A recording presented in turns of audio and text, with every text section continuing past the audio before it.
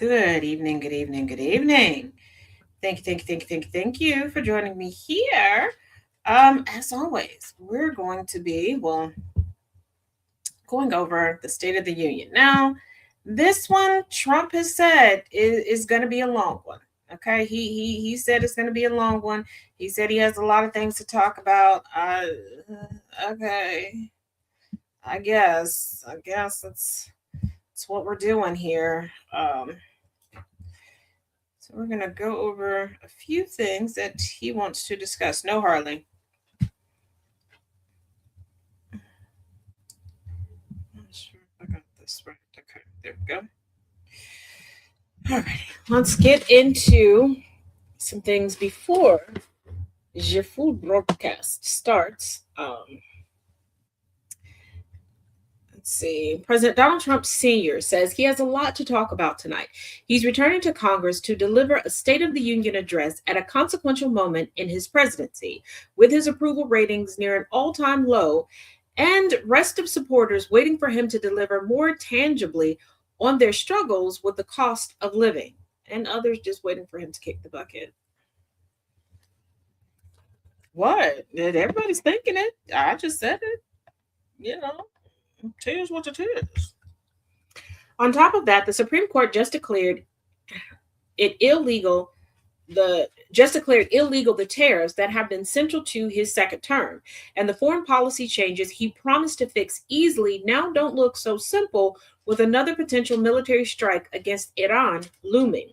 The narrow Republican majority in Congress that has done little to counter Trump's expansive vision of power is at risk of falling away after this year's midterm elections, when their respective self-interest may collide. Now, here are some questions that many people are thinking are going to be, questions that people have heading into this speech.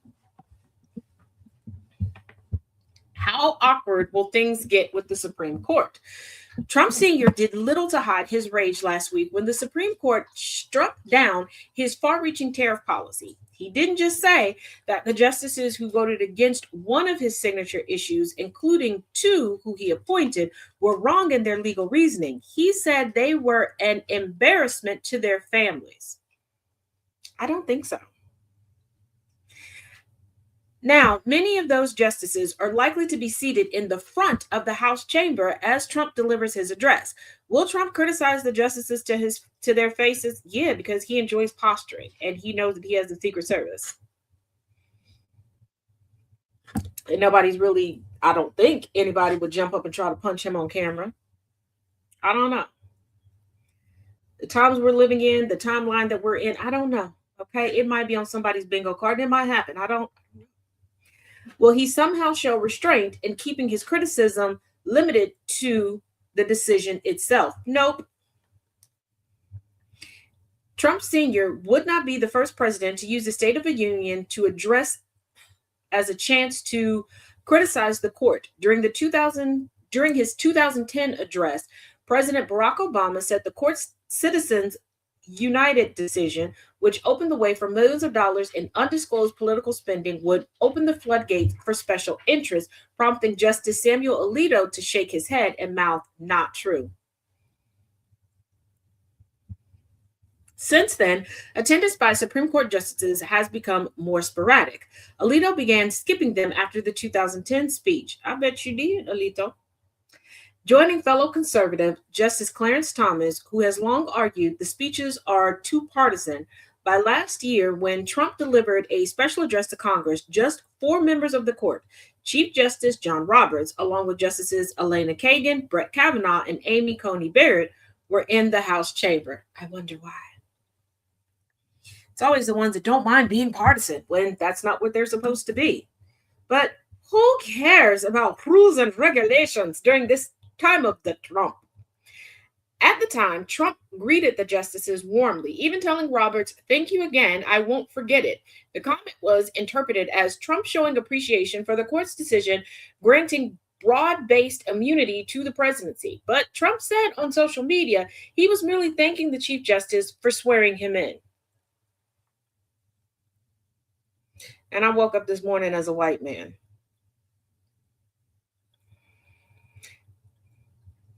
Regardless, justices who don't want a televised bashing from the president may decide to steer clear on Tuesday. He gonna do it whether they're sitting there or not. My thing is, if you want to avoid, moments like last year where Trump says things intentionally to give people the perception that you're in his pocket, avoid it. Watch it from your chambers. Watch it from home. Watch it from your favorite restaurant. I don't know, but I would suggest not showing up. I would, especially since he's talking about this is going to be the longest one yet. And after all the pandering and the shakona last year, what are we in for this year? Second question that seems to be on the minds of people leading into tonight's joint session and speech: how will Democrats respond? Many are not even showing up. Many are going to be at a counter protest with some of the survivors of Epstein and Maxwell. Some survivors of Epstein and Maxwell will be in the chambers tonight. Democrats are still adjusting to Trump's return to power when he last addressed Congress, and it showed. Are they still adjusting? Are they?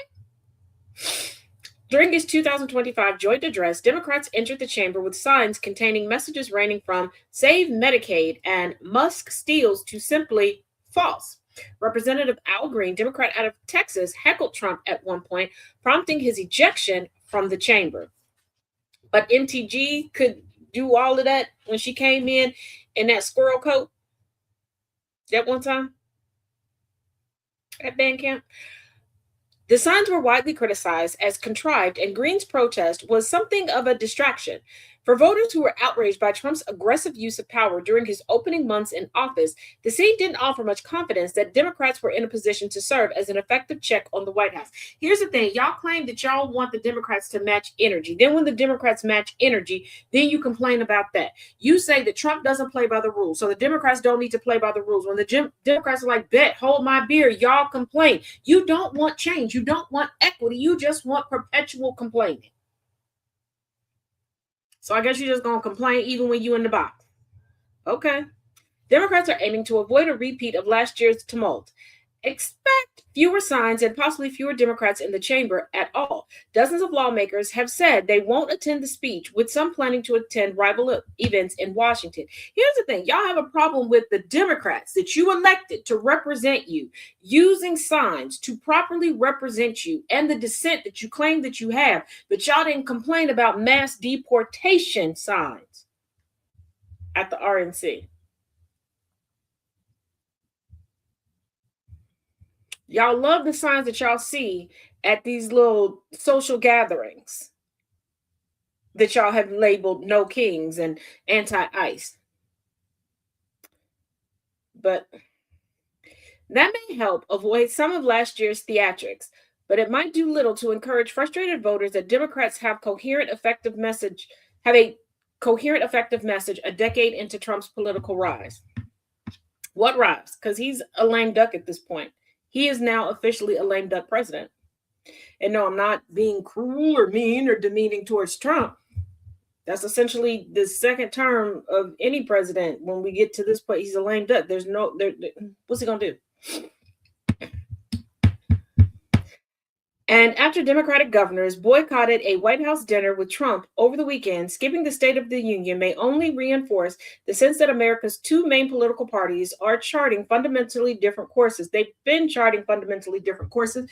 And let's not forget, that wasn't really a boycott by Democratic governors. They weren't invited.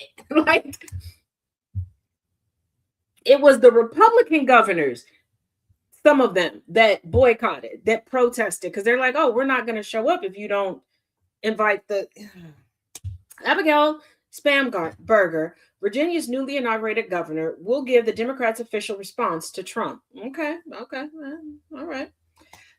Next question. How will Trump address affordability and immigration? Remember, he was touting himself as the affordability president. I'm bringing affordability back. Like, it was sexy, okay? Then he was like, affordability isn't a real thing. That's a Democratic code. It's a Democratic code. When he realized he didn't understand the definition affordability, and that really wasn't in the tarot cards that he was looking at. Okay, that was not in the leaves that he was reading with his teeth. Trump will deliver his speech at the outset of a challenging election year for his fellow Republicans who are holding on to a tenuous grip of Congress. And let's not forget all of the GOP that's tucking tail and running to hide. They no longer got friends in low places. Much of the GOP's challenge has centered on a sense among voters that the party hasn't done enough to bring down prices. The White House insists it is aware of the economic anxiety among voters and is working to address it. But Trump consistently has trouble staying on message. During a trip to Georgia last week that was intended to focus on the economy, the president instead highlighted debunked claims of election fraud and pushed his proposal for voter identification requirements. When he addressed affordability, he said it was a problem created by the Democrats that was now solved. I need y'all to wonder why he's still so stuck on he doesn't have any more elections to run. And it's clear that he has no positive influence for the GOP because he has no power left. He can't intimidate anybody, so nobody gives a damn. And even his voter base knows they are pretty much holding on online to the last little crumbs of grifting that they can have. See, they've been just throw it in the bag for so long, they didn't really put any money up on their tariff shelves. So they need to start stockpiling a little nest egg right now. But this is like the offspring of horrible people realizing that their little part-time jobs as teenagers brings in more money than their parents. Like they're starting to realize, oh, everything is in my name. Oh, I've been paying all the bills. You sit down and shut up. Like this is where we're at. Trump's tone on immigration could also be notable. Republicans found themselves on defense after 2 U.S. citizens were killed in Minneapolis last month by federal agents who were conducting an aggressive immigration enforcement operation. Let's not forget Mr. Porter, who was killed on New Year's Eve. Just because these agents feel like they are judge, jury, and executioner. But that's because too many of you all made Leos feel safe. So now non-Leos with a badge feel like they can do anything, like they have carte blanche to be tyrannical. While Trump has kept up his hardline rhetoric on undocumented immigrants, his administration has begun to draw down agents in Minneapolis. Here's the thing. Trump's rhetoric is about non-white undocumented immigrants. Let's be clear. The president told New York Governor Kathy Hochul last week that he would direct future immigration enforcement surges where they were wanted.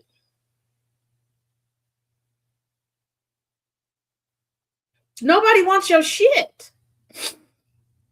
Another question, what does he say about foreign policy? Ask Trump to spell then define foreign policy.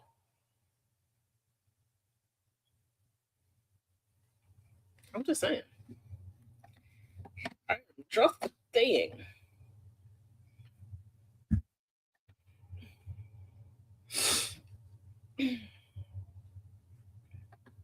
Let's see if that's what I meant to click. My bad, clicking the wrong things. Trump promised a quick and easy end to conflicts across the globe when he was elected. A year later, Russia's war in Ukraine continues to rage.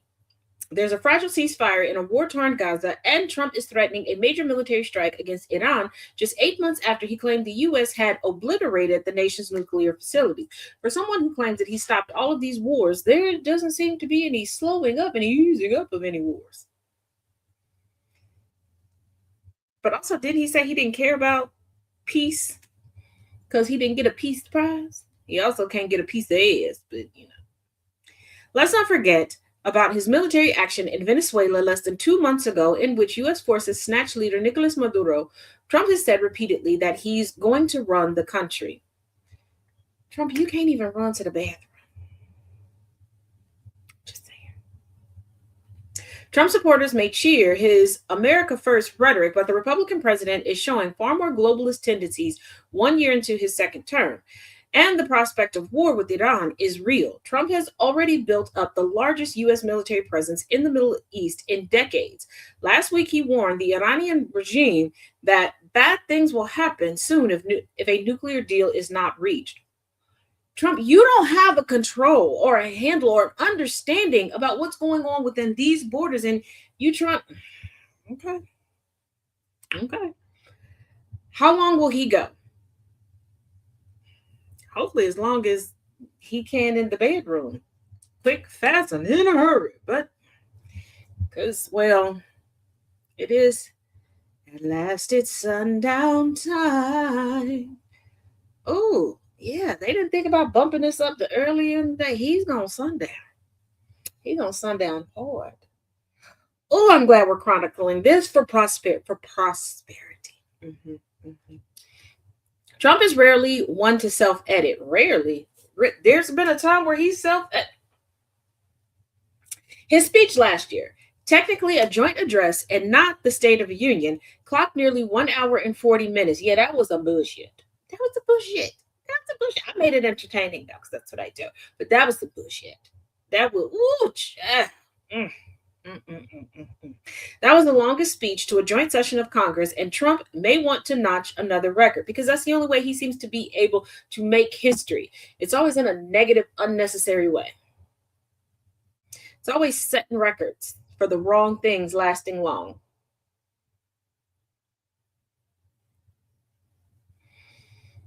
I see why Melania is so cranky. Melanoma girl, you chose them. You said that was a good man, Savannah. Gotta stick by him. It's going to be a long speech because we have so much to talk about, he said on Monday. We don't have shit to talk about with you. We ain't the French. Parlez-vous français? Parlez-vous français, Monsieur Trump?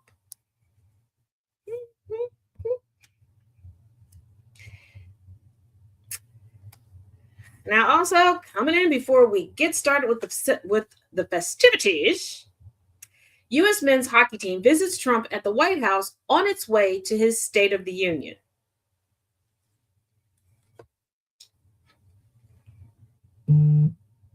U.S. men's hockey needs to be studied because it's a fumble, like to be on the precipice, to be able to like increase your fandom, all of these great things, and to just screw it up so incredibly badly. It's truly for the record books. It truly is. Like,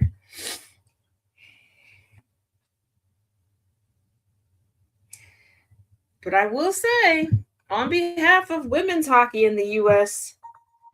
and in Canada and hockey globally, thank you, U.S. men's, for screwing it up, but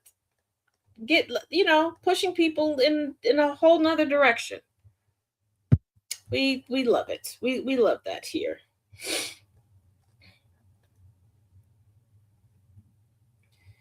Here we go.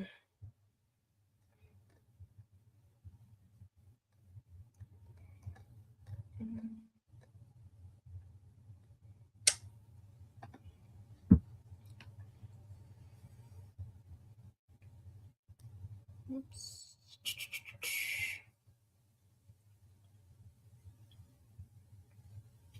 The gold medal winning U.S. men's Olympic hockey team landed at Joint Base Andrews and visited President Donald Trump Sr. at the White House before attending his State of the Union address on Tuesday night. Forward Matthew Tkachuk, posted pictures on social media of members of the team celebrating on what appears to be a U.S. government plane and a group shot of them deplaning. Why?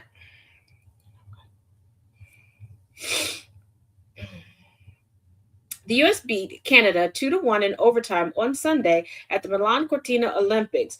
It was the America's first gold medal in men's hockey since the Miracle on Ice group won in Lake Placid, New York in 1980. The team received a State of the Union invitation from Trump following the game. A video that circulated on social media appeared to show Trump inviting the team on a phone call in the locker room as he joked that he'd also invite the women's team, which also won gold over Canada. The women declined, citing scheduling differences. Let's take a look at this. We'll talk on the other side. I've never seen a sports organization squander that much good PR that quickly. Between heated rivalry and the men's USA hockey team winning gold at the Olympics, the NHL was set to have a huge surge of new fans, as well as a reinvest past fans who had really fallen out from the sport recently. And over the course of a single night, all of those potential fans, past fans, and a bunch of current fans said, no thank you, we're done. Because if you haven't seen it yet, the USA men's hockey team at the Olympics got a call from Donald Trump in the locker room after they won their gold medal. And he insulted the women's hockey team that had also just won gold at the same damn Olympics. And all of the men in that room laughed at it. They made fun of the women's hockey team, who they claimed to support and be so proud of. No, they were open to making fun of them. We also heard one player yell, "Close the northern border between Canada and America," to the president. That's going over well when it's suspected that that player is possibly, maybe allegedly the captain of the Ottawa team. There were so many potential new fans and reinvested fans in this sport for men, and they have all said no. I have not seen this level of negative public outcry against an organization in a very long time. And before anybody says, we don't need women watching this sport, yeah, you kind of do. Because here's the thing, it's been proven time and time again, women are the ones who have sustained fan bases. They are the ones who are going to support things over the years. They're also the ones who have the kids that they're going to get invested in the sport. They're the ones who are going to start having the kid play the sport. They're the ones who are going to buy the kid the jerseys that support the team they love. They are the ones who move it forward. And every woman I've seen commenting about the hockey game yesterday is now done with the NHL. However, the Women's Hockey League still exists. The women won gold, and they will be playing in the PWHL for the rest of the season. So I absolutely cannot wait to see the surge of support in the Professional Women's Hockey League, because they're the ones who are being genuinely decent. Not the men's team, the women's. President Donald Trump invited both the men's and women's gold medal hockey teams to attend the State of the Union tonight. The women's team declined, while many of the men's team are planning to attend. But when it comes to bringing together Americans, whether they like hockey or not, the Olympics and an Olympic hockey player at that stage against Canada, that's as high as it's going to get. What was it like to get that phone call from the president? It was super cool. It was an honor. It really is hearing from the president of the United States. Hearing that he was supporting us and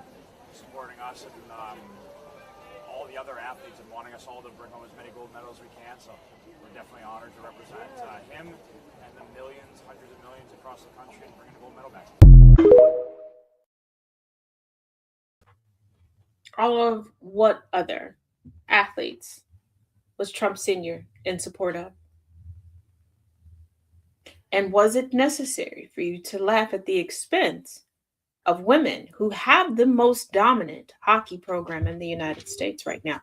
They have the same amount of medals, gold medals, as the men, and they've accomplished that in a shorter amount of time.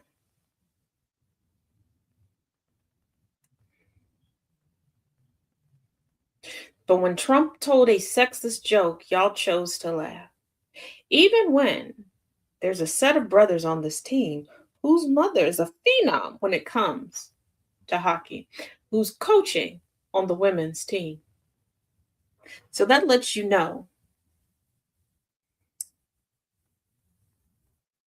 that men are quicker to try to impress other men than anyone else. Huh. Interesting.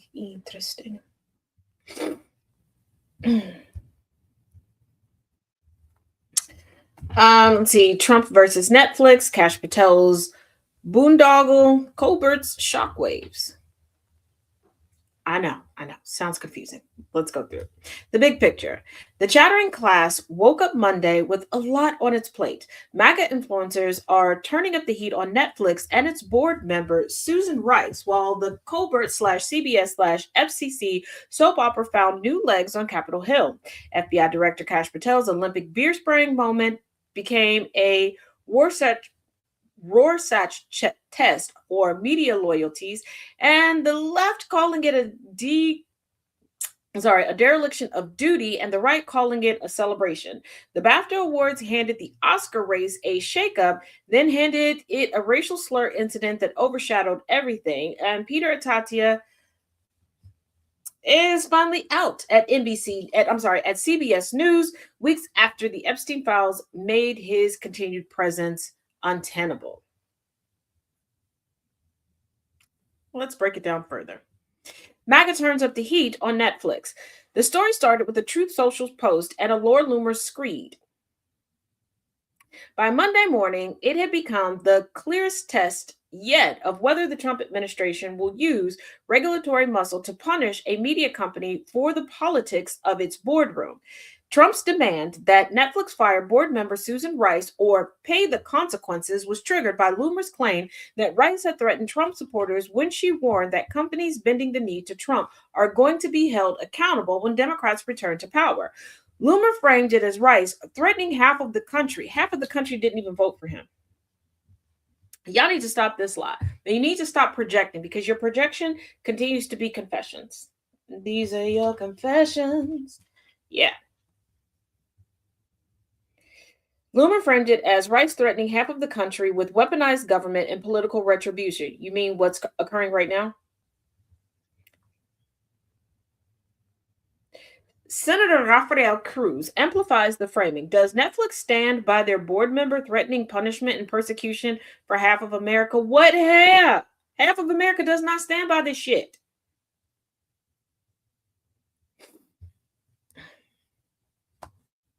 And y'all threaten people with political retribution every single day. Every day, Rafael. And Rafael, you might want to look at your immigration policies that you're championing.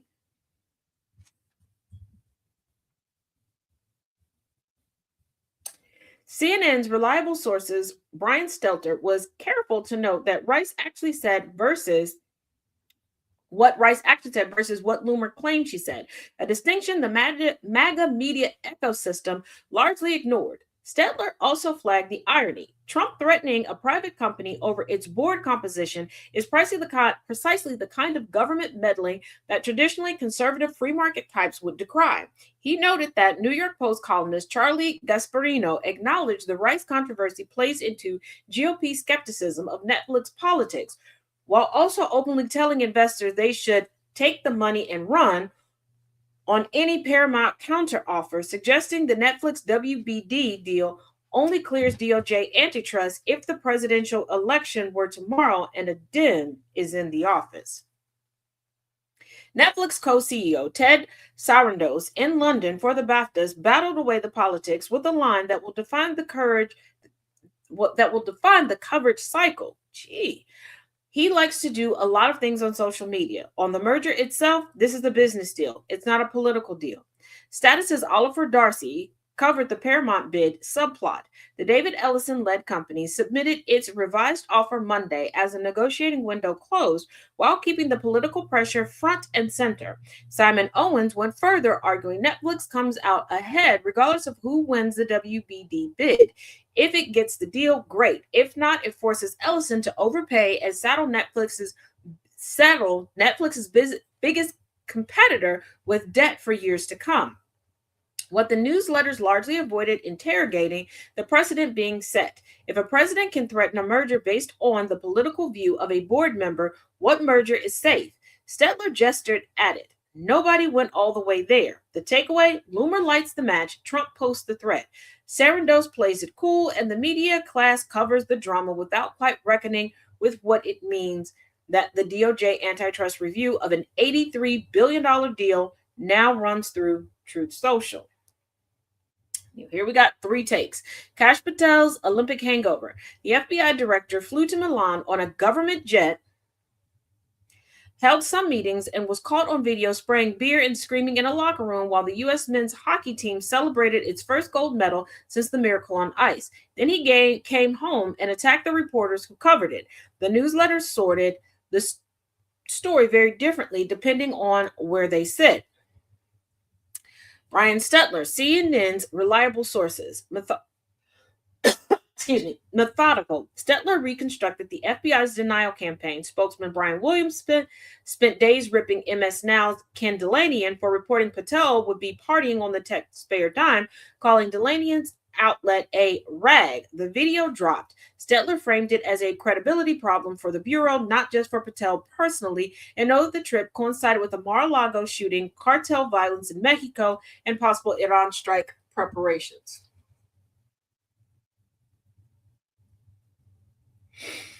Oliver Darcy of Status, more prosecutorial. Darcy zeroed in on the Attack the Press response. Patel posted a screenshot of the FBI's email to reporters as a self-owned. The email insisted he wasn't on a personal trip while confirming the trip happened. Fox host Jesse Waters and Laura Ingraham defended the antics, with Ingraham asking, how dare he celebrate with athletes? Y'all don't even want athletes to talk. Former FBI Director Dan Bongino told critics, keep crying. Bitch, you quit. George Bonilla of Newsbusters, the conservative counter-framing. The network's Patel coverage amounted to collective freakout and whining that conveniently gave them cover to skip the White House's National Angel Family Day event honoring families of Americans killed by undocumented immigrants. This is one of their biggest talking points.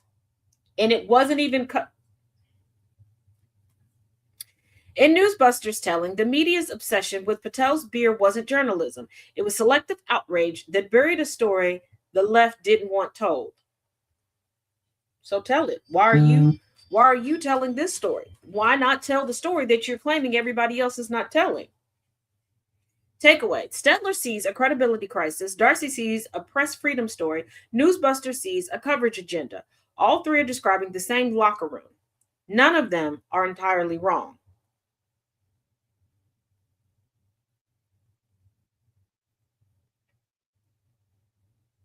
I would say the conservatives are entirely wrong. They're not addressing the story at all. Like at all.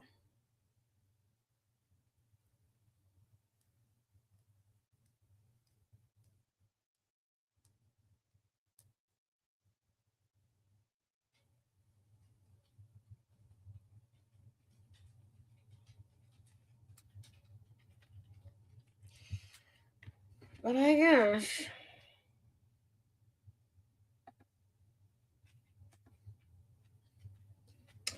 I guess.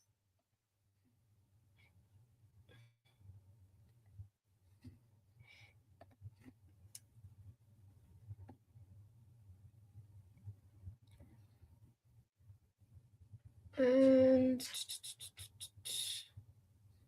all right, we're going to go ahead and take a peek at some of the conversations that are having ahead of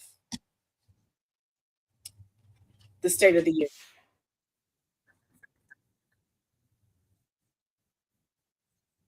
In the corner, and we are going to show you in the 10 minutes or so until you get Rachel and the team what Late Night is saying about Trump's troubles lately. They're going to a commercial. We will pause on that. And what is going on here?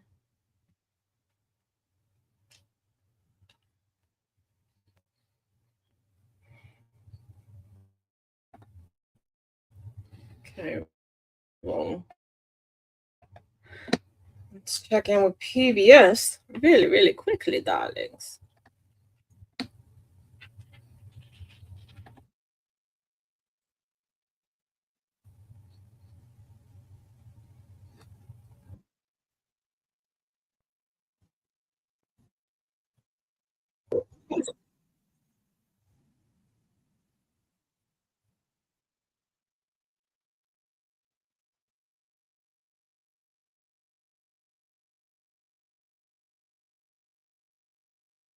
individual liberties. Mercy Otis Warren, a Jeffersonian Republican, and hence becomes the secret muse of the Bill of Rights. I mean, she was praised by all of the leading men of that era. And yet John Adams didn't like that she criticized him for having too much power in the federal government, the Constitution. So he said, by the way, history is not the province of ladies. But I think her story is so important because it's not that she didn't matter in the time period she did. It's that those of us in the past 250 years didn't think that her story was important enough to be in our textbooks. You write about Charlotte Fortin, the abolitionist whose journals, as you write, offer a rare glimpse into the life of a free Black woman in the antebellum North. What should we know about her? Well, the Fortin family of Philadelphia is one of the most important families of all time in Philadelphia. Free family, owned a sail-making company, very wealthy. But what's really noteworthy about Charlotte is she kept a diary. And so historians today say this is really the only recording we have of a free Black woman in the antebellum North. She was writing during the Civil War, and then she went south to teach. And so her writings are considered so important to know what that period was like in time. And why her story is important is because it's emblematic of all things. Women's letters weren't kept. Women's diaries weren't kept. Things that they wrote about because they weren't considered important. And that's why the study of women's history also, I think, has been neglected because a lot of the material has literally been lost to history. It's been burned or discarded. There was a story of a woman, I've literally never heard her name before, and it fascinated me, partly because the image you include in the story is so striking. She's the very first Native American woman to be buried at Arlington National Cemetery after her death in 1938. Zitkala Sa, a member of the Yankton Sioux Nation. Tell us about her. Well, Zitkala Sa, as a young girl, was taken from her reservation, educated in these boarding schools. Well-known writer, composer, great intellectual, won these oratory contests. But what's notable about Zitkala Sa is that she was advocating for the rights of indigenous people, for their citizenship in America. And she tied the Declaration of Independence and the very ideals that all men are created equal and said, why does this not apply to indigenous people? And I think, Amna, that is, her story is so important because that is the story of America. All throughout history, groups have been saying, let's live up to the ideals that are in the Declaration of Independence. Those important words, we hold these truths to be self-evident, that all men are created equal. Abolitionists said, why doesn't that apply to Black people or African-American people? Suffragists said, why isn't it all men and women that are created equal? And that's really why the study of history is so important, I think, and also remembering how much these women have been at the center of every great moral and political struggle in American history. While I have you here, I do have to ask about your current journalism home at CBS. I'd be remiss if I didn't, because you know it's been the subject of a lot of questions and scrutiny under new leadership. You've seen some headlines about departures and producers expressing concerns about a culture of fear and uncertainty. How should people on the outside reading all of this look at this? Do you think those concerns are overblown? Do you share any of those concerns? I mean, look, it is a very tough time in the media industry, and it's a tough time, I think, for journalists. Do I think that some of what is written is overblown? I do, actually. I do. I mean, what I do is I focus on my work. I can't control what's happening at the corporate level at all, but I can.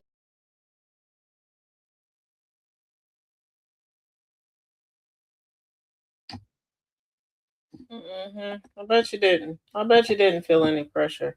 You're a white lady.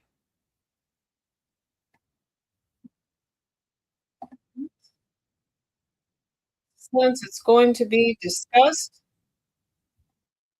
take a look.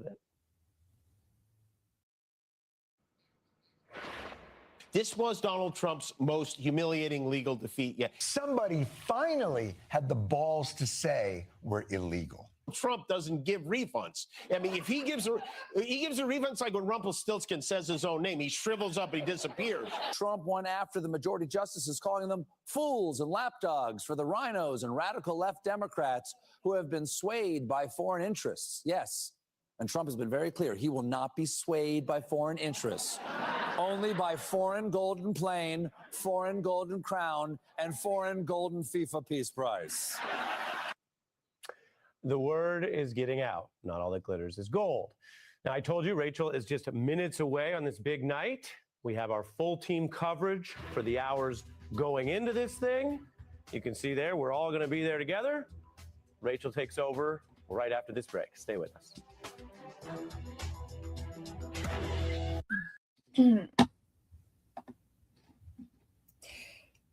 Yeah. The projection, it's always astounding. And I need you all to really realize what conservatives that are a part of the GOP in this iteration of the GOP, they're banking on you having short memories or not giving pushback. A group of conservatives, Republican conservatives, MAGA, if you will, that, for lack of better descriptors, terrorized the TikTok app called the Professor Corps. Well, one of the OGs decided recently to come out and spill the beans, shed light on their secrets. One, they knew that they were lying. That was the plan. They would come together in a group chat to determine what lies that they would say to try to debunk the liberals, the leftists that were correcting them online, because they knew it was the theatrics, the faux fighting, the bravado that made them profitable. Now, they subsequently disbanded, not because they ran out of material, not because, they weren't willing to continue on. No, the OG creator of the group, it came out they're confirmed pedophile. Yeah. Yeah. Surprise, surprise, huh? Shocker. Such a shocker. Yeah.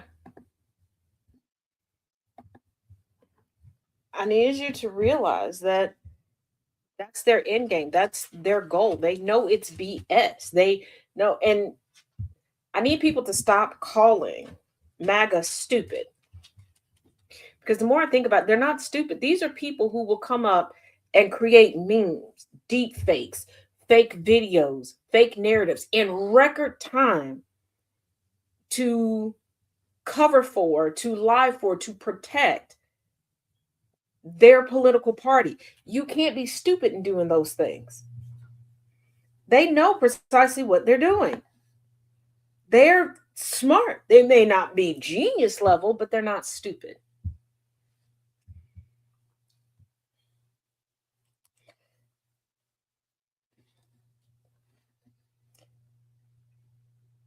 Alrighty, are we good to go? Okay, it's not quite yet. We'll get into the behind the scenes with their commentary. Any updates on any counter protests that may come up? Oh. I got skin going amidst. What the?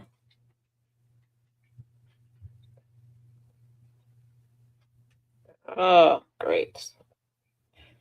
I got a paper cut and there's like a little piece of skin that's flapped up. That's not comfortable. Let's take a look.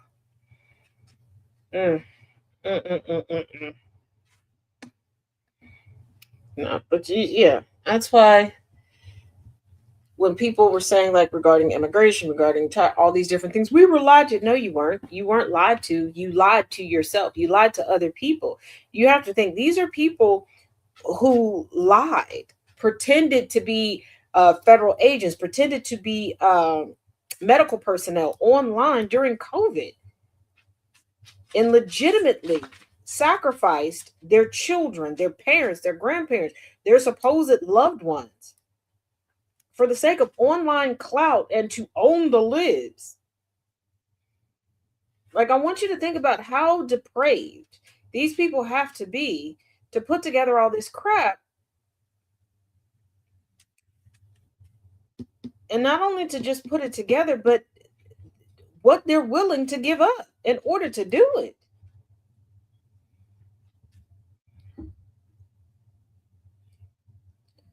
These aren't stupid people. Diabolical, yes. Stupid, no. They're not. Okay. Are we? I think we're ready to go, y'all.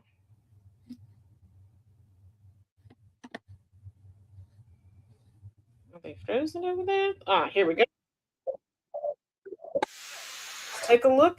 To our special coverage of Donald Trump's State of the Union address. I'm Jen Psaki, alongside Claire McCaskill, Michael Steele, Alicia Menendez, and Chris Hayes. And our friend Stephanie Rule's in Washington tonight because she was part of a group of TV news anchors who met face-to-face with Donald Trump today. And I am pretty certain that was a very wild ride, I'm betting. Rachel, Lawrence, Nicole, and the rest of the crew, they're all going to be here shortly, and we have just a lot to get to this hour. We're going to talk with Senator Chris Murphy in a moment. He's a part of a really interesting event tonight that will be kicking off on the National Mall very shortly. It's being billed as the People's State of the Union. Former Transportation Secretary and former Mayor Pete Buttigieg is also going to join us live this hour.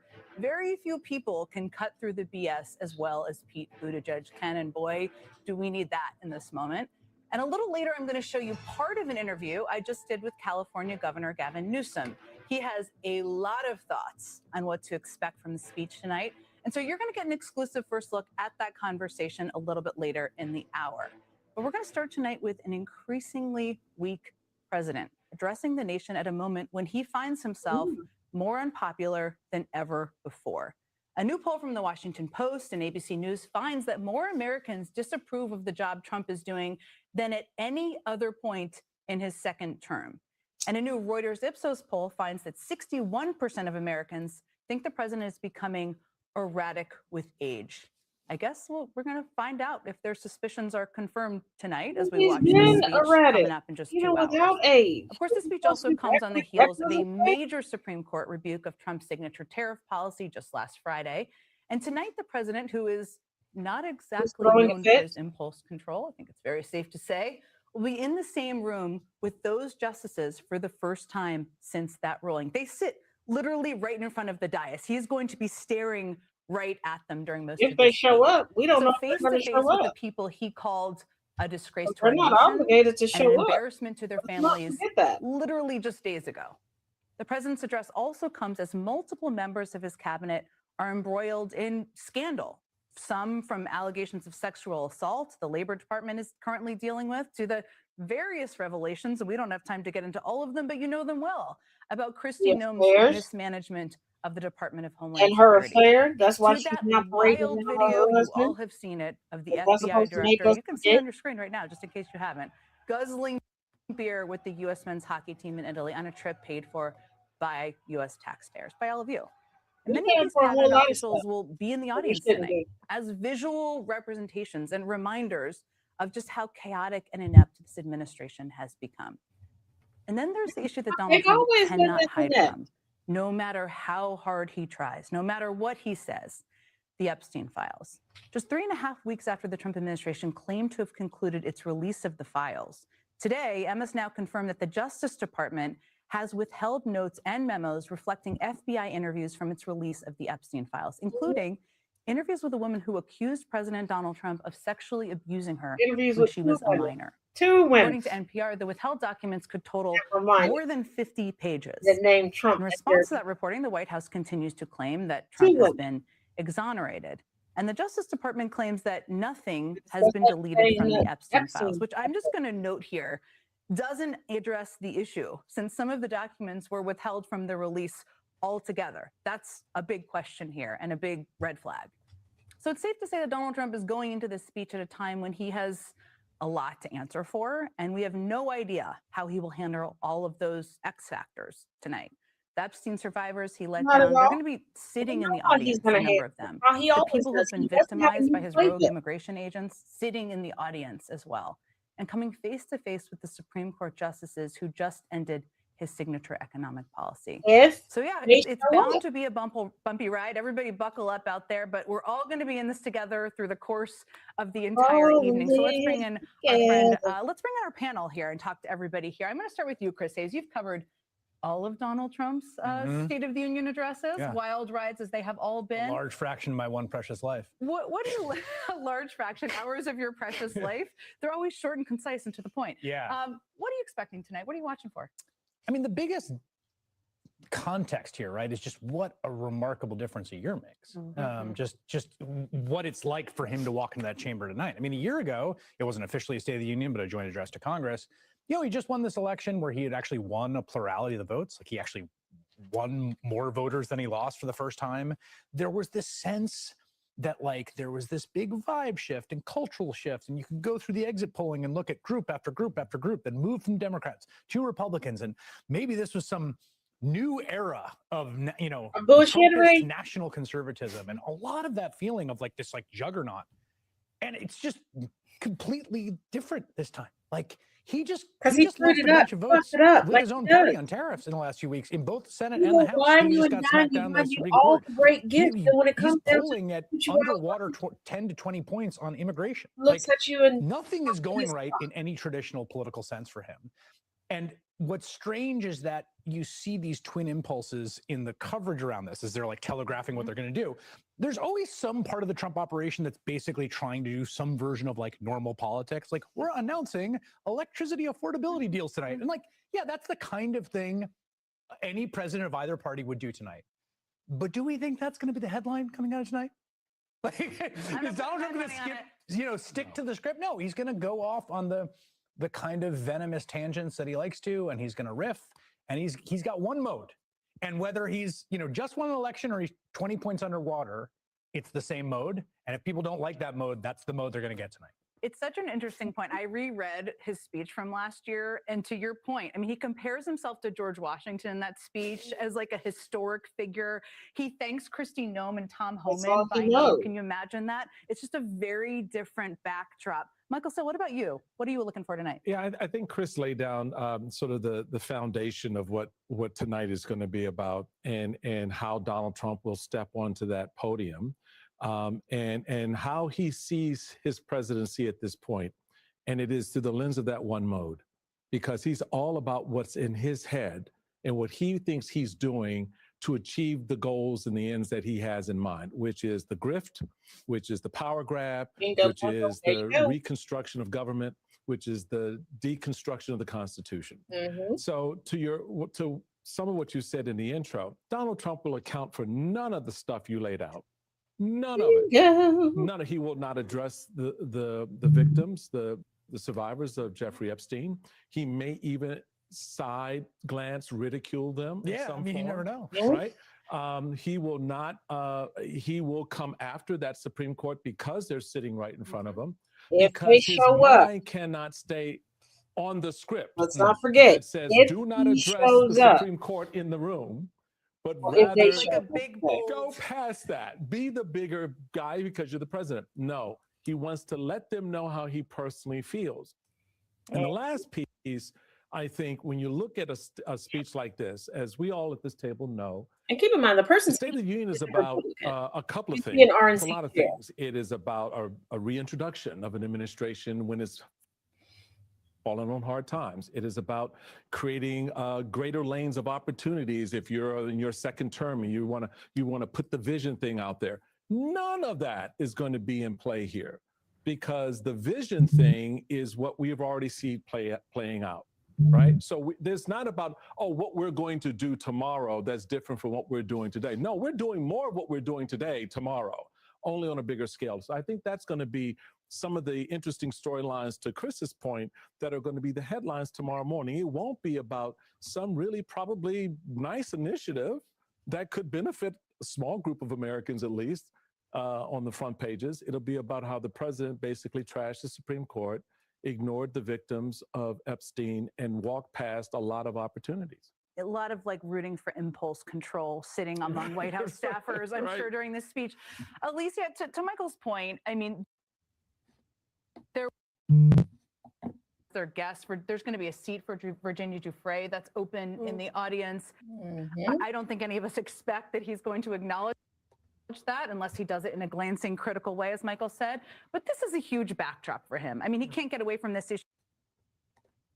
Big news story broke today. How do you think that all plays out this evening? I was speaking with a spokesperson for one of the survivors who's going to be in the gallery tonight, and the spokesperson said of the survivor, she is looking forward to ruining Trump's night by being there, which is a reminder of what a destabilizing force these survivors have been able to become in this presidency.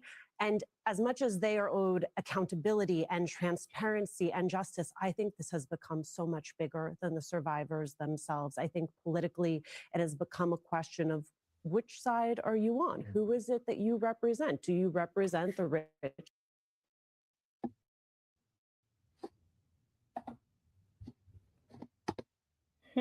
Of there being an Epstein class. I also think it fits into this frame. He said he was going to go after the worst of the worst. Instead, he's going after moms and dads. He said he was going to prioritize affordability and cost of living. He's focused on everything but. He said no foreign entanglements. He's now floating the possibility of intervention in Iran. And to your point, Michael, about all the things a State of the Union is supposed to be, it's supposed to be an opportunity to bring a country together. How can you do that when you have such disregard for 50% of the population? Whether it is the survivors in that gallery or it is the U.S. women's hockey's team, he has told us who he is. That is a clear thing. I just think also the juxtaposition of the three branches of government in the building at the same time is going to be fascinating to watch. Claire, there's been a lot of debate, especially since last year, about sort of what Democrats should do in this moment. We're going to talk to Senator Chris Murphy in a moment. He's going to be not in the chamber. He's going to be at this event at the National Mall. About 3 dozen Democrats are doing that. There are others.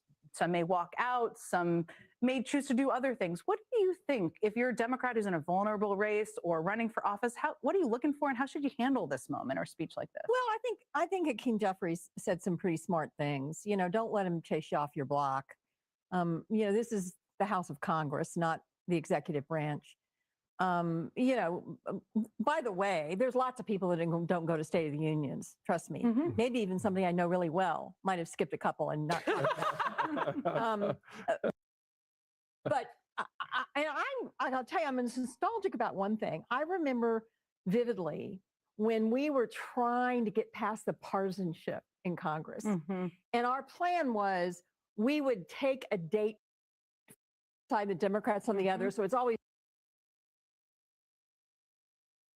am I supposed to stand up and not stand up? And how bad does it have to be before I have the right to stay seated when the Republican says something bad? So I look back on that and think how funny it is that we worked at having us, which is fine if people don't want to show up. But honestly, I think trying to do things like they did last year, I don't think it matters.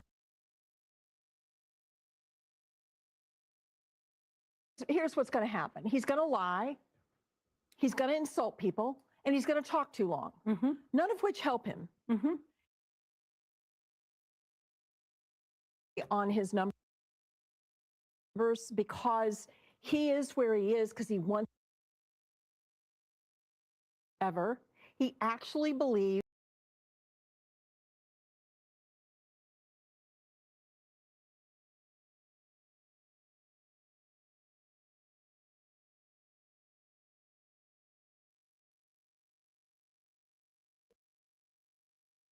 with the power that he can command in the military. That's how off this guy is. So I'm kind of with the polling that says he's getting more erratic with age, and it ain't pretty, and I don't think it'll be pretty tonight. No, it probably will confirm tonight. And he's also in a bigger bubble than he was during the first term when he was giving the State of the Union. Okay, let's bring in our friend Stephanie Ruhle, who was one of the TV news anchors who actually met with Donald Trump today. Again, probably a wild ride. She's going to tell us what she can tell us about it. I mean, this is a tradition I should just note for everybody watching. Every single president does a version of this, brings in news anchors to try to shape the perception of the State of the Union in advance. You have an excellent BS detector, we all know. You also know the economy well. So let me start by asking you, does Trump realize kind of how bad things are for him on the economy right now and on polling? Or did you hear kind of a lot of magical thinking today in the room. Jen, I think Claire McCaskill was hiding under the table because what Claire McCaskill just laid out is exactly what I heard today. The president is in sort of this gilded bubble, much more than he even was in Trump 1.0, right? His entire administration is in his corner in a big, big way. He doesn't have anyone pushing back. So, even if there's runners, well, is he cross with Kristi Noem? How does he feel about Howard Lutnick? It's not about how good of a job they're doing. It's about how much they're praising and agreeing with him. And to that, it's 100%. Claire's right that we should expect tonight. He's thrilled to be surrounded by these tough guy military leaders, right? He's going to push what happened in Venezuela. He's very happy about the strikes in Iran last year. And we have the potential ones coming. He did say on the record, as it related to Iran, that Iran wants to do a deal more than we do. But they're not saying the magical phrase, which is we will not produce more nuclear weapons. But what you're talking about is the most important thing, because the economy is why he's polling poorly, and he's not going to touch it tonight. The economy he's going to talk about is the economy inside that gilded bubble, because the economy that he exists in doesn't go further than the driveway at Mar-a-Lago. Be prepared. He is going to tell us that we are headed for the 3 greatest economic years housing. And be prepared. He's likely going to talk about another tax cut. Now, another tax cut would have to go through Congress. That's not going to work.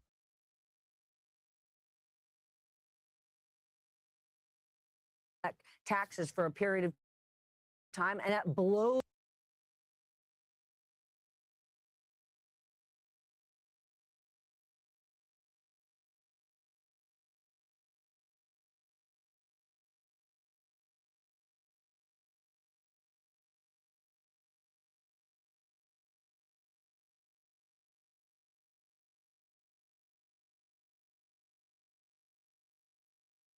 Now, most people who work for a president don't actually go to the speech.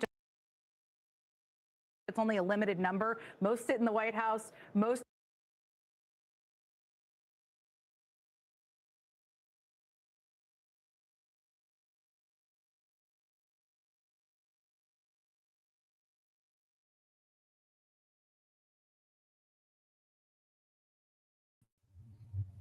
Okay, we'll get that figured out. I guess there's so many people streaming tonight for once, because we normally don't have these issues when we stream it. But just a little bit more from behind the scenes.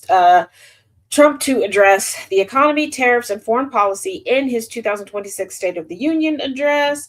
Here's the latest, according to CNN. Trump's big speech. President Donald Trump Sr. will deliver the 2026 State of the Union address. It's slated to start at 9 p.m. Eastern Standard Time. So we'll be bouncing back and forth. And he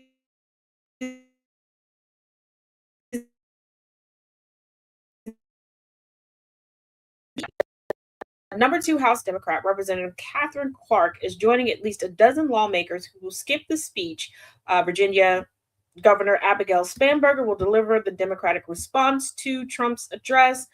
On Iran, Trump has said ahead of the speech that Iran wants to make a deal to avoid a U.S. military strike more than he does. But so far, Tehran has been unwilling to say explicitly that it won't build nuclear weapons. But we know you can trust what Trump says about as much as you can trust a fart after eating Taco Bell at 2 a.m. Okay. And Trump faces a public that increasingly questions his priorities and expresses broad doubts about whether his policies are helping the nation, according to a recent CNN poll that was conducted by SSRS. Now, why the economy should take center stage in Trump's speech. Ahead of tonight's State of the Union address, White House aides have focused on a more nuanced midterm pitch that balances touting President Donald Trump Sr.'s first-year accomplishments with previewing an aggressive agenda still to come.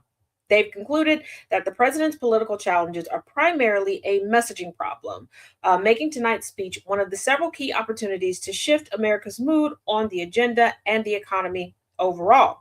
Now, a woman shot by Border Patrol hopes that the State of the Union appearance will put pressure on lawmakers for reform. yeah, if you think you're going to tug at the heartstrings of Republicans, absolutely not. But anything is possible. Miramar Martinez, a Chicago woman who was shot 5 times by a Border Patrol agent, is attending tonight's State of the Union address as a guest of Illinois Representative Jesus Choi Garcia. She said she hopes her attendance among the lawmakers applies pressure towards further accountability for immigration enforcement agents. She said, and I quote, "I'm not only advocating for me, but I'm advocating for my community, my immigrant community, the people that are living in silence, that are in fear," she told CNN ahead of the speech. "It's important for me to be here because I want people to know my story." Now, some context regarding Ms. Martinez. She was accused of ramming her car at a law enforcement vehicle on October 4th, 2025. A judge dismissed those charges. Then, in February 2026, the court released body camera footage of the shooting that contradicted some initial government accounts of the incident. Earlier this month, Martinez testified at a public forum on Capitol Hill about federal immigration enforcement agents' use of force during immigration raids. Now, regarding Iran, let's catch up. Trump said today that Iran wants to make a deal to avoid U.S. military strike more than he does, but has not explicitly ruled out building nuclear weapons. The comment came during a lunch with reporters ahead of tonight's address. Iran's foreign minister Abbas Araghchi said Tehran would, under no circumstances, ever develop a nuclear weapon, but also would not give up its right to civilian nuclear technology. He was speaking ahead of the third round of talks between the U.S. and Iran, which are expected Thursday. Iran's responses to the U.S. to be presented to Omani mediators is expected to uphold Tehran's right to enrich uranium while proposing limits on enrichment levels. The CIA released a Persian language video on social media today encouraging Iranians to contact the agency securely. Iran's Islamic Revolutionary Guards Corps conducted military drills on the southern coast today, according to official media. Meanwhile, students at several schools and universities, including Tehran, have staged demonstrations marking the 40th day since nationwide protests were violently suppressed last month. Images have shown students chanting against Iranians' leaders and burning the Islamic Republic's flag.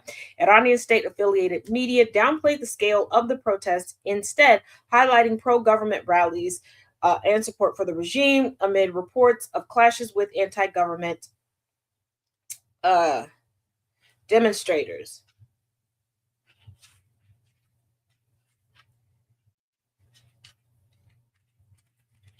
Now, Senate Republican leader John Thune told reporters that the Trump administration does need to consult with Congress on a potential conflict with Iran after a virtual briefing with Secretary of State Marco Rubio and CIA Director John Ratcliffe. He said, and I quote, "I think that obviously the consultation, etc., everything needs to happen. We'll see." He said, though he noted that he thinks the administration has yet to decide whether it will strike Iran. At this point, there's a lot of evidence of activity in the region, he said, adding that he doesn't have anything to say on decisions that have not been made on that. Top Democrats leaving the briefing urged the administration to make their case publicly as it weighs the possibility of strikes on Iran. The briefing was provided to the so-called Gang of Eight, which includes the top party leaders in each chamber, as well as the top Republicans and Democrats on the House and Senate Intelligence Committees. Senate Democratic leader Chuck Schumer told reporters afterwards, "This is serious and the administration has to make its case to the American people." Senator Mark Warner, the top Democrat on the Senate Intelligence Committee, thanked Rubio for the briefing and agreed that the president must explain his policy on Iran to the voters. "I think it is incumbent upon the president to make the case what our country's goals are, what our country's interests are, and how we're going to protect American interests in the region. Maybe we'll hear that tonight, but if we don't hear it tonight, we'll need to hear it very, very soon," he said.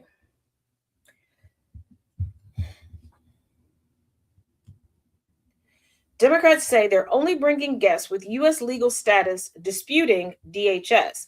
Multiple Democrats told CNN they've been discouraged from bringing any guests to President Donald Trump Sr.'s State of the Union address who are not in the country legally for fear of retribution by the administration.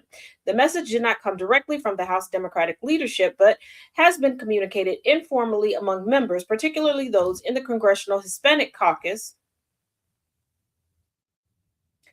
who have watched ICE agents spread fear in their communities, according to multiple sources familiar with the discussions. Those Democrats are disputing claims by the Trump administration on social media on Tuesday that members of the party are bringing illegal aliens as their guests to the president's speech.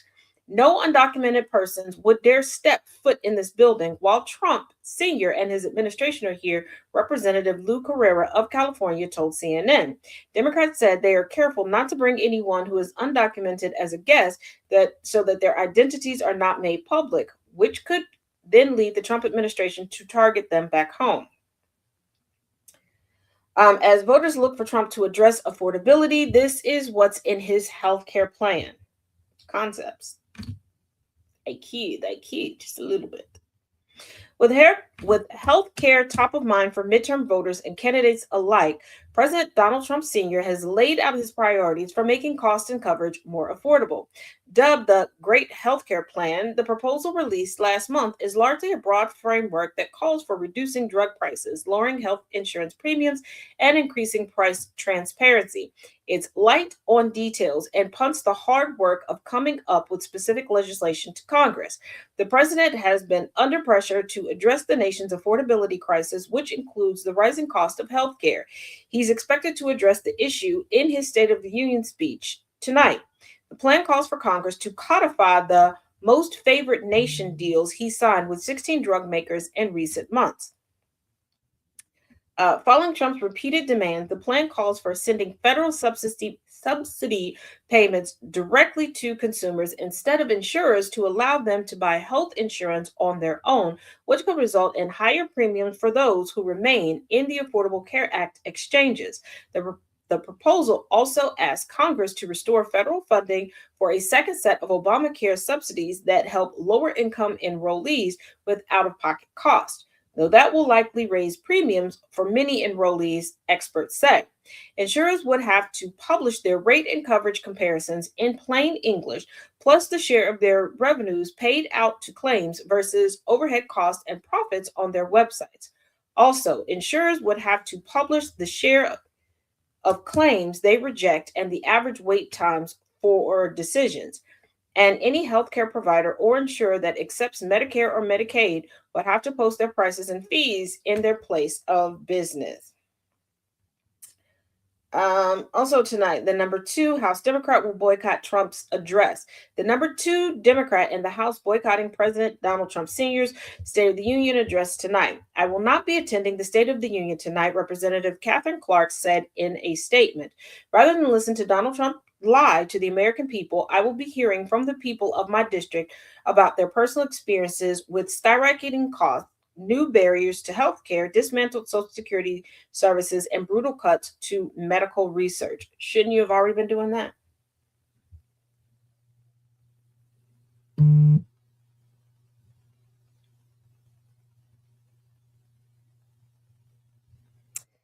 Donald Trump vowed to cut prices on day one and make life more affordable. Instead, at every turn, he has rigged the system against working people. He cut trillions from healthcare, closed rural hospitals, and hiked insurance premium costs, all to lower taxes for the billionaire class. He implemented illegal tariffs that have devastated small businesses and driven up the cost of groceries, housing, insurance, and utilities, she's argued. Clark is among dozens of Democratic lawmakers who are skipping the speech, with many planning to attend counter-programming events around Washington, D.C. tonight. The gavel used by George Washington will be displayed on the House floor tonight.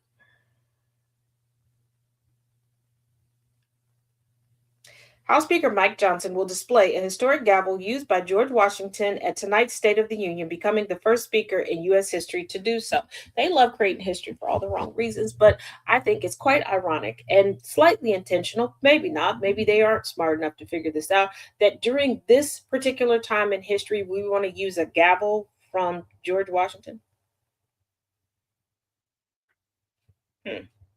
The gavel was first used by Washington in 1793 to lay the cornerstone of the U.S. Capitol building, according to the U.S. Capitol Historical Society, which will provide the gavel for display Tuesday night. The gavel will be set on the House floor's rostrum, where President Donald Trump Sr. will speak from tonight. Where Democrats who are skipping Trump Sr.'s State of the Union will be tonight. Dozens of Democratic lawmakers skipping President Donald Trump Sr.'s State of the Union address tonight will be attending counter-programming events in Washington, D.C., including an event on the National Mall they're calling the People's State of the Union, starting at 8:30 p.m. Eastern Standard Time.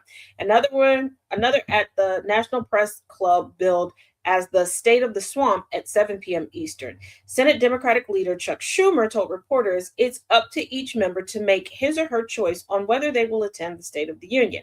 House Democratic leadership has encouraged members to either attend and not protest during the speech or to protest by boycotting the event. Democratic lawmakers attending these events are expected to bring constituents as guests as they would for the speech at the U.S. Capitol. In addition to lawmakers and former government officials, some Democratic pundits and celebrities are expected to make remarks. I mean, first of all, I need the voting public. I need people to figure out what they want. Because they keep saying match energy, you're being too diplomatic, don't be diplomatic at this time. And then when the Democrats aren't diplomatic and they're matching energy, oh, that's so uncouth, you're not fighting properly for, like, make up your freaking mind. But, let's see. Now, the State of the Swamp, this is...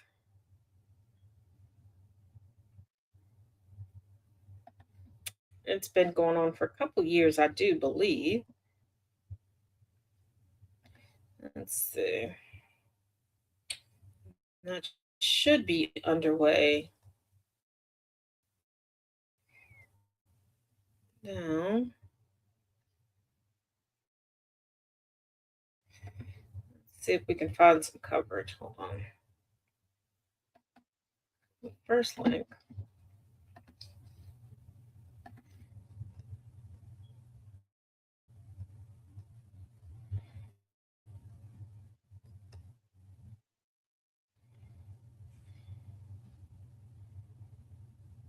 Okay.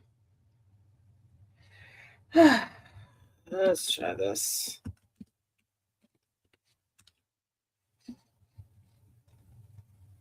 Okay, here we go. What? Okay, there we go. This is what we want. This is what we want. Okay.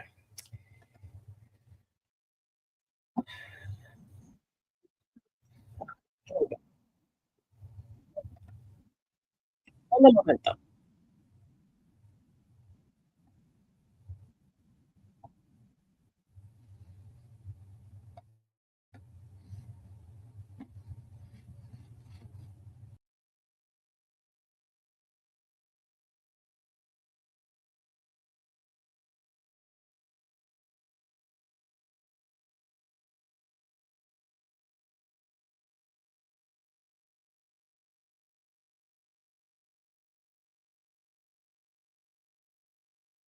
Than these few. We need to fight to win our country. We are winning. Look at the numbers. We are winning. Thank you for being here. Hey, thank you, Governor. And I can see the sign that says damn straight right over your head there. So it reminds me a little bit of another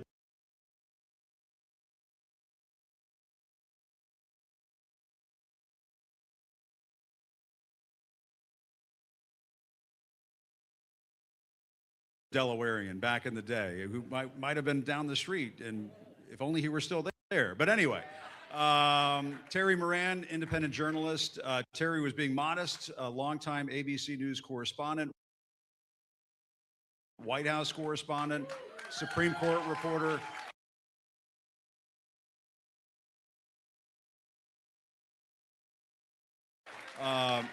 Terry's one of the best in the business.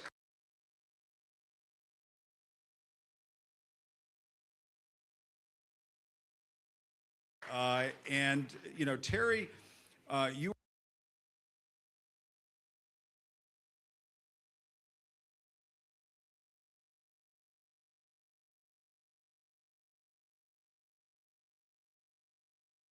were ahead of the curve in one very, very big way.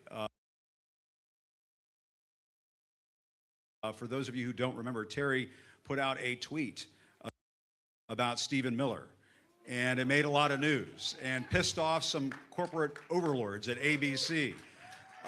Terry, talk about that and why that was important, because to me, that was a sneak preview of coming attractions. Look what has happened with respect to Terry. Yeah, look what has happened with the effect that Stephen Miller has had on this country. Look at the effect. ICE in Minnesota, the detention centers, which I want to talk more about. But Terry, tell us about that moment, why you did it, and what do you think it means going forward? Well, I wrote it because I thought it was true. There you go. And you know, how about that? That is actually why it's become a big deal. It's become a big deal in my life. It got me fired, but it's become a big deal in some ways, which is odd. And I will say there was nothing planned about it, although I will also add, because it was posted at 5 minutes after midnight, some people, it was not a drunk tweet. I promise. What it was a very sober, what it was, in fact, I was quite proud of it in many ways, still am. What it was something that had been, you know, I'd been reporting on this administration, interviewed the president, had a good time with that. And then over the course of days and weeks, it was just gnawing at me, as fretting, right? Tossing and turning about our country and what's happening to it. And I was out walking the dog, so I'm blaming the dog for this. And I just said, that effing guy, because I'm not going to drop that. I'm sorry, yeah. I can't. It's my dear mother in heaven. But it started, it was in the middle of the afternoon. I was pondering it. And then, you know, we had dinner and watched, what was it? We watched some movies, a George Clooney movie, so I'm blaming George Clooney as well. Good night and good luck, maybe, or something. No, that's what everybody says. Did you go see the play and were you inspired? No, it was, the kids had never seen that. I can't remember. Anyway, Ocean's 11. That's what it was, which is a great family movie. But if you want to keep your job, don't watch it. Anyway, so we got into bed, and as one does, is on the phone. And I kind of had come up with something in my head, and I posted it. I thought, okay. And just before I hit send, actually, I thought to myself, this is hot. This is, you know, hard language. But then I thought, it's a description. I thought, this is a description of the public man that we see every day that is just horrifying as an American public official. Yes, and it was, I guess, getting to me. Anyway, the next morning, you got to take that down, da-da-da-da-da. I will say this, the White House made clear that if I wasn't fired, all right, I'm telling a tale out of school here. ABC News was like, you're going to be on a 2-week suspension if we can keep it to that, but it's going to the West Coast. And this is the only reason I mentioned that, because that's the corporate pressure on Disney. And then I knew it was done at that point. But here's what I learned from it. Now that I'm in independent media, where so much is happening, I love it. I love it. I love it. The First Amendment isn't, a statement of law. It isn't even a commitment to law. It is a practice, and we have to practice it because we can't count on a lot of institutions to do it for us. That's right. And that's what tonight is all about in many ways. I mean, you know, we're here guarding the First Amendment right here. All of you with us tonight, you're defending it. You're on the front lines. And all of you who supported us tonight, thank you. Yeah, give yourself a round of applause. It means a lot. Even the frogs, especially the frogs. And Rashad, tell us about how you've been on the front lines of this battle for the First Amendment in this country. And you've been working with somebody who I think the audience might know something about. Tell us about that. Well, the Committee for the First Amendment is a project that was founded or refounded by Jane Fonda, who whose father was part of the original committee for the First Amendment. And it includes over 3,000 artists and celebrities who are working to use their power to help more people recognize what's at stake, and also to challenge their own industry about what is happening, both the consolidation of media, the ways in which corporations are engaged. But let me be clear about what's happening. As someone who has led the largest boycott in American history, which was the $7 billion boycott against Facebook, because of the ways in which their algorithms and the ways in which their corporate profits put us in harm's way, is that corporations every single day are trying to make us believe that the inequality that we see in the world is unfortunate rather than unjust. And the ways in which they're trying to make us feel like it's unfortunate rather than just is because they want us to ask for charitable solutions to structural problems. They want us to be able to say that we send water bottles to communities that don't have clean water instead of cleaning the pipes. We do after-school programs instead of actually dealing with the inequality in public education. And along the way, they want to take away our voice in the process. But what I've understood every single day is that we will always lose in the back rooms if we don't have people lined up at the front door. And so our work today and our work moving forward is to be able to raise our voices in very clear ways and to hold the enablers accountable and to say that you cannot come for our money by day and try to take away our vote by night, try to make us unsafe by night, try to make it harder for us to be able to get health care and all of the other things we deserve. So our First Amendment is why I get to sit here today. But I also want us to recognize that part of this work is recognizing that there is no time machine that we should be trying to get in and go backwards. I am a Black gay civil rights leader, and besides maybe besides like clothes and music, there's no time in the past that I want to go back to. I don't want to get out of that time machine and see how things are working. So our work today is also about what do we do together to build the future that we all deserve, a future that we actually haven't ever experienced. That is going to be the work about coming together and facing those that stand in our way. And that is the work that we have to do to move forward. There you go. Wonderful. And Governor, Governor, one of the things that Rashad just said that I want to pick up on, he said a lot that I want to pick up on, but he's talking about our vote. Our vote is our voice. It is an expression of our freedom of speech, freedom of thought. And right now, Donald Trump, I think, is trying to damage that. He's trying to pull a fast one with this SAVE Act or Save America Act. They give it a different name every week because they're trying to pull a fast one. And they want to, he says, oh, it's just voter ID. You know, what's the big deal with voter ID? Putting that to the side, tucked in that legislation is a provision that would basically hand over state voter rolls to the Department of Homeland Security. Not that he would do anything nefarious with that. Oh, of course not. But Governor, what are your thoughts on all of that? I have a mentor, not in politics, just in life, who shortly after I was a public school teacher, ran for a county office. He sat me down and he said, you have the trust of the people right now. You're new, you're shiny, right? You have the trust of the people. You only get that once and you can lose that. And we can all think of people who have lost that. Our president has lost the credibility of the American people. And so when he stands up and says something like the save, do you think someone who led us into January 6th is looking to save our votes?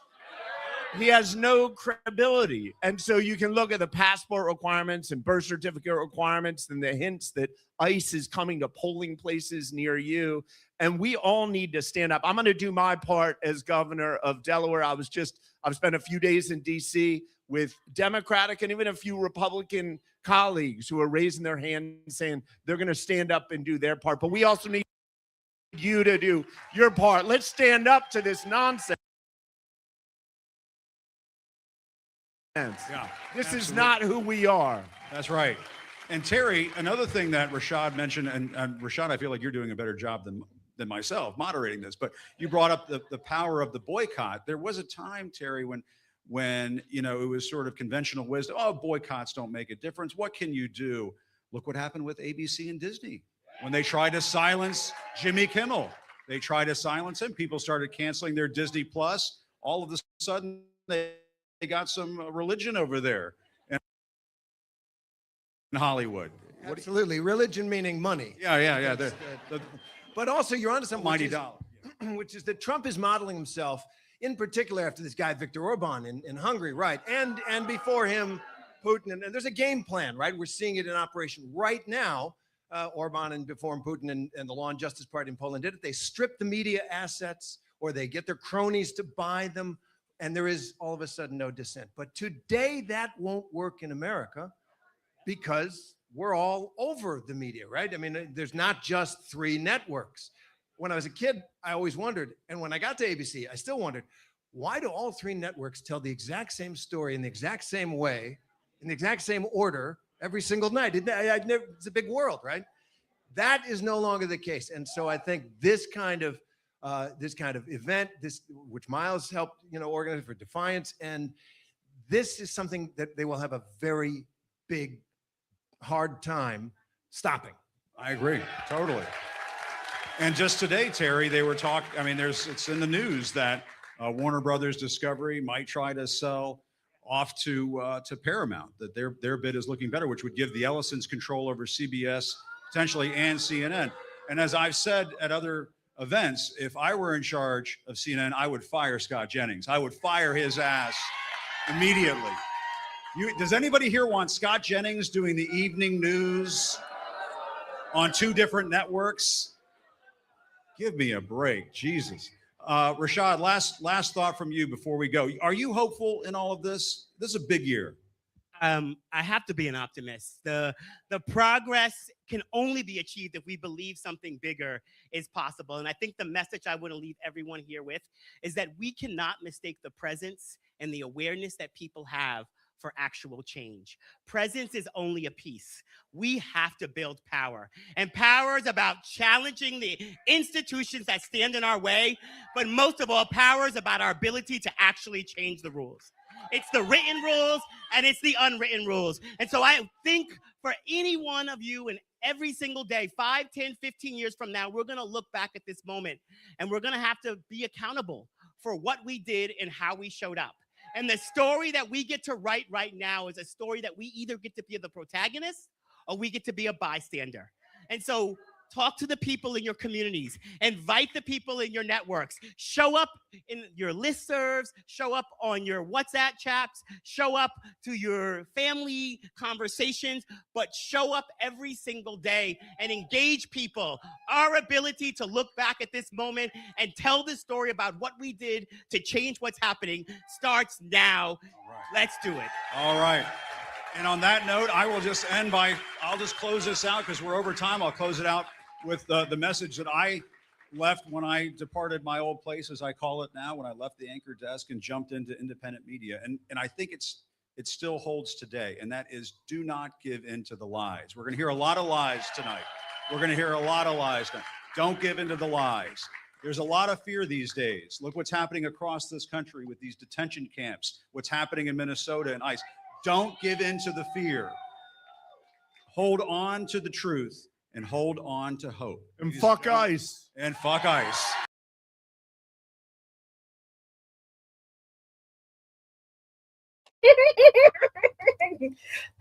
I love independent media. Okay, let's continue our coverage. Like I said, there are a couple of different counter events that are going on tonight. That's why I started a little bit earlier than I traditionally start when we do State of the Union coverage. I am trying to be as all encompassing as I can. Keep in mind, I'm one person. But real quick before, we got a few minutes, got about 10 minutes before the next event starts. I think, let me check real quick. Okay, the People's State of the Union. I think they're just now getting started. But real quick, quick update. Top Democrats demand members protest silently or boycott speech, but won't escort Trump into chamber. House Democratic leaders are making their most unambiguous demands to their rank and file of any major Trump Sr. address to date. Keep quiet in the House chamber or skip the speech altogether, according to Democratic members familiar with the conversations. At a time when Trump Sr. is at his weakest moment politically in years, Democratic leaders are fearful that the spectacle from one of their members could turn the focus away from the president and instead badly divide their own party. And yet, it's not clear if everyone will listen, but many Democrats plan to boycott the speech far more than in years past. Here's the thing. And I know probably nobody thought about this, and you're probably going to think that I'm morbid or I'm joking about this, but I'm very serious. It is obvious that Trump is having some health issues, and he's not a spring chicken. Disruptions tonight that would frustrate him could take minutes from his life. And also, I think the Democrats, they could be, they may not, like I said, they may not have thought about this, maybe looking at the optics of it all. Because I want you to think about the optics. If the Democrats were boisterous in a boycott in front of Trump and Trump stroked out.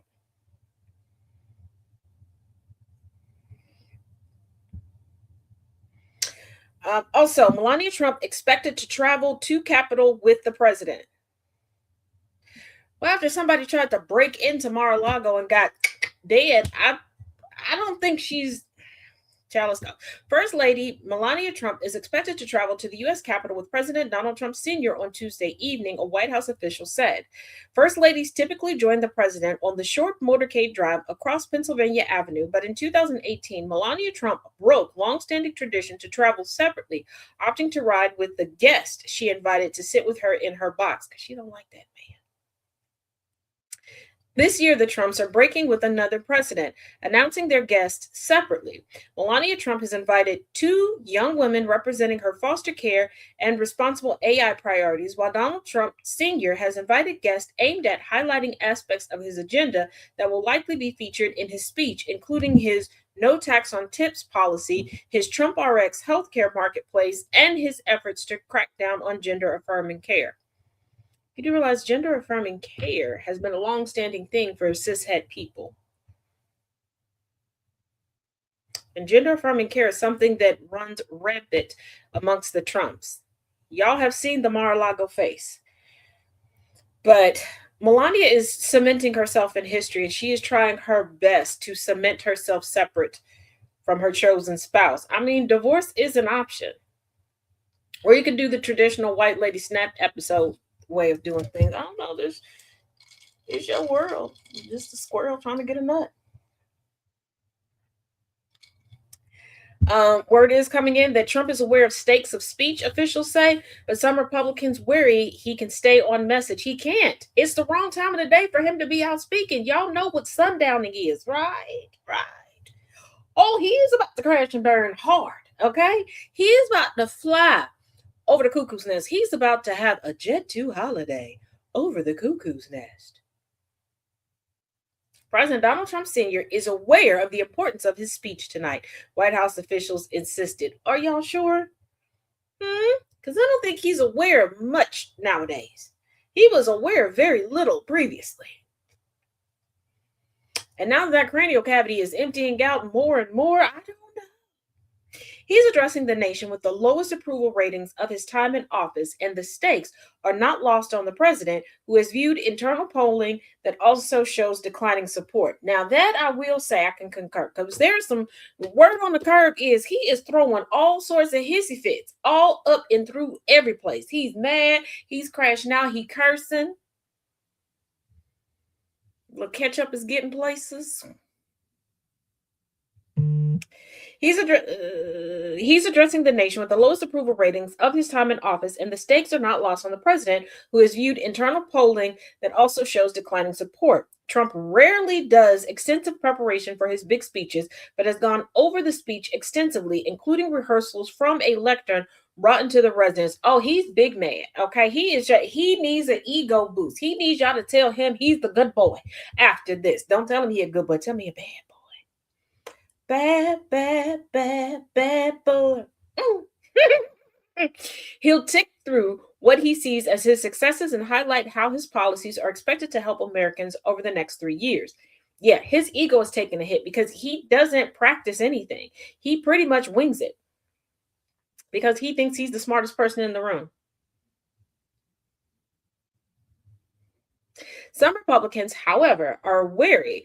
That's especially the case for those facing re-election this fall who need him to stay on message, particularly when it comes to one of his biggest weaknesses, affordability. Yep, y'all might as well just do like the rest of the people in your party are doing. Break ties now.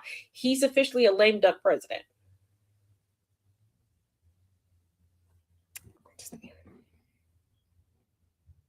The speech is going to be on the offensive because it is Trump. One advisor told CNN, but acknowledged the White House has struggled to come up with effective messaging around the cost of living because Trump has called it a Democratic hoax that's been solved. Yeah, you heard it. Called it a Democratic hoax that was solved. It's your president. It's your president.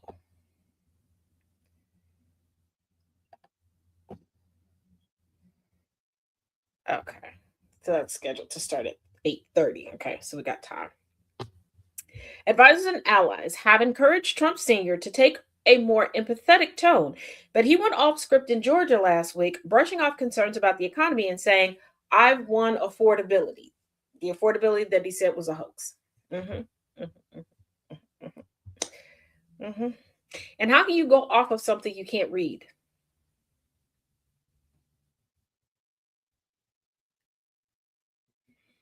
And tonight's speech venue and format could be conducive to an airing of grievances.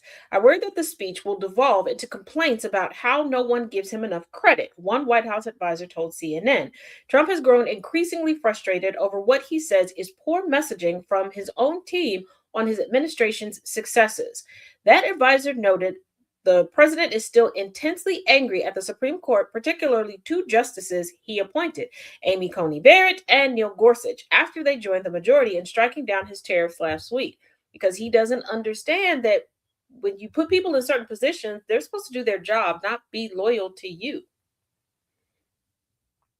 But this is what happens when you elect the most non-patriotic president in U.S. history. This is someone whose family never wanted to be here in the United States. They're here by default. They're here because they got expatriated because they were trying so hard to avoid conscription.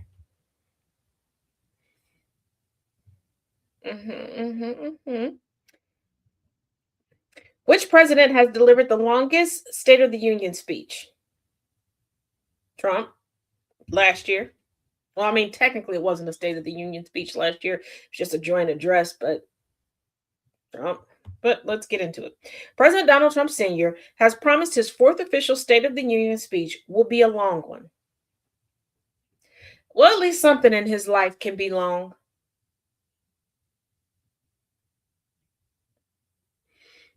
Trump's speech last year, which wasn't technically a State of the Union address, ran for nearly 1 hour and 40 minutes and was the longest annual address delivered before a joint session of Congress on record, according to the American Presidency Project at the University of California, Santa Barbara.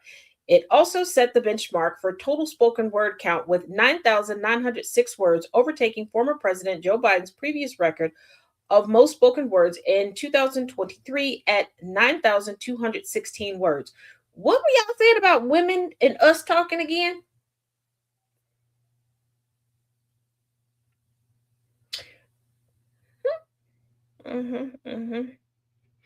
Former President Bill Clinton currently holds the record for the longest official State of the Union address on record since at least 1964. On January 27, 2000, Clinton spoke to the nation for nearly an hour and a half.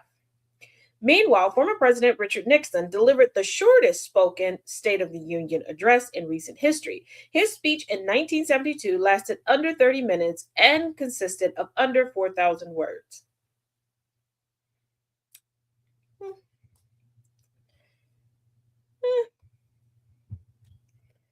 I could, I could.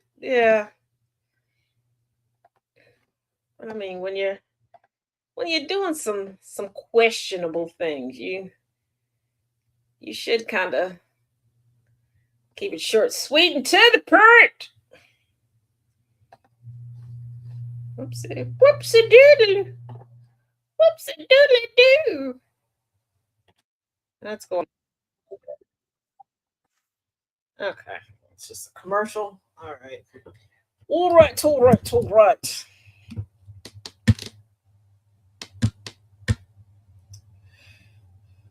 So, what's I looking for?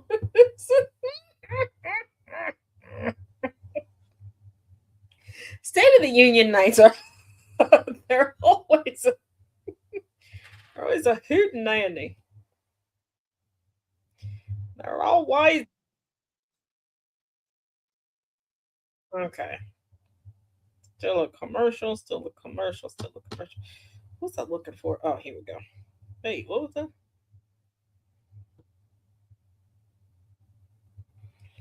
Okay.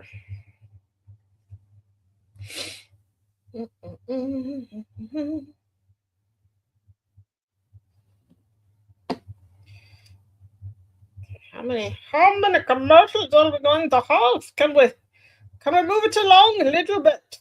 Just kind of slightly, Just kind of slightly.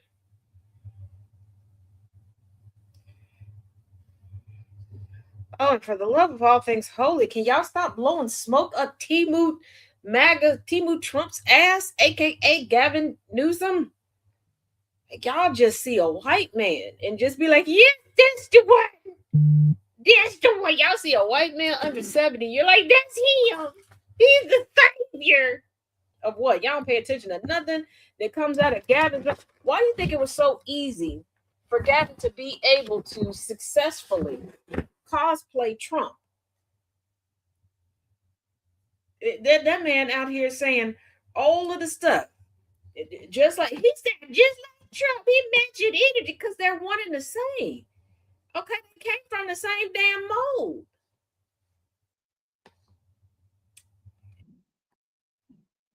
Let's check in with Richie Maddow on the game.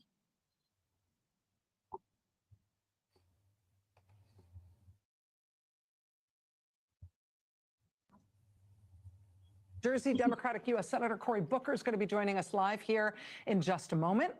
State of the Union is always a big night, no matter who the president is. Tonight, it does feel a little uniquely unpredictable, not only because of the president's history of bullshit, digression, bullshit, his speeches, but also because he's heading into tonight's approval ratings. Yeah, he discussed that.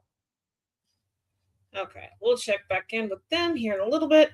Let's get into this. President Donald Trump Sr. will use his State of the Union address at 9 p.m. Eastern to champion his immigration crackdowns, his slashing of the federal government, his push to preserve widespread tariffs that the Supreme Court just struck down, and his ability to direct quick-hit military actions around the world, including in Iran and Venezuela.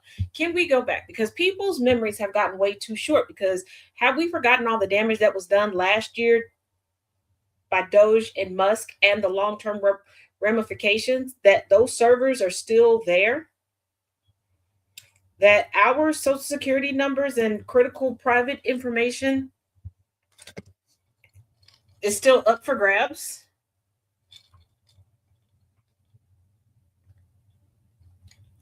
That the decrease in staff at the federal level has not helped anyone?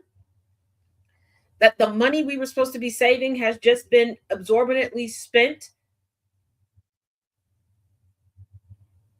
to pay for affairs, fancy planes, wardrobes, hair and makeup?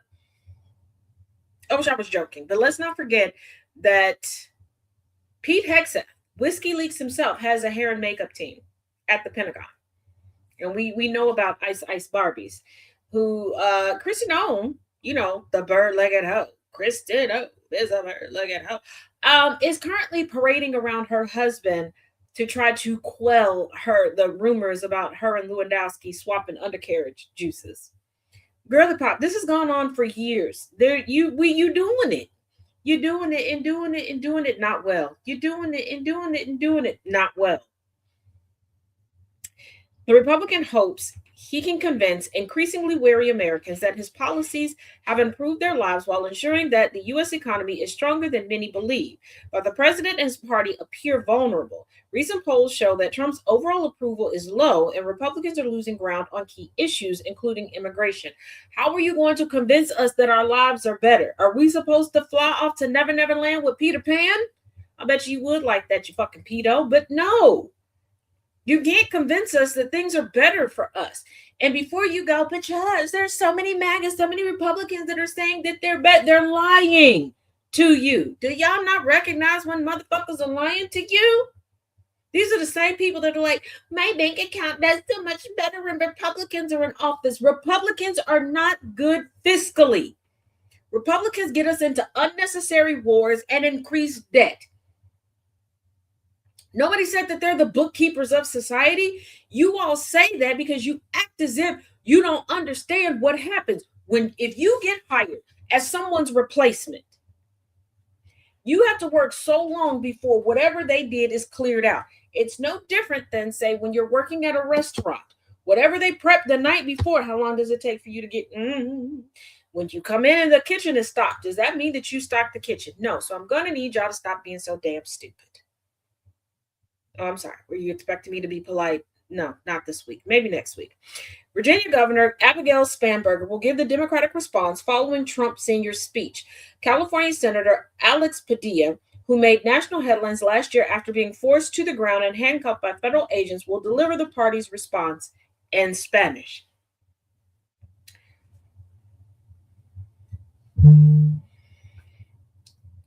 Now,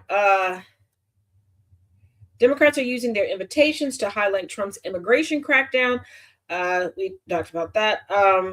Epstein survivor attending the State of the Union hopes for acknowledgement from Trump. The Grim Reaper will acknowledge you before Trump will. There are Epstein abuse survivors who are MAGA and have said, yeah, I'm MAGA, I voted for Trump. He still wouldn't acknowledge them.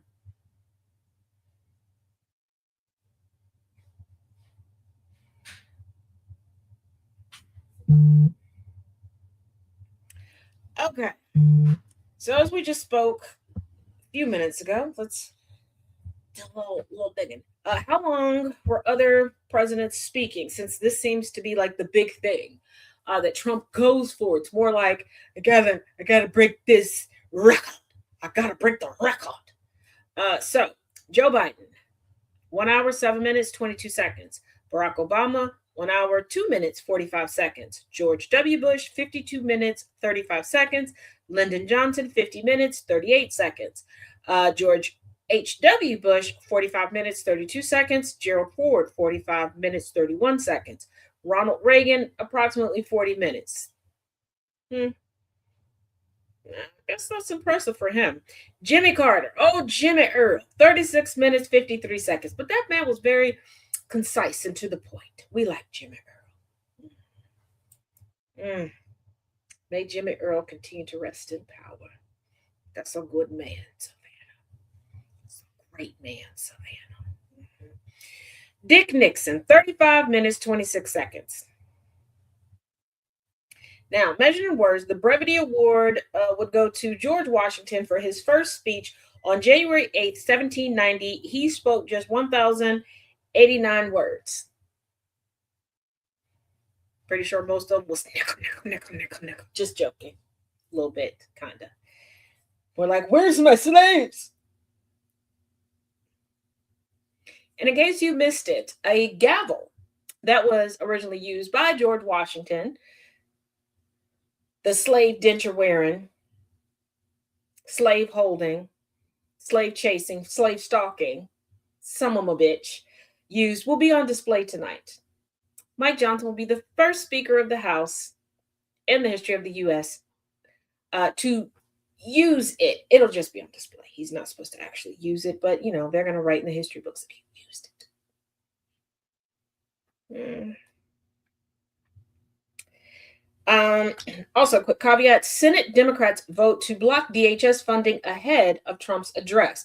The president will be entering a capital where lawmakers are at an impasse over funding the Department of Homeland Security as Democrats demand changes to how federal immigration agents conduct raids. Now, if you recall, earlier today, Speaker of the House Mike Johnson was trying to say, hey, we have the FIFA coming, we have all these events, we need DHS funded. Why?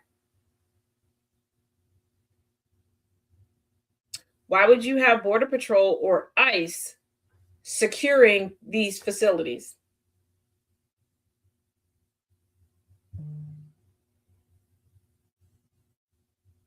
Legislation to fund the department failed to advance in the Senate yet again Tuesday evening, as every Democrat present except Senator John Fetterman, because is he really a Democrat, of Pennsylvania, voted against it. There has been little sign of movement toward an agreement to reopen DHS since it shut down 10 days ago. I need you all to start realizing who is coming in under the guise of Democrat in order to get votes. We have watched an uptick of people party swap very publicly after they've cemented themselves in a political position. And you can tell by their voting record what they're truly about, who they're truly about, where their ideologies stand. And it's utterly ridiculous because you have people voting for certain people for certain reasons, and they're not getting represented in the manner that they truly want to be. Okay, here we go. All right, we got the People's State. Oh, the Union. Let's get it.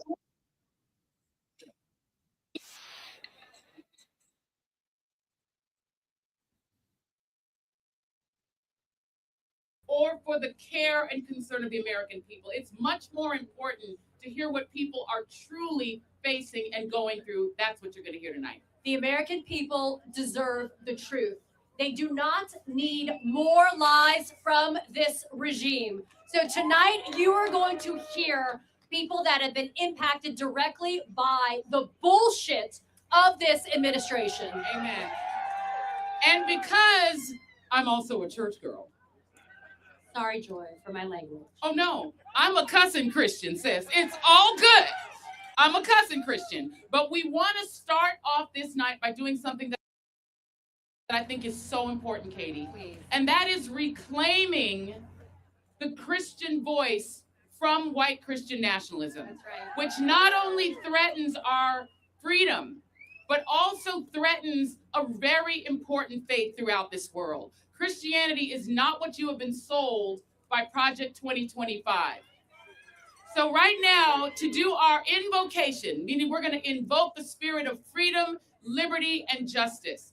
Please put your hands together for the Reverend Paul Brandeis Rauschenbusch.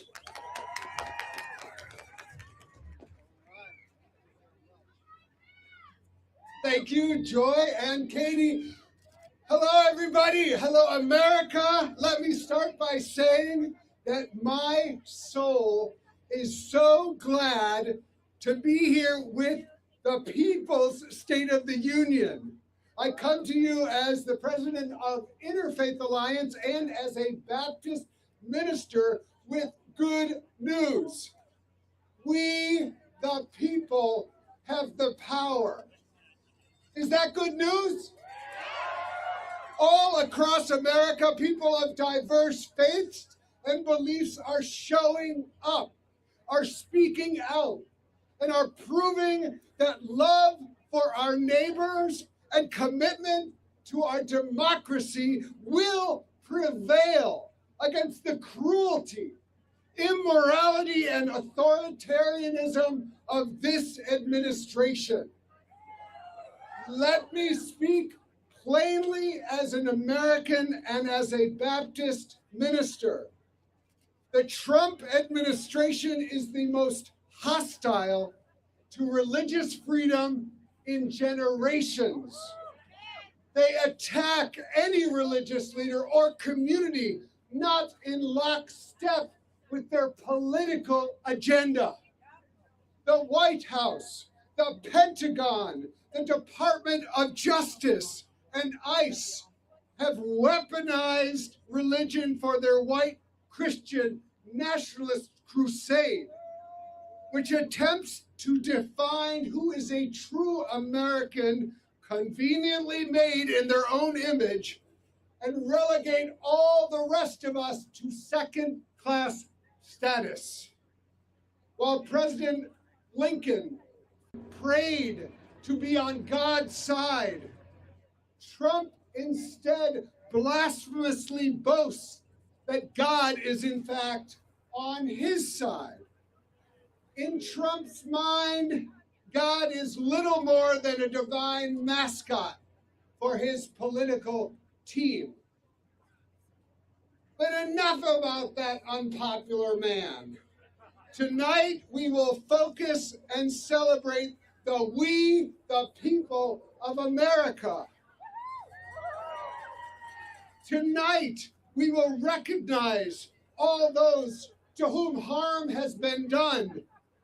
But we will also give thanks for the brave witness of the faith and community leaders in Minnesota, in Chicago, in Charlotte, in Portland, and here in Washington, D.C., and in towns large and small everywhere across America who are standing up against the abuse and inhumanity of ICE.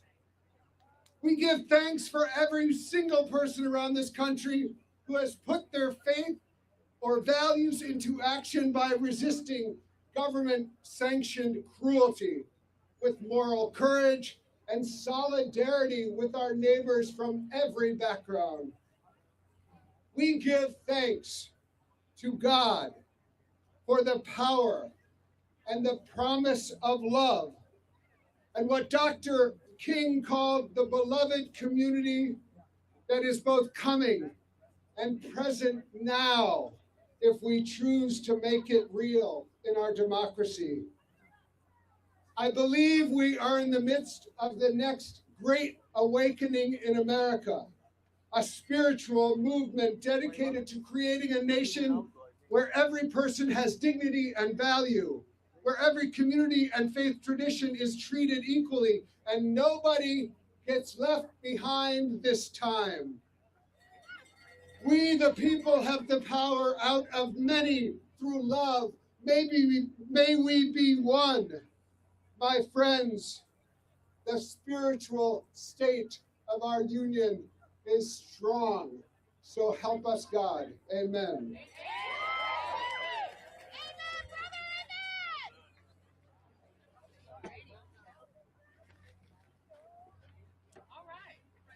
Now, y'all should be well in the spirit at this point. Is everybody in the spirit?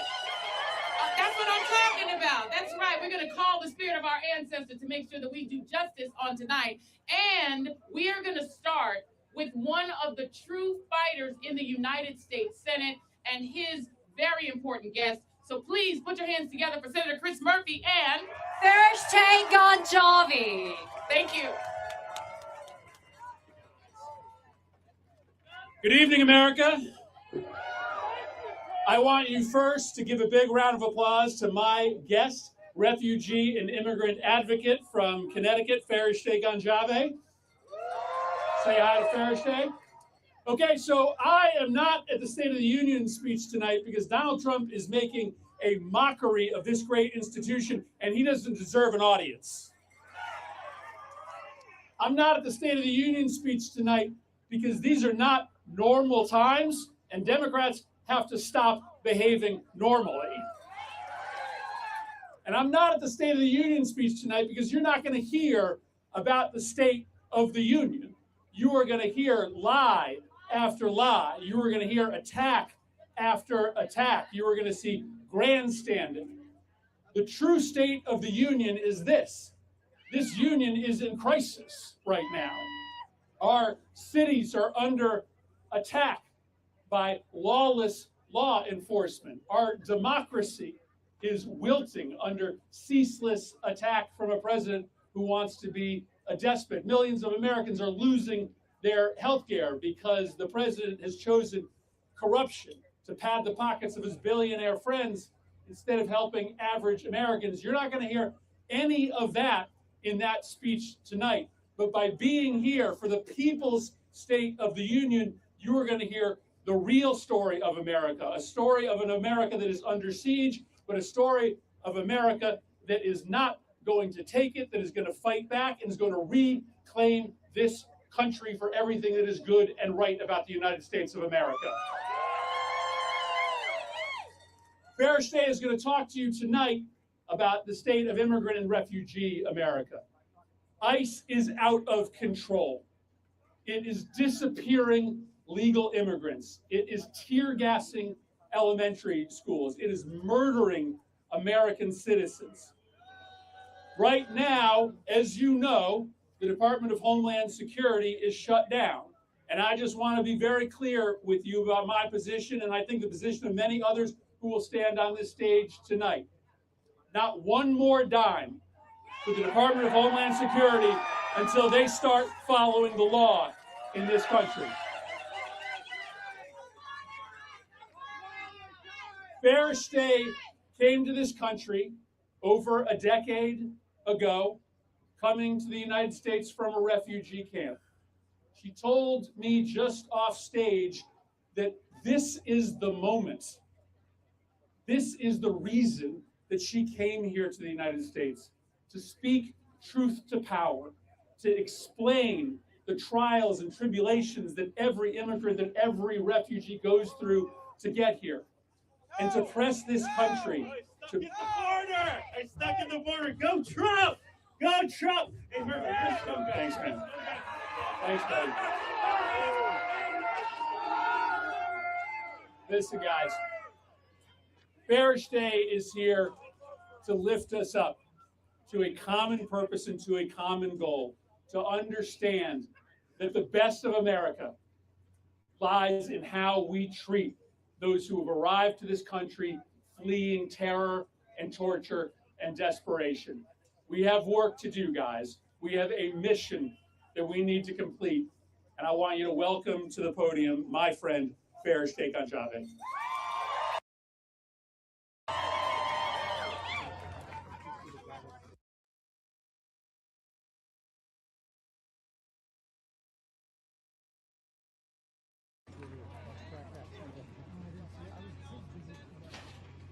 Good evening, everyone. Since arriving in the United States as a refugee in 2011, I have educated more than 7,000 refugees,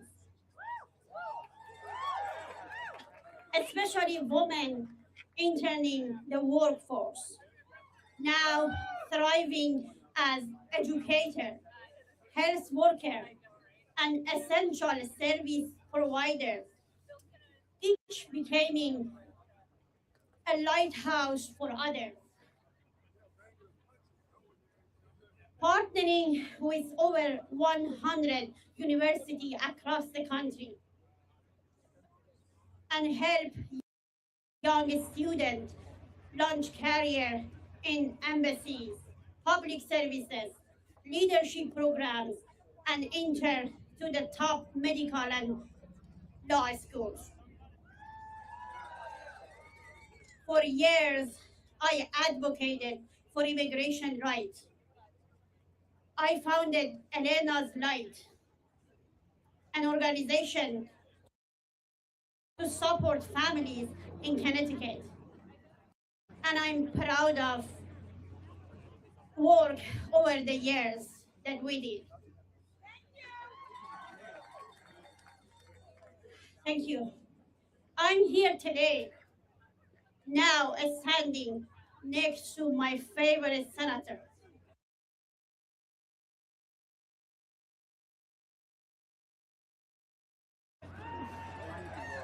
Senator Murphy,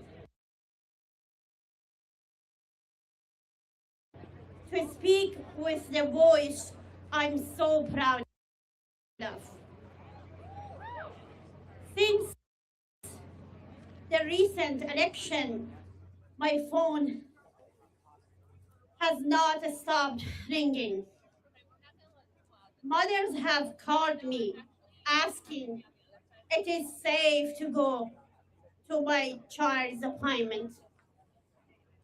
Women have asked if they should cancel English classes,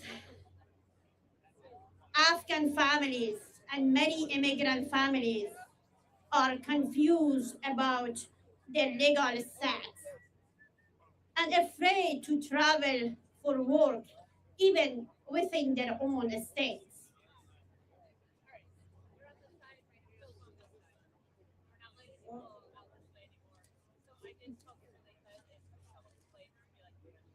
Fear is not abstract.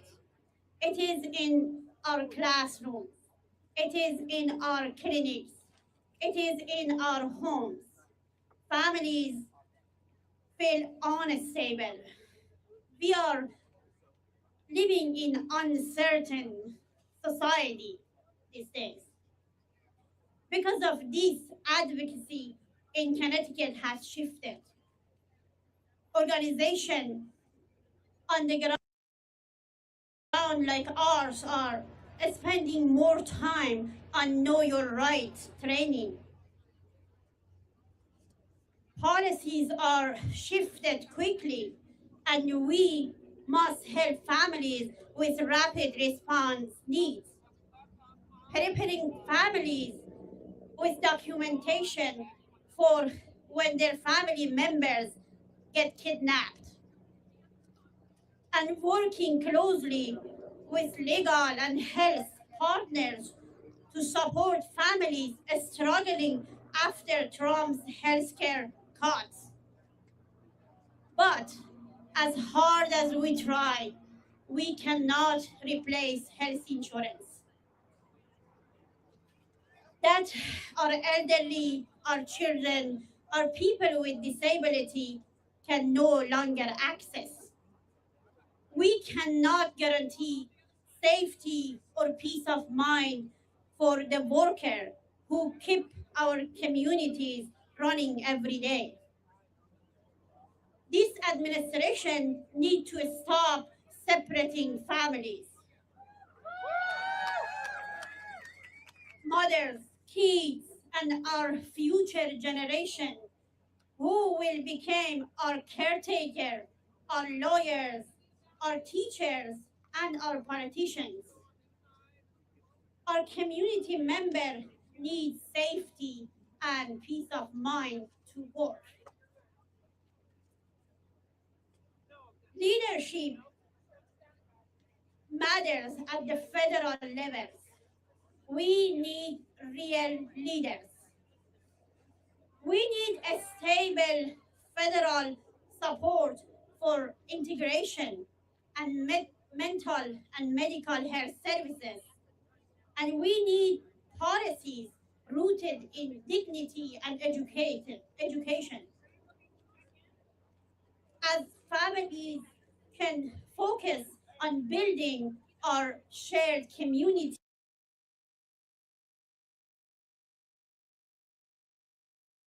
and future. When families feel secure, they build.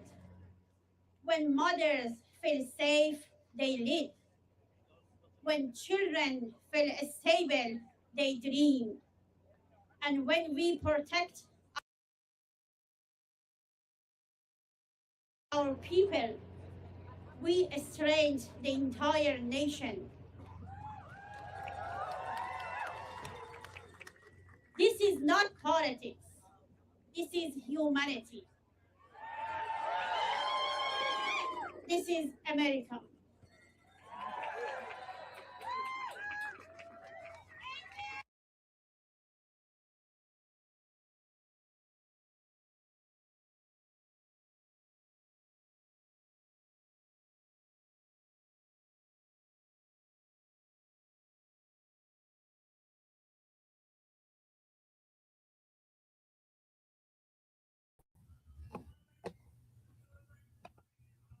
Are you trying to refer to Raj Par, the sommelier?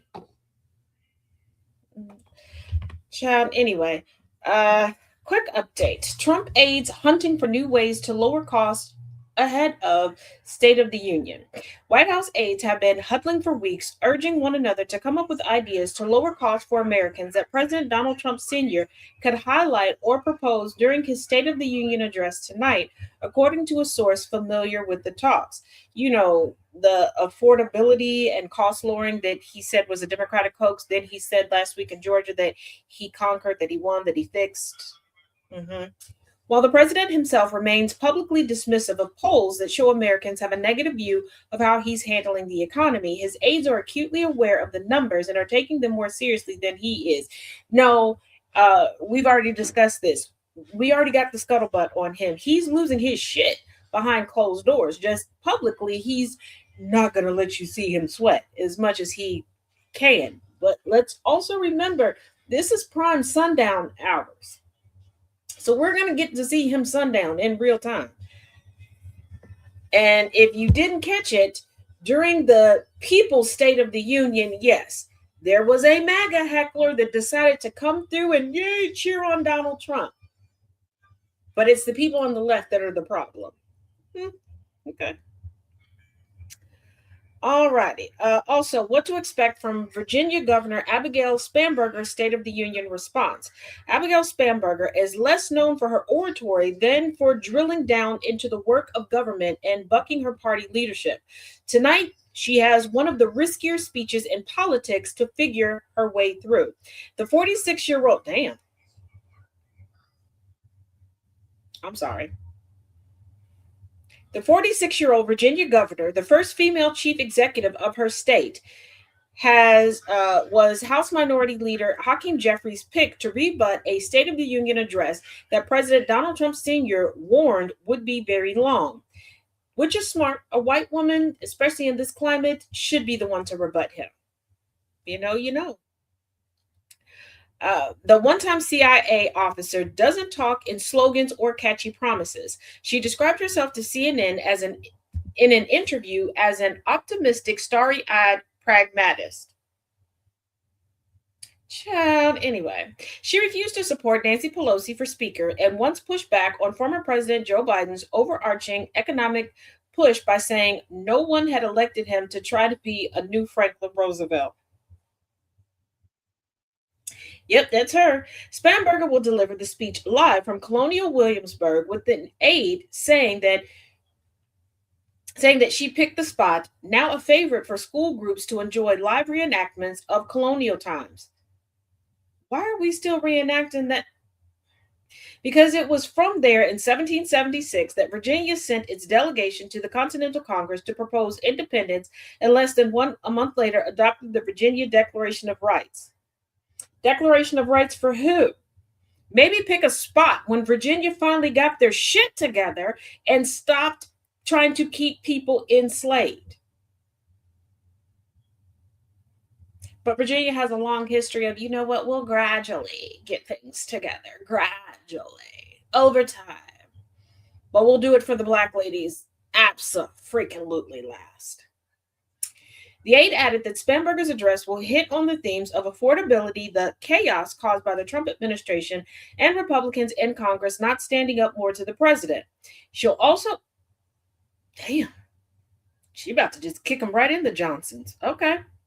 She'll also talk about how some citizens are pushing back and calling on her experience in the CIA, argue the administration is causing dangerous uncertainty around the world. Well, with that experience in the CIA, why don't you take it to this current Epstein investigation?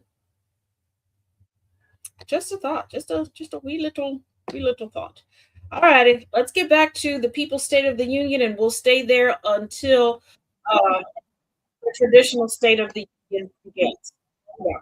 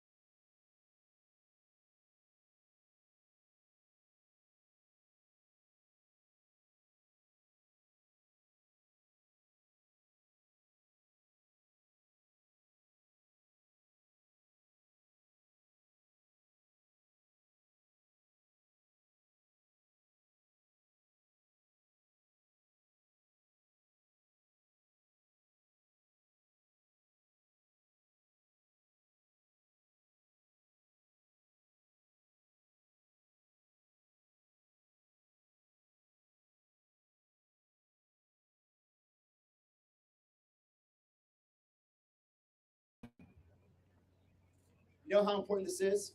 I'm from Arizona. This is cold. But let's be clear what's happening there. They want to call that the State of the Union. It is a state of denial. Because what's going to happen under that Capitol is a bunch of lies. Lies that Donald Trump, the Republicans, are going to tell us about how great this country is doing right now. But what is true, what is happening right now is that Donald Trump, the Republicans, have made this country sicker, poorer, and less secure. Sicker, poorer, and less secure. How did it start? As soon as they got in there, what did they do? They went, they cut Medicaid, and they cut food stamps. Millions of Americans right now are without health care. The poorest of our country are trying to figure out how to make ends meet and how to pay for that grocery bill because they needed an extra $1 billion for their billionaire friends. And when they had whatever money they had left over, then they used it to hire the most amount of ICE agents, to have the massive amount of deportations we have now that are also targeting U.S. citizens, racial profiling Americans, arresting Latino veterans and telling them you are not part of this country and make them prove that they're Americans when nobody asked to prove our citizenship when they were sending us to war for this country. Sicker, poorer, and more secure. Less secure. Let me tell you what else. Every day, every American is trying to figure out how to buy food, how to pay rent, how to pay that mortgage, how to get a car, and this president has done nothing to help that. $1,000 per average every American has to pay for his tax increases. And now the corporations are going to get all their money back. Is every American going to get a refund for the $1,000 mistake that this president did? No. Not only that, he's going to double down. He's going to say, screw you, Supreme Court. I want to do 15% tax. And guess what? All of you Americans are going to pay for it. And now we have to figure out again, how are we going to pay for our rent? How are we going to pay for electricity? How are we going to actually pay for everyday food?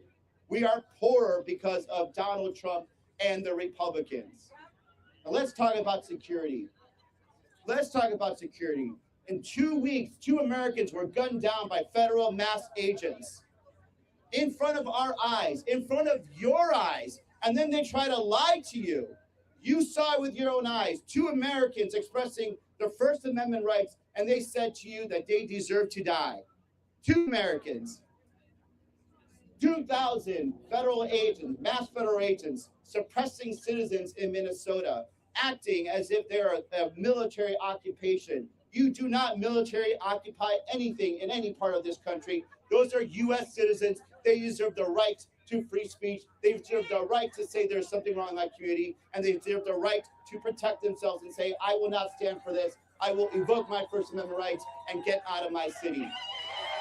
Let's be clear. No matter what they say, they are going to lie to you. And I'm not saying this just because I'm just another politician. I'm telling you because I have heard it. We talked about Steve Gomez. Steve Gomez wanted to do everything he could not to have to accept subsidies for his kids. He wants to provide. He wants to continue to have his personal business. He wants to be a responsible citizen. Now he has to make that decision. He has to make a decision right now. Will I continue to pay for this very expensive health care, or will I gamble? Will I pay for my health care, or will I pay the mortgage? That decision was forced upon him by an uncaring Republican administration, by an uncaring Trump, who only wants to find more and more money to give more and more tax cuts to the richest of the country that do not need it right now. They're making us sicker, poorer, and less secure. Let's change that, America. We are better than what is under that Capitol right now. We can make this country, again, the best country in the world, where everyone is richer, where everyone is more secure, and we are proud of everyday work that we can say that America is getting better, will be better, and will one day be the best. Thank you so much. Stay in the fight. All right. Okay. As we are gearing up for the, hold on. Let me make sure. Okay, I had to make sure I had sound going on. That's everything that's going on. As we're gearing up, because Trump has officially left the White House. So we're gearing up for everything to get started. Let's got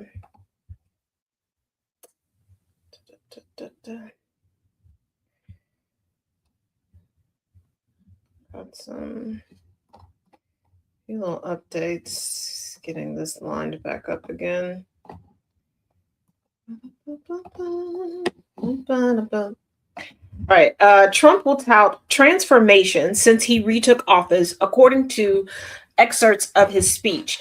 President Donald Trump Sr. will tout a transformation since he took office a year ago in his speech tonight, according to excerpts provided by the White House. Tonight, after just 1 year, I can say with dignity and pride that we have achieved a transformation like no one has ever seen before and a turnaround for the ages. We will never go back to where we were just a short time ago, the president plans to say, according to the excerpts. He is not wrong. He is that there has been a turnabout. There has been a transformation.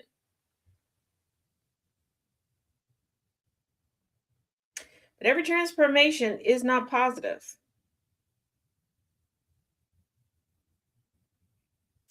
He'll list accomplishments like lowering prescription drug prices and tackling housing costs in his speech. Okay. From 1776 to today, every generation of Americans has stepped forward to defend life, liberty, and the pursuit of happiness for the next. Now it's our turn. He does know we can see him, right? The president will say, together, we are building a nation where every child has the chance to reach higher and go farther, where government answers to the people, not the powerful, and where the interest of hardworking American citizens are always first and ultimate concern. Trump will also call for an end to the shutdown of the Department of Homeland Security, which he pins on Democrats in his speech.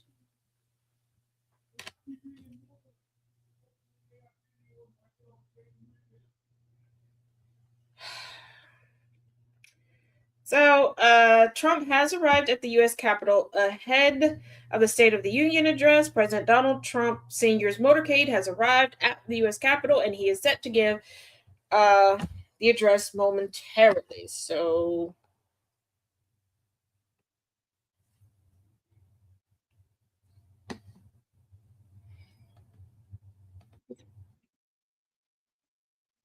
okay, here we go.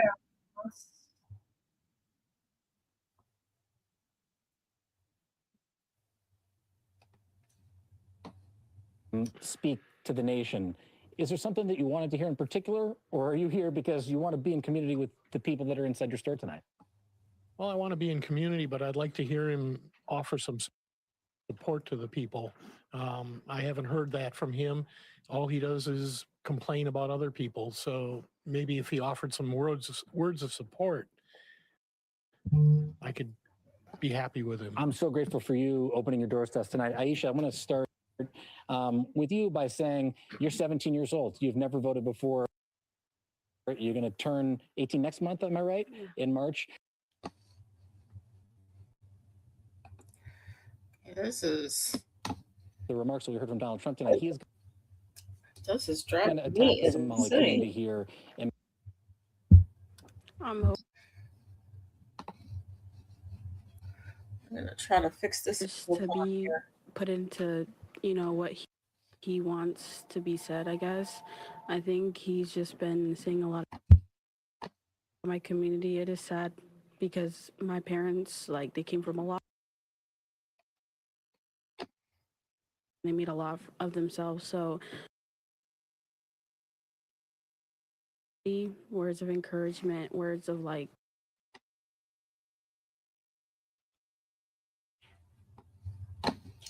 parents detained by ICE. And we're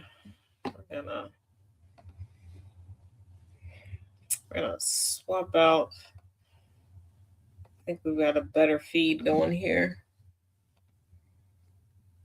Greg, you have too. So many people here have, Rachel. You There guys have we been go. delivering meals to I think this is a families little bit at better. school. What's it like in the school district today? It was one of the first places that I was when I got on the ground here.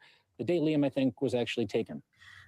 It's feeling a little more positive because there are kids returning back to school. They're a little less afraid, but unfortunately, it's not over with. But in the schools, everyone's just kind of trying to, you said, Mr. Rogers, be a helper. Be a helper. So trying to feed the families who need it, give rides to people who need it, and help them transition back into the community from being home. Julie, thank you. If anybody's a helper here, Rachel, Sergio, from you're a pastor. Yes.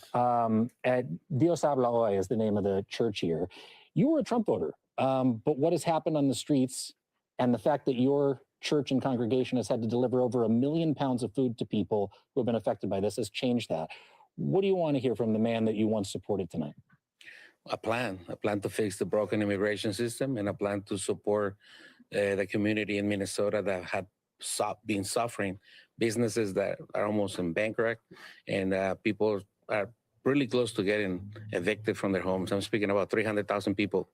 We're going to have a homeless problem, so hopefully he can give us a plan. Sergio, thanks. And Rachel, I know that we're out of time here on the front end, but we will be talking to Holly and to Sam as well, who's a member of the Brass Solidarity Band that our colleague Michelle Norris has talked about previously, and President Barack Obama just recently shouted out. Holly is a veterinarian. It's an amazing group of people. I'm so excited to watch with them tonight and to talk to them after the speech about what they thought. This is a great group, and I'm really, really glad that you're there. MS Now's Jacob Soboroff in Minneapolis for us tonight at Dreamhaven Books. Again, all those folks that Jacob just introduced us to and more, they're going to be watching together, and we're going to get their reactions. We'll look forward to getting back with you on that, Jacob. Please thank all those folks for being there Thanks, for Rachel. us tonight. Yeah. Jen Psaki, thank you for getting back at the table for us before this happens. I know you've been helming a lot of our coverage already. Now that we've seen some excerpts of the president's remarks, now that we've seen a little bit about the Democrats' alternate event happening outside of the National Mall, what are you expecting tonight? I mean, the remarks, to your point, don't have, or the excerpts, I should say, don't have anything that's particularly surprising. In many ways, it's probably the most controlled portions of the speech that the people who had the jobs that Nicole and I once had want out there in the universe to be covered for the next couple of hours before he delivers the speech. I was struck just listening to Jacob. I was reading these remarks or these excerpts at the same time. He blames, of course, the Democrats for shutting the government down over the Department of Homeland Security, shutting a portion of the government down. That is, of course, not exactly what happened. This happened because something shifted in the country when Alex Preddy and Renee Nicole Good were killed. And watching the people in that community talk, it made me just think about the thing that Trump is lacking that you need in a speech like this, which is empathy. And thinking about, how do you meet the moment in the country? That's what every White House, every president thinks about. How can I speak to how people are feeling right now? How can I speak to the people who are opting out of politics, but may tune in tonight because it's sort of still a cultural event in society? He doesn't have that in him. And I think on an issue like that, on an issue with how people are feeling about the tariffs, that's one of the places where I think he's going to really miss the mark. It's interesting. I'm glad you singled that out. That's all the notes that I made to myself too. When Jacob was talking to those voters, to hear people who have been in the thick of it in Minneapolis say what they want to hear from the president, even as they're saying they're still angry, even as that young 17-year-old woman who's Somali American, and you know what the president has in store in terms of the way he's going to talk about Somali Americans tonight, to hear them say that what they're looking for is words of support from the president, words of solidarity, words of community. And the cynic in me is thinking, what president are you expecting to be giving this speech tonight? I've never heard him say anything supportive of anyone other than himself ever in his entire history in public life. But a president needs to do that for a country. Even a president who has proven himself unable to do it, there's still something in us as Americans, Lawrence, that looks for it, that asks for it.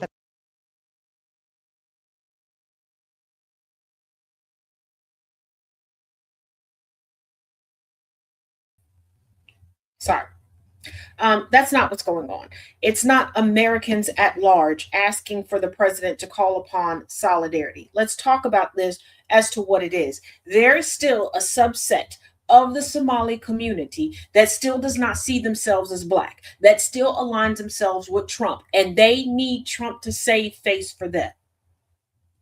No different than what we saw happen with a big chunk of the Cuban community. Even as they were being deported, etc., they were still crying out to Trump to say certain things and to deliver certain speeches and to come through for them because they needed to save face. They don't want to admit that they were wrong. They don't want to admit that they aligned with the wrong people. They don't want to admit that the community, the one community that welcomed them with open arms, that tried to teach them how to navigate this hellspace of a country, they disrespected, they denigrated because they thought that they were going to come in and get a seat at the table of whiteness. Because when they look in the mirror, they don't see the melanin in their skin. And the reason why they don't see the melanin in their skin is because they're looking at the texture of their hair and nothing else. And nothing else.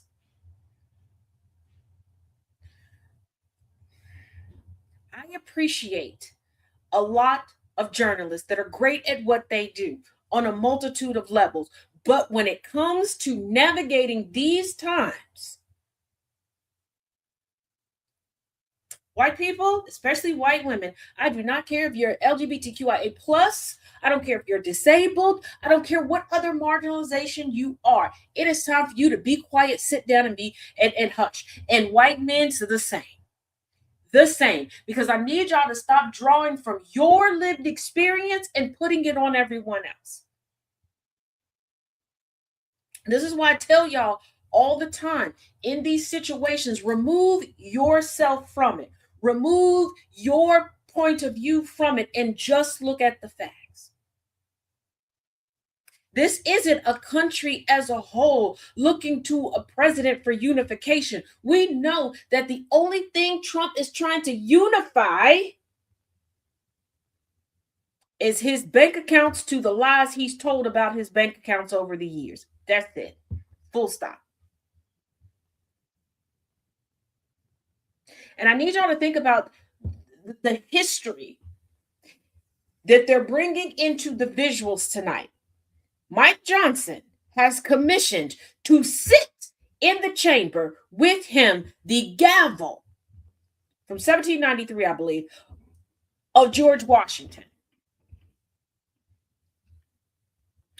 The Democratic rebuttal is coming from the sitting Virginia governor, who made history as being a woman, and she's a former CIA agent, but she's choosing to give the rebuttal from a historic point in Virginia, where they sent off their delegation to the Constitutional Congress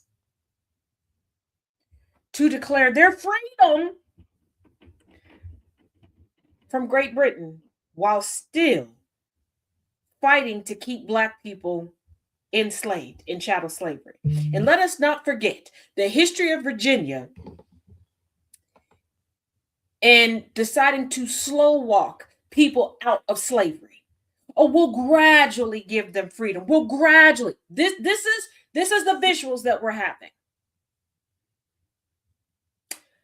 Let's get back into it because we should be ready to go. So the SCOTUS that decided to show up, they've walked in. So now we must wait for the fit Oompa Loompa orange tyrant toddler. Terrio, pip pip, let's go. Let's see what Trump whispers to him this time. We can't put you on camera. We can't hear from you while you're in there. I know you've been to several States of the Union addresses. Can you tell us if there's anything different or unique in terms of what you're seeing tonight? Well, certainly any State of the Union where President Donald Trump is giving the remarks leaves a great degree of unpredictability. I think you guys have been talking about all of the ways that he could take this, especially as the prevailing belief is that he might or might not end up staying on script. It's the consistent question we ask about him. But look, when I look down on this House chamber right now, there are things that look the same. The Americana ties, the waving to guests that are seated up in the upper levels around me and other reporters. But I think the thing that is so striking is the few Democrats that are in the room relative to what we typically see. In fact, if I'm looking down at the chamber, we usually see an even split right down the middle of Democrats on one side Republicans on the other. There are actually Republicans encroaching on the Democratic side right now, and certainly no Democrat is fighting them for those seats. I think it really does speak to the moment that we are in, the way that Democrats, both from leadership who have said, if you're not going to, stick with the quiet resistance that we want, please don't attend. That's an There's that interesting piece of it. time And then, of course, choice there's also the Democrats who say they don't want to be in the for room with the president, Mikey Mike listening to and him the Not talk about Funky what he's going Bunch. to say is the best being yet We're to going for come, neutral and all the tones tonight. accomplishments that he is going to tout. I will tell you, Interesting I'm looking stance to closely at take. several members, Do we have including plans to break Congressman away Al sometime soon? Green of Mikey Mike Texas, in Mike? large part because his Did the outburst super last year gonorrhea was get a widely hold of you, seen Mike? by Democrats here in the Is that what House as happened? not a good Is look that what, for them as they tried or to were do you one of the various ones resistance asking Grok measures. AI This year, I think resistance looks a lot on more the muted. official We are government seeing website things, for what was safe example, to put up that your say boots? release the Epstein files Were being you worn by trying to some see members, what Congressman you Jamie could up Raskin, your rectum? Congressman Suhas Subramaniam, just some of the people in my field of vision who I know are wearing them. And those are also members who have invited I said, some hey, Epstein Tristina. survivors Hey, can we to not? come and Hey, sit in this Sabrina. chamber and bear witness Sabrina. to this moment Okay, in but presidential history. I actually see some of oh, these women. wait. Did y'all peep? Usha done dyed her hair. Them grays is though. She said, Their "I'm reactions gonna wash that gray right out of my hair." the Attorney General did, and just absolutely snub and ignore them like she did a few weeks ago. Oh, look at And so I think SCOTUS watching acting the like they Democratic side of the superstars. chamber, Oh, the other thing that I Baron. think is striking Oh, is Ivanka done you see showed Democratic up. leadership Oh, all is it lined up because your sitting father-in-law together. can't In this talk to instance, the you have the people in number 2 France? House Democrat, Catherine Clark, as the lone member of leadership Oh, who they has didn't decided blend your not extensions to too come good, and girl. be in this chamber tonight. Just Okay. interesting again I when you wonder continue if to look at the Ivanka is makeup proud of to who be the is richest not Trump. in the chamber and why this looks different from years past. We are now, of course, seeing another entry Oh, in. Lord. What I are we would clapping imagine for? it's the first. Oh, It's the first lady, melanoma done arrived. Melania Trump, walking in, taking her seat, and looking down on the House chamber floor before the speech gets underway. Rachel. Ali Vitale for us live in the House chamber. Ali, thank you for that. And that's a really good point as we see the president's family members there.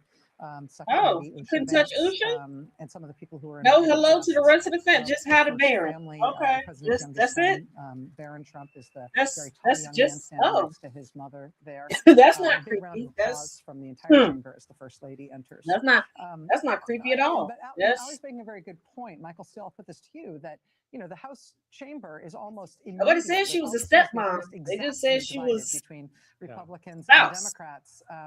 We are expecting, here's the cabinet walking in. We are Not Marco Rubio coming in slapping people up like he coming in like he's a part of an NBA expansion team. Well, so you and I are on the same page here. Oh, because your dentures ain't tightened up back that I have far. to admit the strategic. You look like you about to lose your them teeth. Oh, good grief! Why is that? What did Ali say? Is the brain worm starting to pop out the side of his head? Do y'all see how like them veins was looking like? What is going on with his teeth? The scent. Come on for the now. president in the Democratic What the side hell of the was aisle. that? Now, you say, what's the big deal?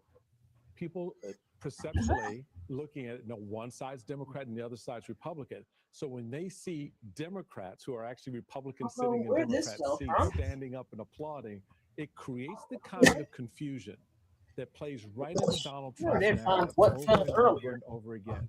So they've thought through how to respond to what Democrats have been laying out coming into this speech. They were going to do. We're going to not show up. All right, then we'll put Republicans in those seats. Well, Nobody can. not to be Here's the rude thing. about this, but can Democrats defend their territory? And Don't say, care. these are our seats? Oh. You can't sit here. I mean, Yeah, they're good. The Republicans. A lot of the members Y'all ever been to like a graduation or like a school event where they're like, oh, everybody can only invite 2 people, but they don't give like official tickets, and you find out who's not coming, so you count out how many people they were going to bring, and then you just bring extra people. I feel like that's what the Republicans were doing. I think they was like, oh, this is my chance to make some friends. I'm gonna invite everybody I can here. Yeah, right. They're Like, sitting in those seats as well. So they're Why they're does sort of RFK Jr. spreading look out opportunity here. I have to say, constipated? I'm Be looking, interesting. as we watch the cabinet walk in, I'm looking to see Oh, if here comes Secretary Christy. No, Hillary is there given the bird-legged hoe. Right above our little the lower. comb over there. Oh, they let the black men come up in the front. We don't. Y'all, I bet y'all forgot that the HUD secretary was black. You probably did forgot that we had a HUD secretary, didn't you? Lutnick having his own You can admit it. starring role You can. in Most of the y'all Epstein forgot. files and Most of where y'all forgot. They let him up to the front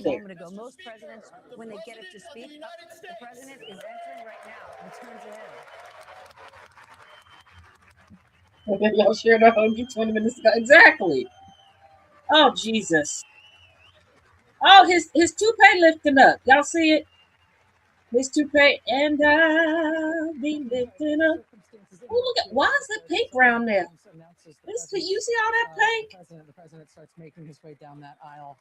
That'll take him quite some time. You can pick up with your thought there. Why is it pink? Baby, you can't be orange with pink hair. Yeah, how you got a rose gold tint to your head? Experiencing, he's surrounded by people, not just his base. Stop rubbing. Would y'all stop trying to suck his dick and let him get up there so he can start talking? Because we know last year he spoke for an hour and 40 minutes. Now, granted, last year was not officially a State of the Union address. It was a joint session address. Okay, two different things in all technicality.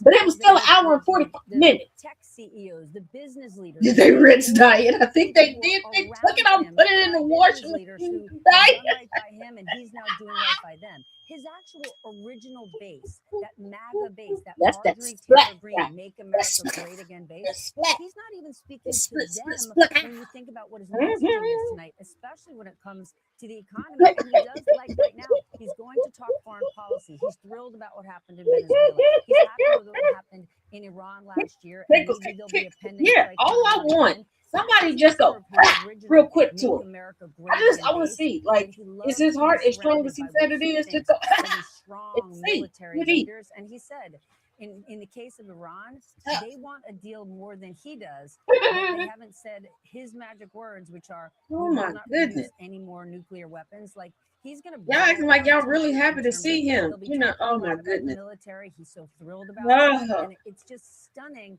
that he's gonna skip over all of these issues that plague the American people. All these people that don't like him, and everybody just able to walk up and get selfies and all this old-fashioned term, and people haven't spoken about it in weeks.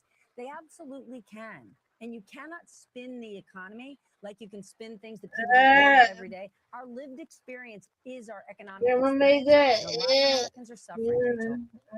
You like it? Of hearing in advance from the president. Let's see, front of the night. Tonight, I should tell you, it is just about 9:08 Eastern time right now. Just after 9 p.m. in Washington. President Trump has entered the House chamber to deliver his State of the Union address. Cooterneck is coming to town. Oh yeah, Cooterneck is coming to town. Cooterneck coming. Very familiar. Town. Just announced the president's name. The president now making his way down the aisle. Shaking hands, making small talk with members of Congress to make sure they'd be on the aisle for just somewhere this moment. Out there. The president begins his speech. It is anyone's guess. Someone is watching this. Seriously. As I mentioned earlier, he is kind of the Fidel Castro. Somebody is very buttoned up when it comes to speeches like this, and taking this very seriously. Not us. Not somebody. Somewhere just last year, out there, American Dream, beneath the however long he speaks, this will be an address from a historic and unpopular president, one who is far weaker politically than he was just a year ago. Because he probably was. He rode in from Mar-a-Lago with Melania, and then she's like, "Yes, Donald, you politically, the question your trip is over done. what he's doing tonight is You can he stay do anything to stop the I go ahead. plunging of his approval ratings. We shall see. That's what I'm saying. I don't. Why didn't they change the time? Like they always want to make history for all the wrong reasons. Why didn't they make history for changing the time, or do like a pre-recording, or go? You know what? We're going to take it back in time. We're going to be real historical to celebrate 250 years. We're going to do it like by a fireplace. They could have pre-recorded and told us why. He is about to sundown hard, and I'm here for it. I'm here for it. Am I mature enough for him to sundown while I'm on air? No. I'm not sure if he's waiting for something to happen here, or if this is just panning off the applause. But I got a platform. I got a mic. The last long speech he gave was supposed to be an economic address in the state of Georgia. It turned into an election denial speech. He said on affordability, quote, "I fixed it." It's about to go down. If he hits any of those marks in the economy. Ali Vitale in the room. Can you tell me what's going on right now? Why the Keep in mind, in Trump's first term, his four addresses average an hour and 20 minutes. So, Yeah, let's keep that in mind. That last year was the longest one, and it wasn't officially a State of the Union. But during his first term, he averaged an hour and 20 minutes. So let's get ready for him to stumble.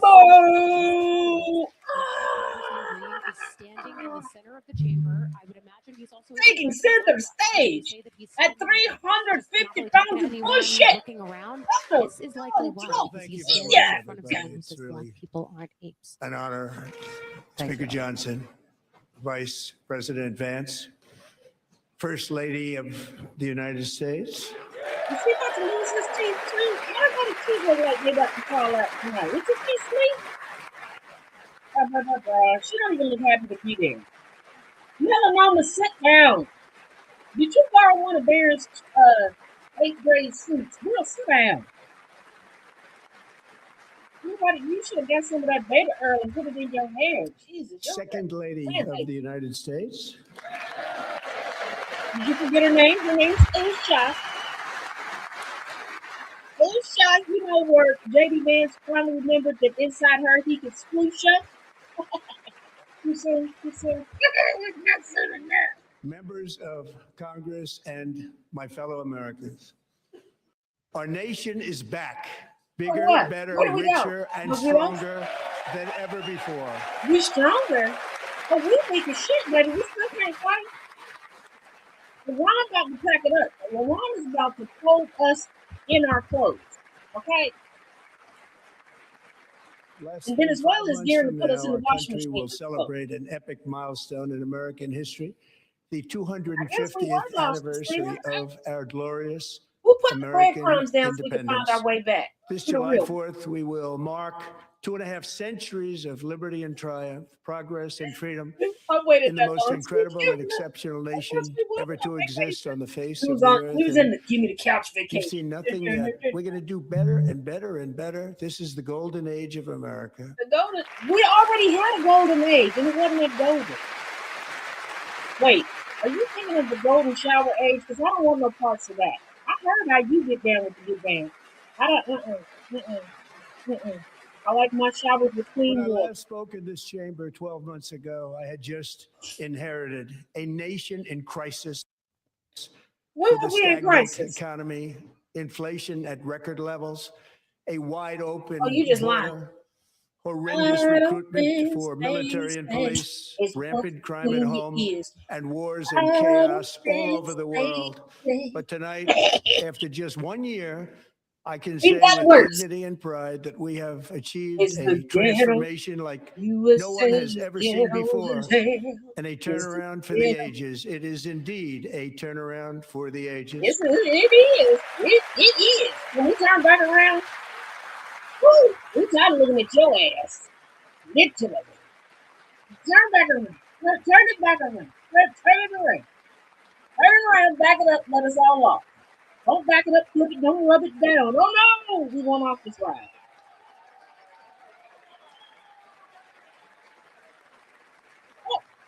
And We will took his never go sign. back to where we were just a very That's short it. Y'all time took it. ago. Y'all We're got not going that. back. You took his sign. That's Today our what. border is secure. But we gonna forget about the guy that went to the People's State of the Union. We're like, Trump, yeah.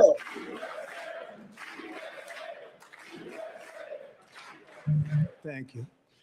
Today our border is secure. Our spirit is restored. Yes. Inflation is plummeting. No, it's not. Incomes are rising fast.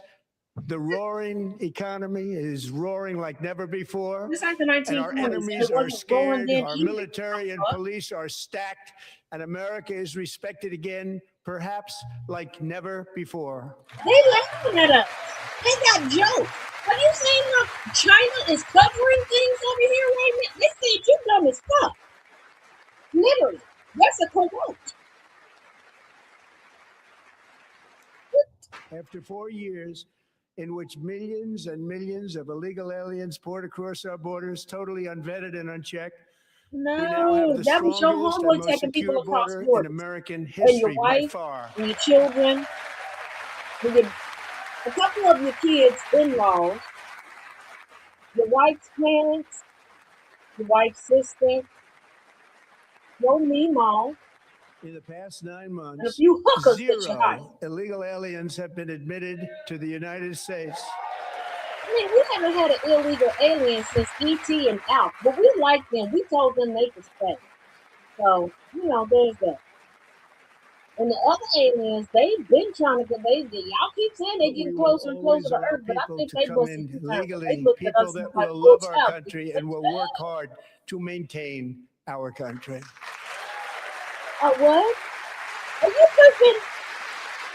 Are you tripping? Are you tripping? The flow of deadly fentanyl across our border is down by a record 56%. Because Don Jr. is going down there picking it up.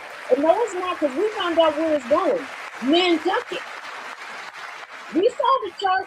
The fentanyl in the cocaine is in them. And last year, the murder rate saw its they single took largest it up the decline beach cat. in recorded history. This is the biggest Turn the decline, things think back of it, up. in We're in recorded the SHOPR. history, the lowest number in over See, I've 125 been asking Scotty to beat me up years. for a Here, while. I think Scott took his 1900, in damn fact, hearing aids out. That's something. substantially before my wonderful father. I had a wonderful father, Fred. Fred Before didn't he was like you. He born, did. He can't hear substantially you. before he was He never born. said that you was a That's good a boy. long time ago. He wouldn't like me to say that, but that's a long time ago. The He's Biden dead. administration and its He allies is in Congress gave fossilized us at the this worst point. inflation in the history He of is our dust country. to dust and But in ashes to 12 months, ashes. my administration has You driven still core waiting for your baby inflation to say down it. to the Somebody lowest just level in say, more than 5 Dom, years. And dog in it. the last 3 You're a months good of boy. 2025, It's the it was Dom. down to Like, just tell him that one good time. Is that what the 1.7%. problem is? Is that why we trapped in this? Oh, Lord. No. Nope. Nope. We trapped here because he's still waiting to be told that he's a good boy. Oh, Gasoline, which reached a peak of over $6 a Yes, gallon in some states, Oh. under my predecessor, it was quite honestly a disaster, is now below $2.30 a gallon in most states. And in Where? some places, $1.99 a gallon. And when Where? I visited the great state of Iowa just a few weeks ago, I even saw $1.85 a gallon for Where? gasoline.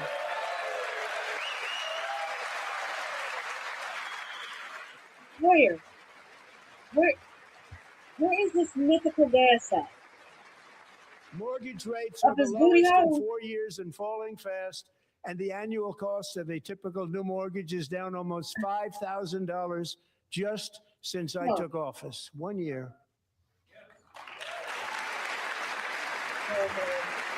And low interest rates will Of course, solve we're gonna the fact check. Biden-created housing problem well, at the same time protecting the values of those people who already own a house that really feel rich for the first time in their lives. We want to protect those values. We want to keep those values feels up. rich We're going right to do now? both.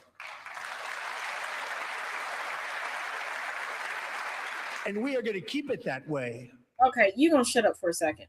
According to AAA, the national average is $2.95. It's the national average. Okay. With the cheapest gas being in Vermont, New Jersey, Delaware, DC, Rhode Island, Connecticut, New Hampshire, Massachusetts, Maryland, and Hawaii.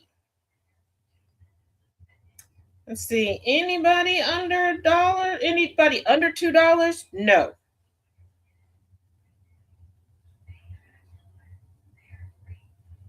Cheapest you're gonna get is $2.55 on average. Oh, this lion sucks shit. Think of it, much less than $1 trillion for 4 years versus much more than $18 trillion for 1 year. What a difference a president makes. Iran, do you need a nap? Are you lost? A short time ago, we were a dead country. Now we are the hottest country anywhere in the world, the hottest. No, don't nobody want to come here. We're hot because of global warming.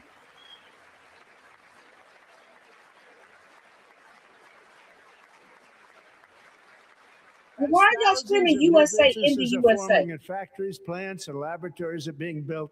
We have added 70,000 new construction jobs in just a very short period of time. It's getting bigger and bigger and stronger. How are we adding Nobody can construction believe jobs what when we they're don't have watching. construction workers? American oil production is up by more than 600,000 barrels a day, and we just received.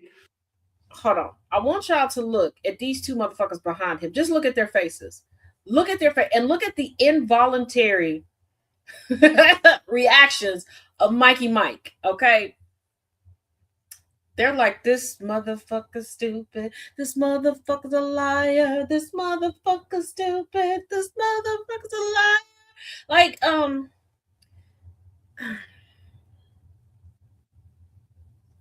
we've lost the construction crews. You tore down the East Wing and it still hasn't gone back up. But okay, yeah, we just gangbusters. More Americans are working today than at any time in the history of our country. Think about that. Any time in the history of our country, more working today.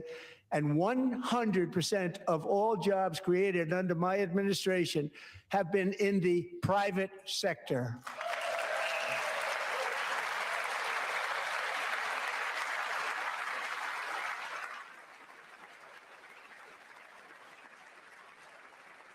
We ended DEI in America. Which has caused an increase in unemployment in white women.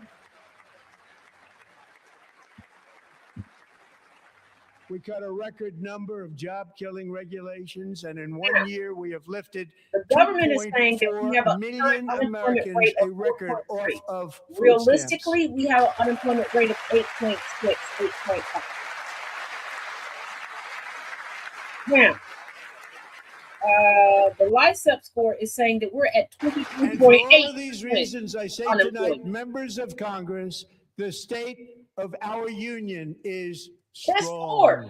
This score is ridiculous. It's ridiculous.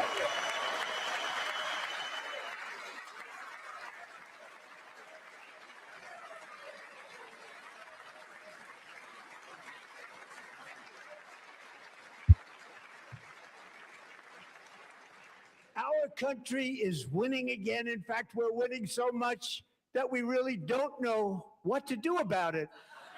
People are asking me, please, please, please, Mr. President, we're winning too much. We can't take it anymore. We're not used to winning. Somebody was saying, please, until please, you please. came along, we're just always losing, but now we're winning. Is that how you wish melanoma would speak to you in the bedroom? No, you're going to win again. You're going to win big. You're going to win bigger than ever. And to prove that point,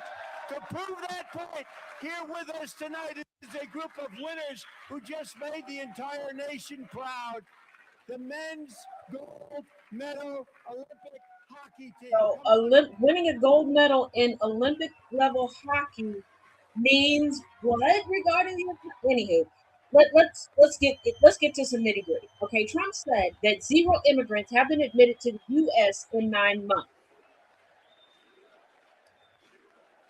In January 2026, Customs and Border Patrol protection officials encountered immigrants at the southern border nearly 10,000 times, compared with more than 61,000 encounters in January 2025.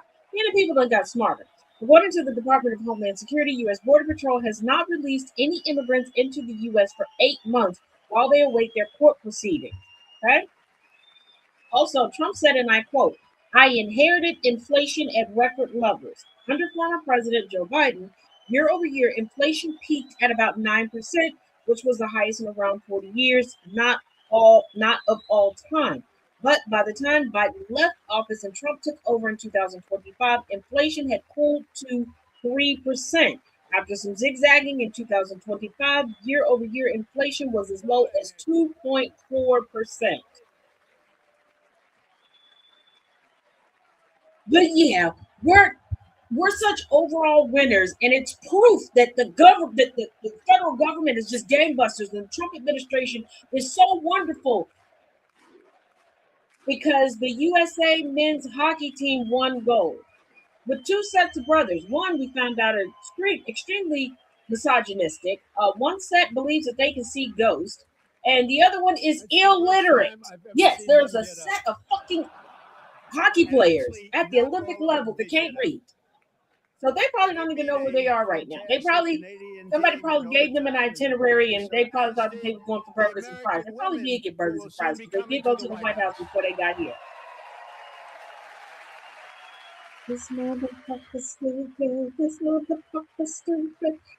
Trump also said, and I quote, inflation is plummeting. Inflation has eased somewhat during Trump's second term, but plummeting would be an exaggeration.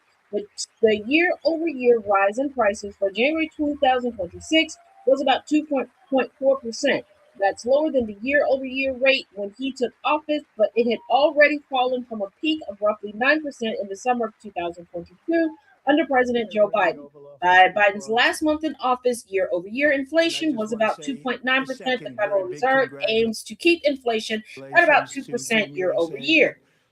I have to say that, and I told them this. Some items have seen a price decrease during Trump's second term, while others have experienced price increases. The price of gasoline has dropped about 6%, and the price of new and used cars has dropped by a little under 1%. Groceries are up about 2%, electricity is up by 6.3%, and housing is up by 3.4%. Medical care is up by 3.2%, and apparel is up by 1.8%. However, wages on Trump's watch have so far risen faster than inflation. Well, there we have it. Yes, we got it. Oh, yeah, we're still going to suck Olympic dick, huh? Okay, that's what we're doing. That's what we're doing. All right, Bettina, that is a good example of our education system. The one shot, the one where you put your stick in the back and it hit the neck of your stick and bounced off. You practiced that, or was that a little lucky? He refused to answer that question. But I just want to tell you that the members of this great hockey squad We're hungry. We have will be very happy to hear, based on their vote and my vote, and in this case, my vote was more important, that I will soon be presenting Connor with our highest civilian honor, which we will be given and which has been given to many athletes over the years.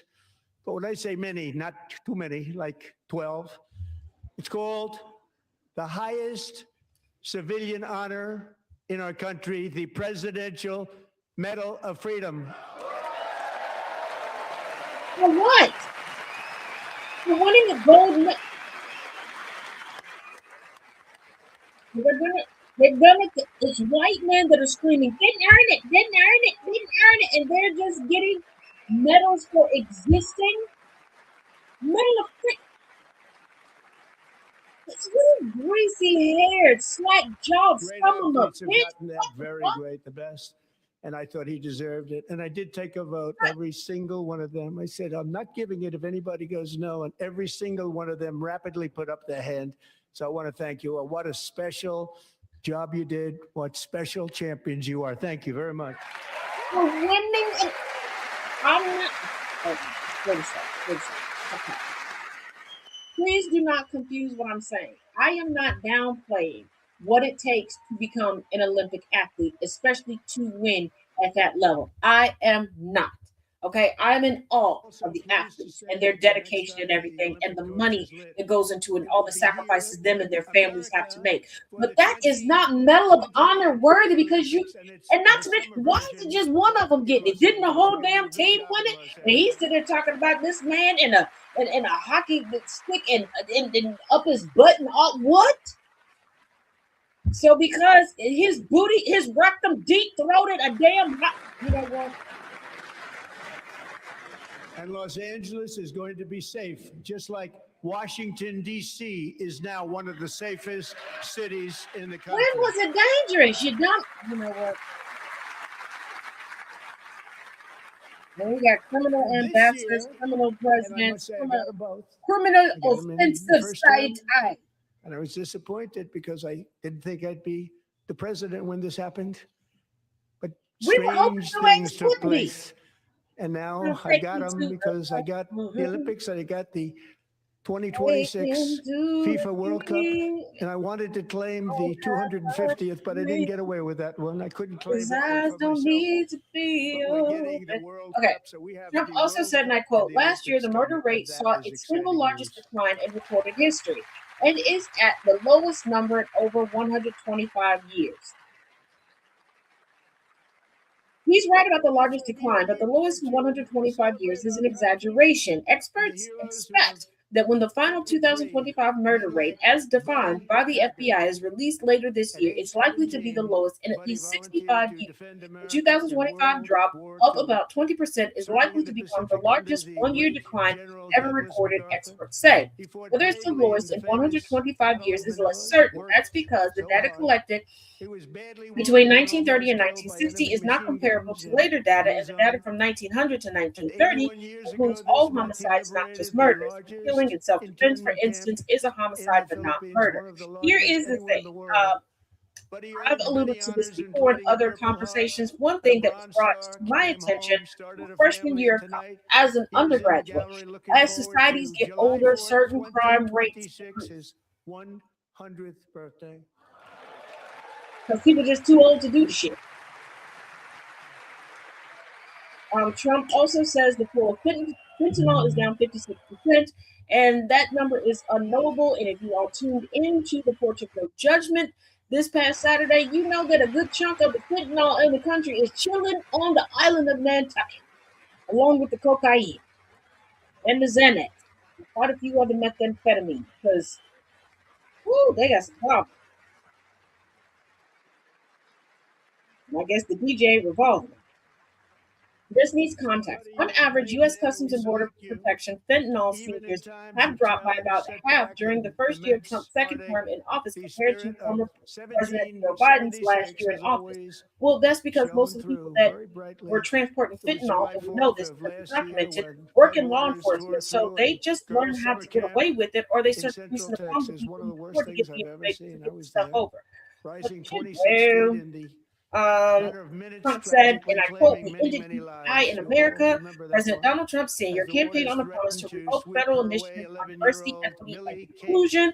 It is now one of 75 of Trump's promises we are tracking with our MAGA meter.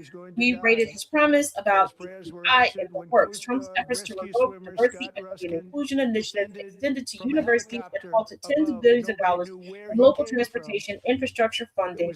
Some of his executive orders curtailing the government's use of DEI have been reversed, modified, or blocked in court. And once again, the biggest ones that it's hurting white women. Of course, Trump blames Biden for housing woes, but shortage has existed for a long time. Trump said that the low interest rates will solve the Biden-created housing problem. The U.S. housing shortage predates Biden, not to mention if wages are not increasing and taxes keep increasing, how is anybody going to afford a house? But there we go. Still the fox chucking.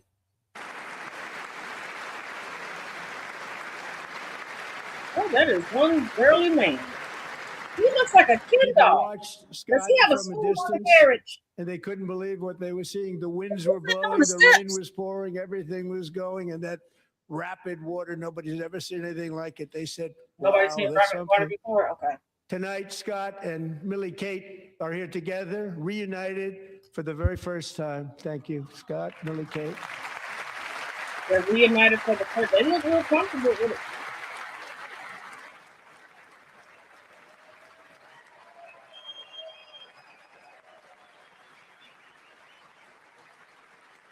No, seriously, are they sitting on steps? All them empty seats. We're special guests and they can't. And Petty Officer Ruskin, I'm pleased to inform you that I am now awarding you the Legion of Merit for extraordinary heroism, which is what it was, extraordinary heroism. Thank you. For doing your job? Okay. But why didn't he get a medal? You know what? Trump is the same person that said his personal Vietnam was avoiding STIs. It obviously he did. Like to have when does the sundown start? Please come down and take care of the service, military aid. Thank you very much. Take care of that very important service. Thank you very much. From 1776 to today, every generation of Americans has stepped forward to defend life, liberty, and the pursuit of happiness. And they knew exactly they're really doing it for the next generation.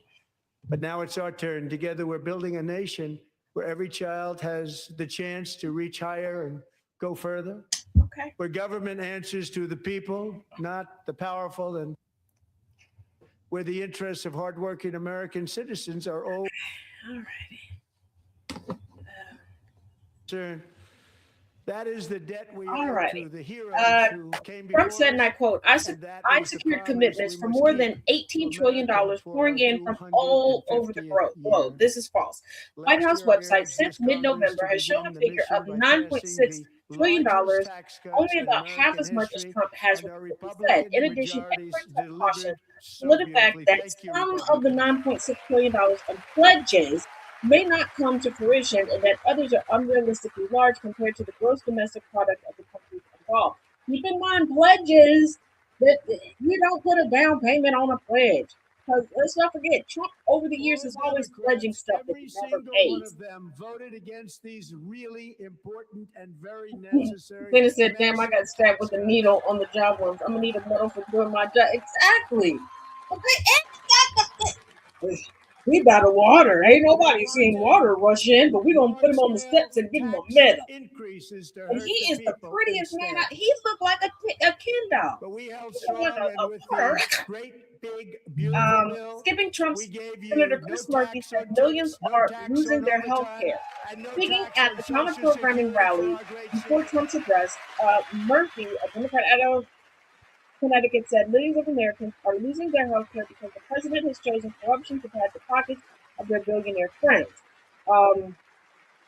And we covered that here, so later if you want to rewind and watch it, that's cool. Representative Al Green, Democrat out of Texas, held up a sign and was escorted out. At the start of Trump's speech, Representative Al Green held a sign that appeared to read, "Black people aren't apes." Al, Ed, this is why we love Mr. Green. Mr. Green, this is why we love Mr. Green. Megan Hemhauser, a devoted mom who's homeschools her children. Oh, Jesus Christ. Everybody don't need to homeschool. Some of y'all dumb as hell. Don't homeschool nobody. Operating very heavy equipment. Megan is here this evening, and she's happy to tell you that she is so much richer because with no tax on tips, no tax on overtime, and our expanded child tax credit. Ain't nobody again said none of by that. Republicans, Everybody just Megan talked and about her this husband no tax on will tips take home while more doing than their taxes has not been $5,000 agreed. extra just for the year, cutting her tax bill in more than half.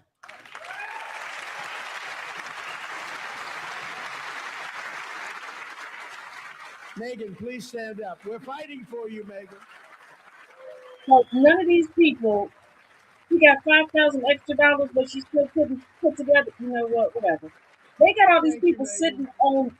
We're fighting for you, Megan. Under our bill, parents like Megan can also activate their children's brand new Trump accounts. And I didn't name it. I did not name that. Yes, you did. I didn't name it. I didn't name that. Because it's not named me, but there. I did not name it. It's named by a very tall man sitting right there in the third row. Nice man, a good man. Tax-free investment accounts for every American child. This is something that's so special and has It's taken not off for and every gone American through child. the roof. Millions will be pre-funded courtesy of the U.S. Treasury and private individuals like Michael and Susan Dell, who have donated $6.25 billion to fund the Trump accounts for 25 million American children. You mean that woman that looks like a dilapidated Annabelle doll? That woman look like she done seen some things in the future.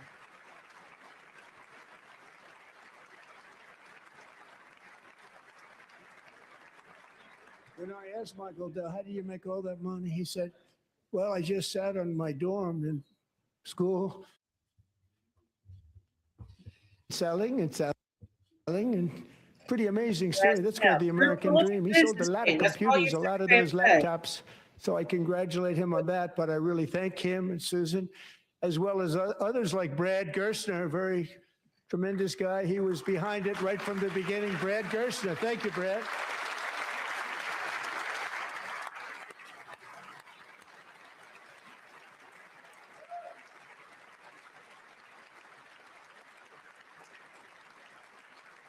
So with modest additional contributions, these young people's accounts could grow to over $100,000 or more by the time they turn 18. Think of it. How much money is that for somebody Why are that started all of with these nothing? special guests Over 100,000, could be much more than that. all the way in the To make back? this investment in our children's future, go to TrumpAccounts.gov. The vast majority of Democrats didn't show TrumpAccounts.gov. up, And a lot of even with people are them not doing it. showing They're up. setting every Why record aren't in the they- book. It's popular. They knew what it was going to take. I'm so proud of them. I'm so proud of the people that got it started. And now it's just taken off. One of the primary reasons for our country's stunning economic turnaround, the What's biggest stunning in history, economic where the Dow turnaround? Jones broke 50,000 4 years ahead of Learns, schedule, see what he thinks and he's the first S&P in. hit 7,000, where it wasn't supposed to do it for many years, were tariffs. I used these tariffs, took in hundreds of billions of Everybody got dollars into to this make out great front. deals for our country, both Everybody economically and like on a titties, national front, titties, security front, basis. titty, Everything was titties, working front. well. I don't know. Countries that were ripping us off for Pretty sure decades her are now titties paying us look like- hundreds of billions of dollars. But, hey, They were ripping us so badly. You all know that. Everybody knows it. Even the Democrats know it. They just don't want to say it. And yet you know, these I feel countries like every are time he now says, look, happy, I remember that and viral so video are we. of We made deals. The deals are all done. the like And leopard they're print, happy. you know, talking They're about not making money like they used to, but we're making a lot of money. That's what I think of every time. There was no inflation, tremendous growth, and the big They're not immune to the smell. story was how Donald Trump called the economy correctly. Right. And 22 Nobel Prize winners in economics Like, wait, didn't. look at They got everybody's it totally face in there. wrong. They look. They got it really They like, wrong. please wrap this And shit then up. just 4 days ago, Somebody an tap him. unfortunate ruling from the United States Tap, Supreme Court. tap it up. It just came down. It came down. Very unfortunate ruling. Now I have look taken right here. But the good news is that almost all countries and corporations want to keep the deal that they already made, right, Scott? Knowing believe that's that what's the going on in, legal power that I, AMC. as president, have to make a new deal could be far worse for them, and therefore they will continue to work along the same successful path that we had negotiated before the Supreme Court's unfortunate involvement. So despite the disappointing ruling, these powerful country saving, it's saving our country, the kind of money we're taking in. Is it? Peace protecting. Is that why the Many money of is the wars going I to a bank settled was account because better? of the threat of tariffs. I wouldn't have been able to settle them without. But it, Will remain in place you under can't fully have- approved and tested alternative legal statutes. And they have been tested for a long time. They're a little more complex, but they're actually probably you done better, aged like leading to a Justice solution Sahara. that will be even Ooh, Amy. Oh, child. Ooh. already time tested and approved. Oh. And as time goes by, I believe the tariffs paid for by foreign countries will, like That in is the not- past, Who's paying for substantially tariffs? replace the modern day system of income tax, taking a great financial burden off the people that I love. Who do you love? Who do you love? I just show. Who do you love? I just show. Because I don't really know what these words mean. Moving forward, factories, jobs, leaving. investment, and trillions of dollars will Factories that are continue shutting pouring down into as the we United speak in States of America Ohio. because we finally have Ohio. a president who puts America first. I You put don't put America first. I love You barely America. put your own loins first. You don't even put smelling good first. But do you know what you love me? That's what you do. For decades before I came along, we had the exact opposite. From trade to healthcare, from energy to immigration, everything was stolen and rigged in order to drain the wealth out of the productive, Yeah, you hardworking stolen a people lot of things. You was who rigging a make lot our of things. country great, Brought who your make our wife country from run. overseas. What you talking Under about? Biden and his corrupt partners in Congress and beyond, it His reached a corrupt breaking partners? point with the Green New Scam, open borders for everyone. They poured in by the Without millions open and borders, millions we from wouldn't have a prisons, family. You from wouldn't mental be here. institutions. You know There were what? murders, 11,888 murders. They came into our country. You allowed that to happen. And record-setting inflation that Mark cost Kelly is like, I'm the tired of this. typical shit. I'm family tired of this, Grandpa. $34,000 in just a speck of time. Now the same people in this chamber who voted for those disasters suddenly use the word affordability, a word they just Suddenly, used it ain't suddenly. We've been asking for affordability for knowing full well that they caused and created the increased prices that all of our citizens had to endure. You caused that problem. You caused that problem. Son of a.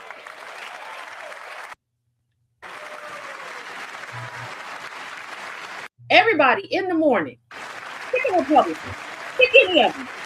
Ask them on social media. Just ask them. Pick a social media platform and ask them to explain this part of the speech. Ask them to explain this part of the speech. They knew their statements were a dirty, rotten lie. Their policies created the high prices. Our policies are rapidly ending them. We are doing really well. Those prices are plummeting down. Who is we? Which one did we become friends? Was it the same number? No. The price of eggs is is down 60%. Madam Secretary, thank you. The cost of chicken, butter, fruit, hotels, automobiles, rent is lower today than when I took office by a lot.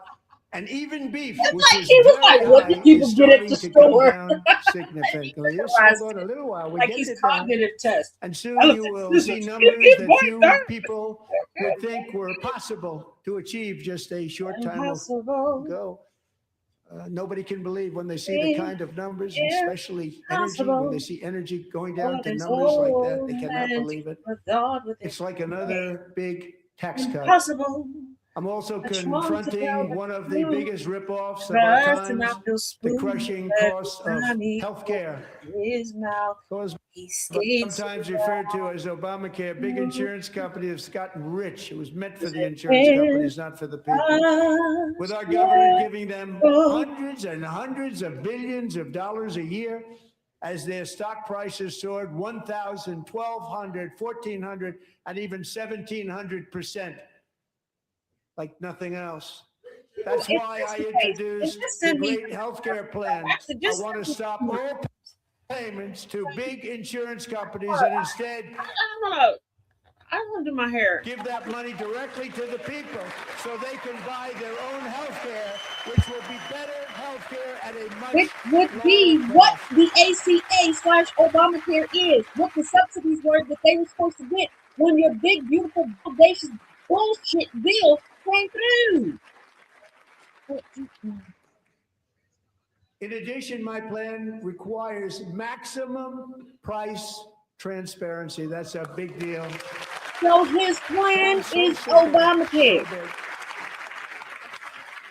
And I did that in my first term, and the Democrats immediately terminated it with full knowledge that they were doing a very bad thing for the people. Costs were going to go way up, and that's what happened. And now I'm bringing them way down on healthcare and everything else. I'm also ending the wildly inflated cost of prescription drugs like has never happened before. My prescription drugs ain't changed in price. Okay, that EpiPen is still expensive as hell. Okay, and the last one expired, and I can't afford to get a new. Well, presidents tried to that do was it, fuck shit. but I'm they just never going to could. the Lord. They tried. The Most didn't Spirit try, of the Lord will They be tried. calling. They said they tried. They couldn't do it. They didn't even come close. They were all talk and no action, but I got it done. Under my just enacted most favored nation agreements, Americans who have for decades paid by far the highest prices of any nation anywhere in the world for prescription drugs will now pay the lowest price. All right, anywhere we in the got some more world for fact drugs. checking to do. Anywhere. Um, The lowest price. Okay, here we go. Trump said the U.S. received more than 80 million barrels of oil from Venezuela. The Federal Energy Information Association has not released 2026 data on how much oil the U.S. has imported from Venezuela. Based on 2025 data, 80 million barrels of oil is equivalent to about 6% of U.S. oil production. The Trump administration struck a deal with Venezuela's interim president, Delcy Rodriguez, in January to export up to $2 billion of Venezuelan crude oil to the U.S. Before the deal, there were about 30 million to 50 million oil barrels in inventory in Venezuela as a result of the U.S. naval blockade on Venezuela. Trump said that he signed the largest tax cuts in American history. This is mostly false. And factoring in that President Donald Trump Sr.'s One Big Beautiful Bill extended 2017 tax cuts that otherwise would have expired, which tax experts say is a plausible way of characterizing it, when the tax savings from Trump's 2025 law ranked third on the list of the biggest tax cuts laws since 1980, following his bills signed in 1981 by President Ronald Reagan and in 1981 and 2012 by President Barack Obama. However, the bottom line impact on America's tax liability started in 2026 won't be as dramatic as the historical tables suggest. Americans are already paying the lower tax rates that began in 2017 when the 2025 law saved from expiration. Whew. Trump's rhetoric about tariffs was part of a year of lies. Ranking. Trump said tariffs are paid by foreign entities. That's false. U.S. businesses pay import taxes to the federal government. In the past, foreign companies sometimes lowered their prices to absorb some of the tariffs. Studies show that during the first Trump administration, tariffs were passed almost entirely through U.S. firms or final. And let's not forget that Trump is pissing off world leaders and industry leaders, and they're like, screw you. And we are being actively cut off from emerging markets. So there we go. The new ratepayer protection pledge. We're telling the major tech companies that they have the obligation to provide for their own power needs. They can build their own power plants as part of their factory, so that no one's prices will go up. And in many cases, prices of electricity will go down for the community, and very substantially down. This is a unique strategy never used in this country before. We have an old grid. It could never handle the kind of numbers, the amount of electricity that's needed. So I'm telling them they can build their own plant. They're going to produce their own electricity. It will ensure the company's ability to get electricity while at the same time lowering prices of electricity for you, and could be very substantial. They all look tight. These cities They and look towns. weary as hell. You're going to see some good things happen over the next number They of all years. look like no. Another pillar of the American dream that has been under attack is home ownership. With us tonight is Rachel Wiggins, a mom of two from Houston. She placed bids on 20 homes and lost all of those bids to gigantic investment firms that bypassed inspection, paid all cash, and turned those houses into rentals, stealing away her American dream. She was devastated. Was she making enough money? Stories What her like credit this looking are like? why last month I signed It's a executive order ratio. to ban large Wall Street investment As you firms know, from that's buying not up supposed to y'all make us into put on there because thousands you're trying to keep the single-family homes. From getting houses. Where's she at? Where the lady at? What set of steps y'all got her sitting on?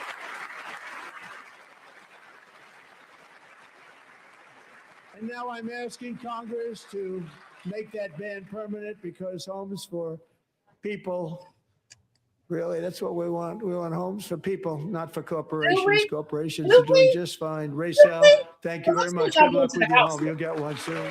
You'll get one soon. Oh, you're not gonna give her one, Mr. Real Estate Guy? Where's she at? Where's she? Y'all see her? I don't see her. We're also working to make it Trump, easier they for really get Americans people to up save there for on the retirement. street. And How many people did under y'all this invite? administration, we will Did you not always put a protect cap on how Social many people Security come? and Medicare. They are not protecting it for our seniors. We will always protect. They are you, Social you dumb Security, fuck, y'all. Medicare, Medicaid. Please sit down. Since I took office, the Since you typical took office, everything 401k done got balance worse. is up by at least My nerves is worse. $30,000. That's a lot of money. Oh, We have millions and millions of people, because the stock market has done so well, setting all those records. Your 401ks are way up. no, they're Yet not. half of all of No, working they're not. Americans still do not have access to a retirement plan with matching contributions from an employer. To remedy this gross disparity, I'm announcing that next year my administration will give these often forgotten American workers, great people, the people that built our country, access to the same type of retirement plan offered to every federal worker. We will match your contribution with up to $1,000 each year. as we ensure Okay, that so all $1,000. Americans can Anywho, profit from a Trump rising said we standard hit a of record living high in the stock market. Common stock market metrics have hit multiple highs during Trump's second term, but this needs context. Both the S&P 500 and the Dow Jones Industrial Average have risen consistently since dipping after Liberation Day, when Trump announced tariffs for nearly every country in April 2025. In the days before his 2026 State of the Union address, the S&P was up about 14% compared to the start of Trump's second term, and the Dow was up about 13%, even accounting for the Liberation Day dip. However, stock market gains in other countries have been even stronger, including the United Kingdom, Germany, China, Taiwan, Canada, Mexico, Italy, and Brazil. All of the shithole countries that he said wasn't shit.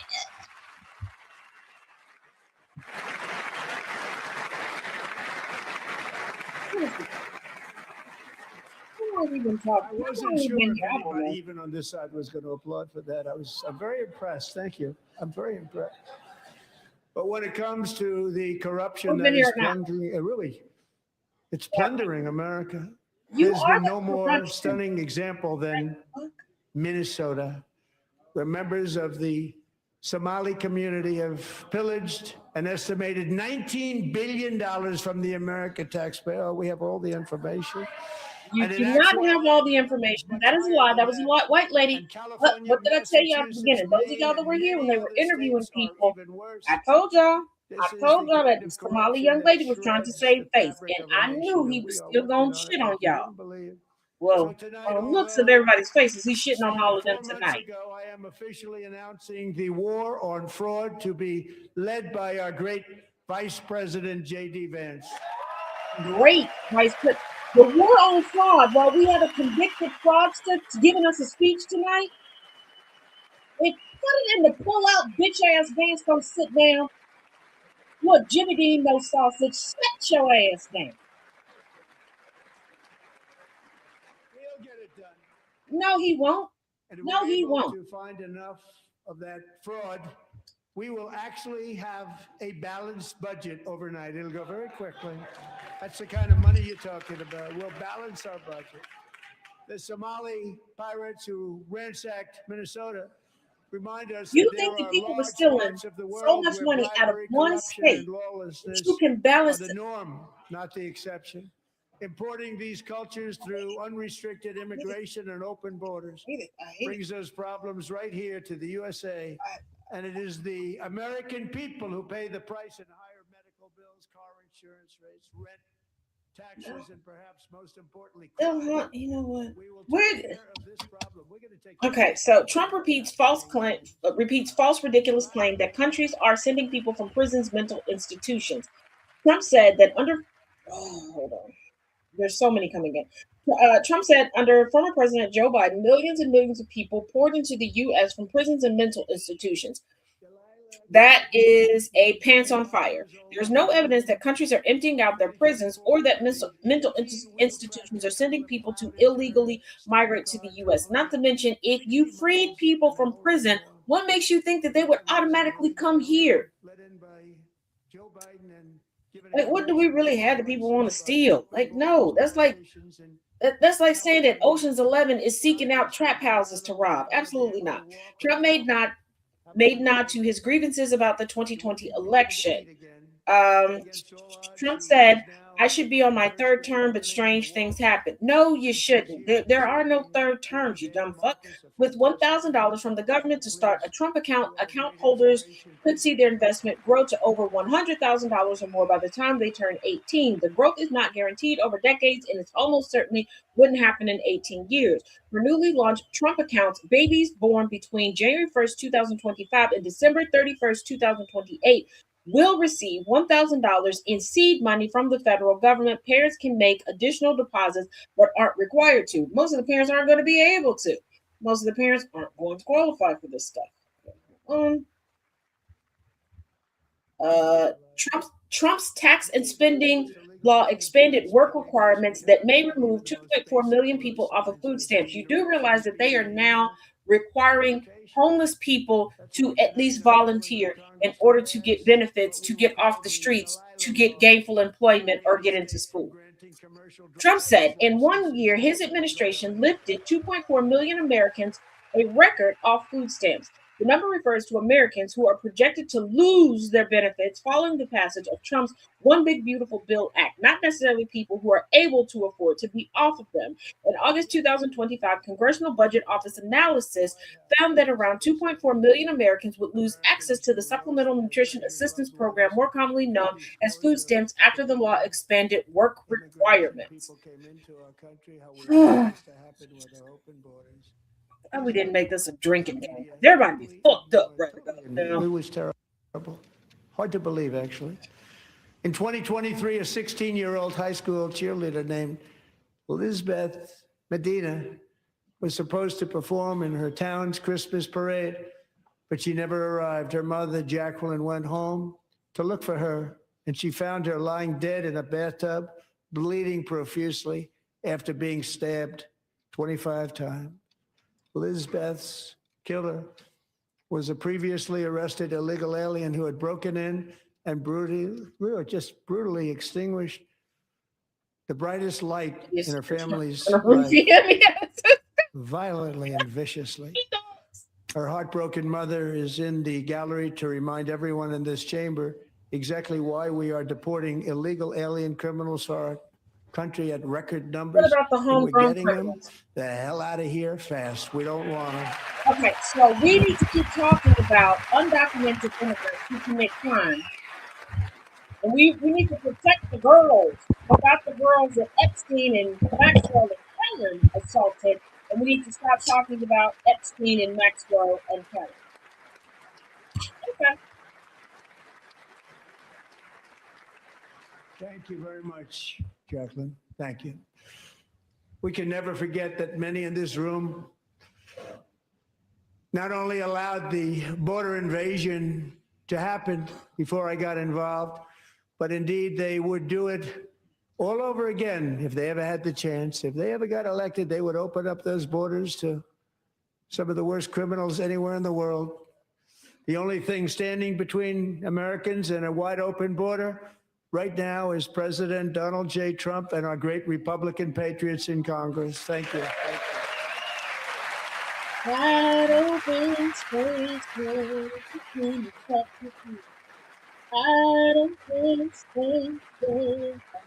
space. As we speak, Democrats in this chamber have cut off all funding for the Department of Homeland Security. It's all cut off. What were they spending money on, Donnie? They have instituted another Democrat What shutdown. were The they first one spending costing money us 2 on, points Donnie? on GDP. 2 points we lost on GDP, which probably made them quite happy, actually. Now they have closed the agency responsible for protecting Americans from terrorists and murderers. Tonight, I'm demanding the full and immediate restoration of all funding for the border security, homeland security they already had of an the United incredible budget. States, and also for Christy, helping people suck 'em and clean fuck 'em up their known, snow. We spent have it on no money planes, because trains, of and the automobiles, Democrats, and and it would be makeup. nice. We'd love to give you And a get her hand in back cleaning blown it out up, but you by get no money. Lewandowski. Nobody's getting paid. It's a shame. So you have to think about it. We have, in case you didn't know, pretty large snowstorm out there. Oh, One of the great things why about aren't they the getting State of the paid? Union Is he is how it asleep? gives Americans the chance to Oh, see Lord! clearly what We their got him. representatives really I know. believe. On camera. So tonight, I'm inviting On every camera. legislator Oh, no, to no, join with my administration in You know that reaffirming shit a on tail. fundamental principle. He was like, this should have been If a you tape. agree with this statement, then stand up and show your support. The first duty of the American government is to protect American citizens, not illegal aliens. But nobody's protecting us against you. Okay, here we go. We got some more fact checking. Trump cites unproven dollar figure in Minnesota fraud scheme. Trump said that in Minnesota, Somalis have pillaged an estimated $19 billion from the American taxpayer. They're also Somali. But I digress. Then said the number is much higher than that. That number is not reflected in criminal charges filed since 2022, but investigations remain underway. Assistant U.S. Attorney Joe Thompson said in December that the state-run Medicaid programs being audited had billed $18 billion since 2019, and half or more were possibly fraudulent. Not that all $18 billion were. All 100 defendants, the majority of them Somali, have been charged for defrauding federal programs for feeding children, housing, and serving people with autism spectrum disorder. Those charges against them were filed during the Biden administration, and the ringleader, the starter of all of this, is a white lady. Woo! Y'all stop fucking shit. Been here for an hour and almost 10 minutes. What up? Women are okay in the bathroom stall before that speech. Yep. It was like snip it up. Snip it up. Okay.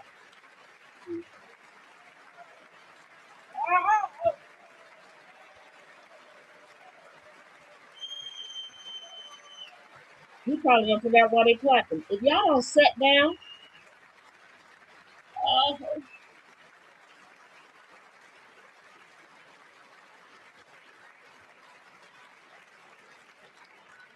Isn't that a shame? You should be ashamed of yourself not standing up. You should be ashamed of yourself. That is why I'm also asking you to end deadly sanctuary cities that protect the criminals and enact serious penalties for public officials who block the removal of criminal aliens. In many cases, drug lords, murderers all over our country, they're blocking the removal of these people out of our country, and you should be ashamed of yourself. What? Again, am I the one having a stroke?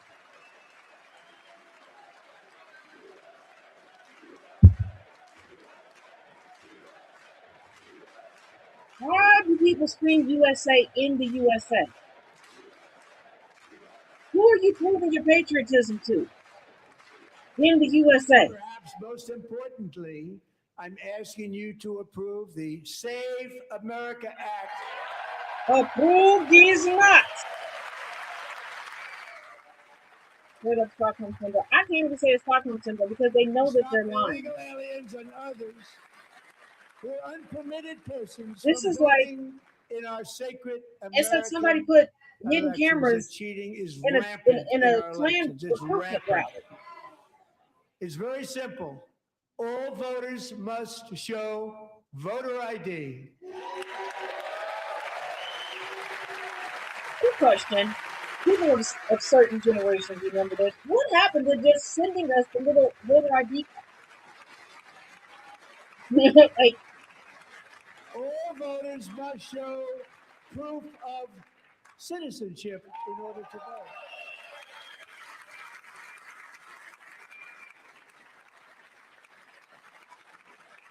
And no more crooked mail-in ballots except for illness, disability, military, or travel. None. well, you need to pre-plan your illnesses. And this should be an easy one. And by the way, it's polling at 89%, including Democrats. 89%.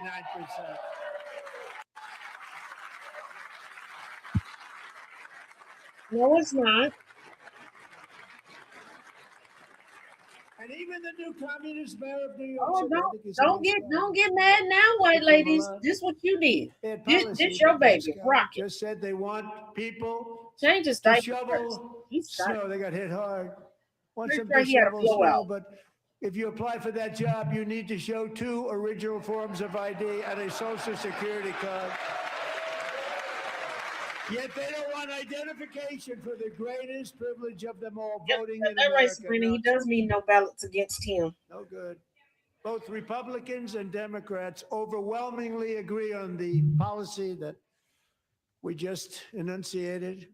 And Congress Just should enunciated? unite and enact this common sense, Oh. country-saving That's a new word for legislation right Elmo. now, and it should be before anything else happens.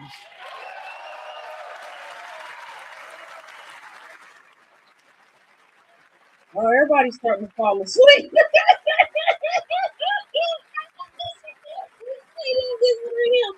Oh, yeah. It's coming. It's coming.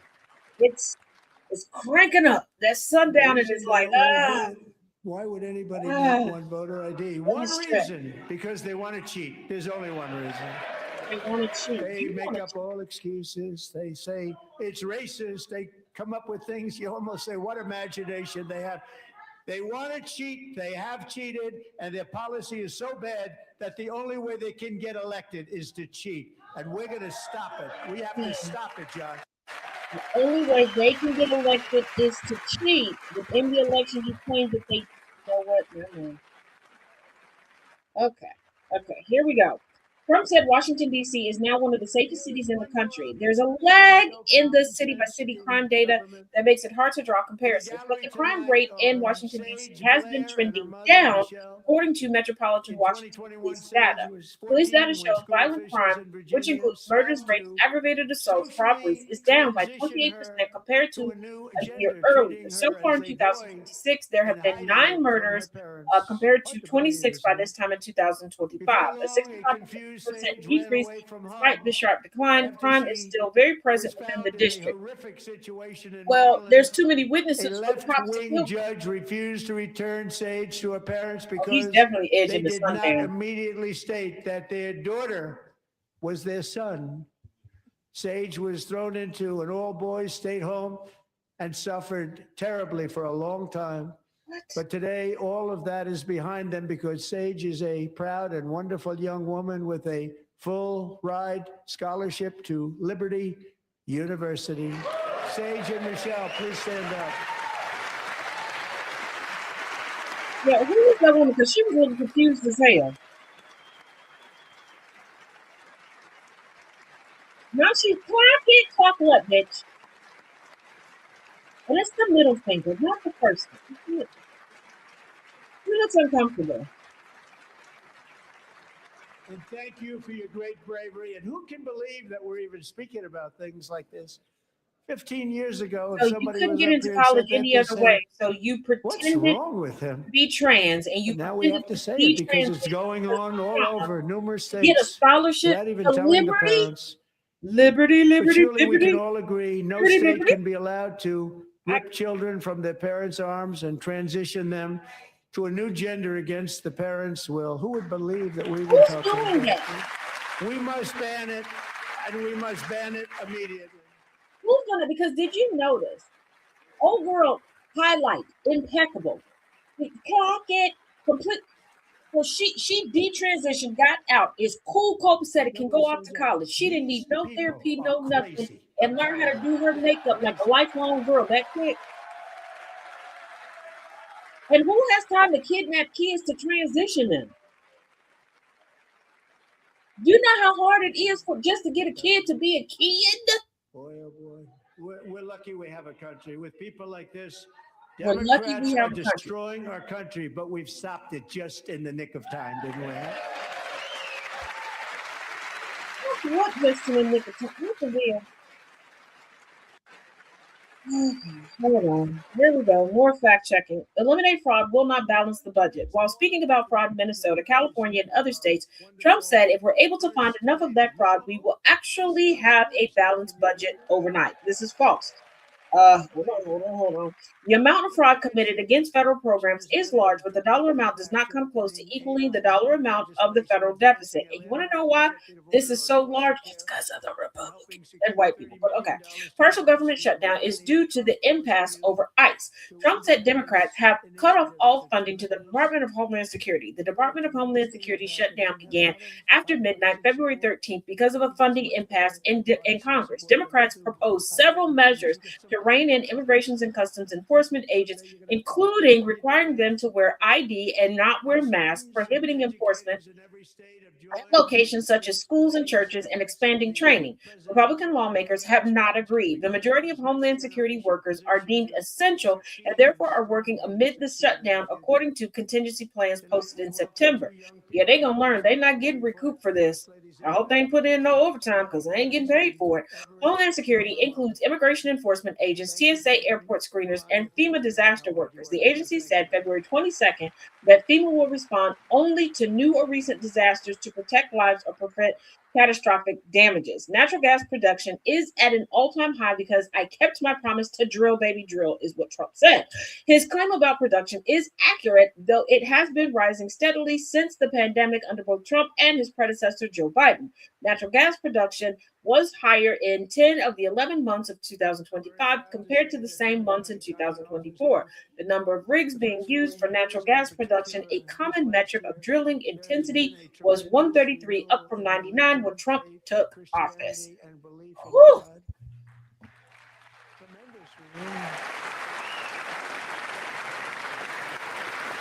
Okay.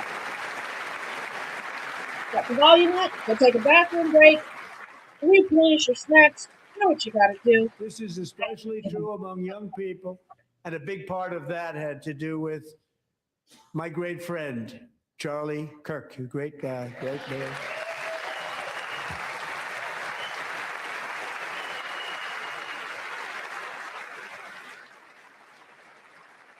So last year, Charlie was violently murdered by an assassin and martyred, really martyred for his beliefs. His wonderful wife, Erica, is with us tonight. Erica, please stand.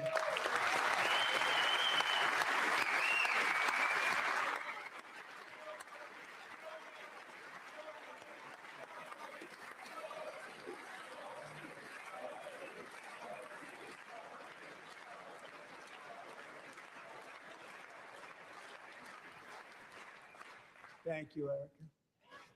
Been through a lot. In Charlie's memory, we must all come together to reaffirm that America is one nation under God, and we must totally reject political violence of any kind.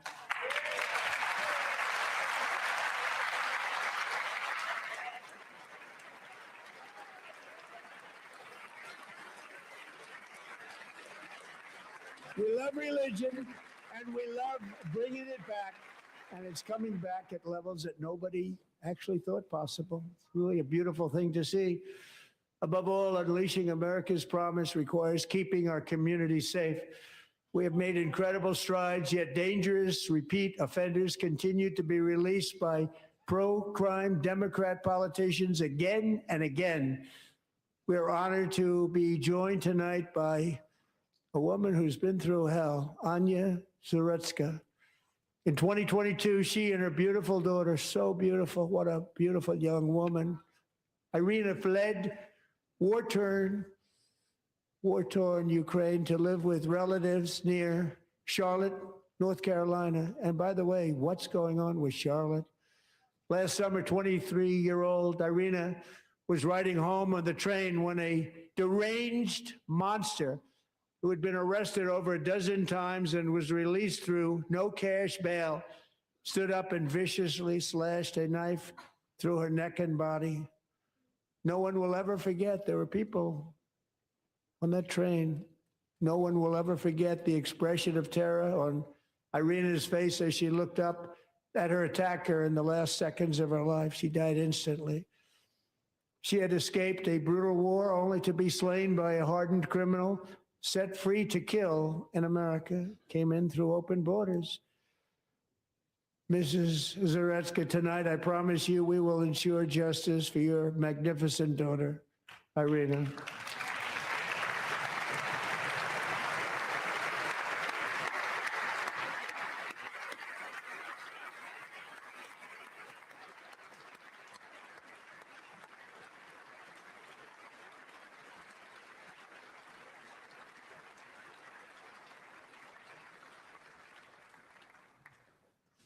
How do you not stand? How do you not stand? I'm asking this Congress to pass tough legislation to ensure that violent and dangerous repeat offenders are put behind bars, and importantly, that they stay there.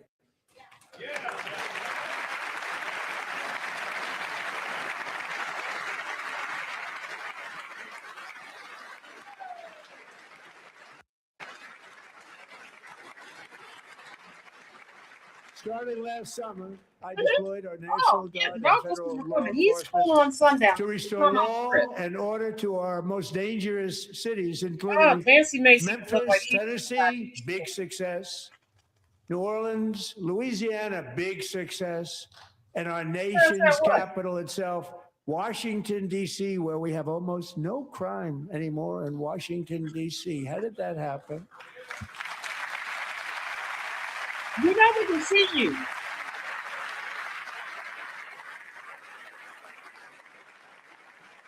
In fact, guys crime coming in out? Washington is now at the lowest level ever recorded, and murders in D.C. this January were down close to 100% from a year ago. We just went over there.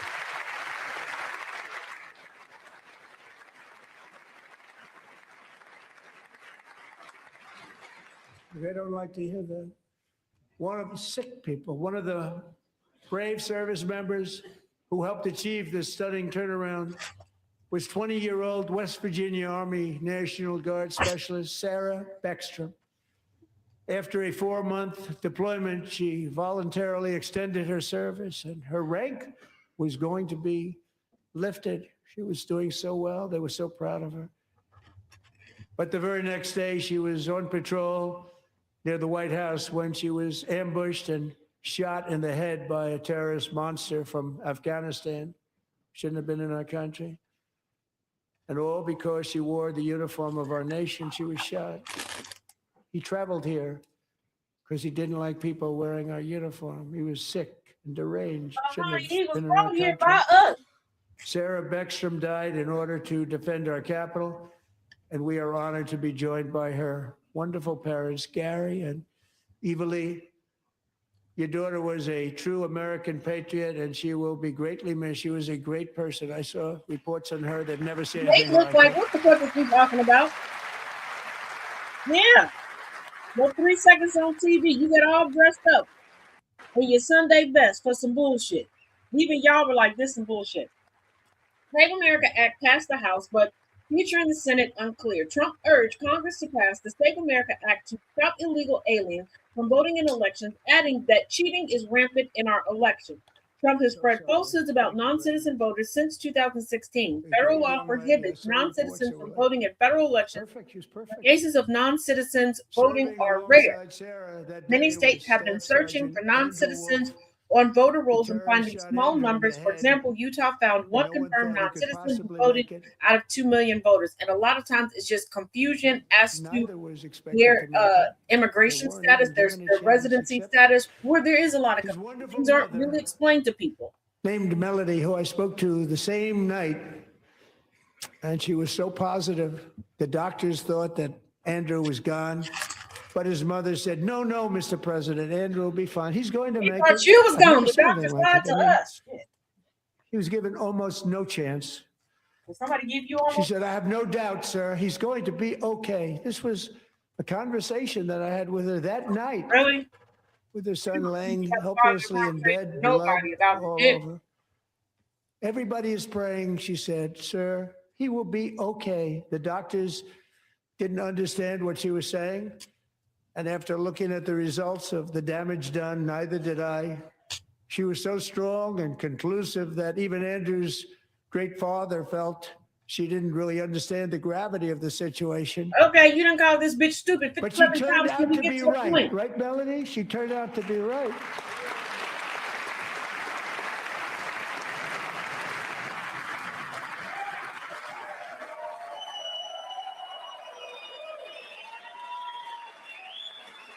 Well, she got an invite to the State of the Union because she prayed and she had faith. Okay.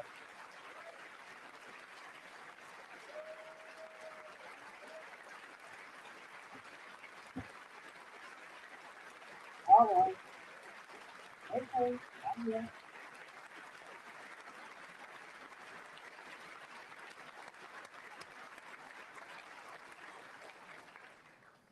Amazing, actually.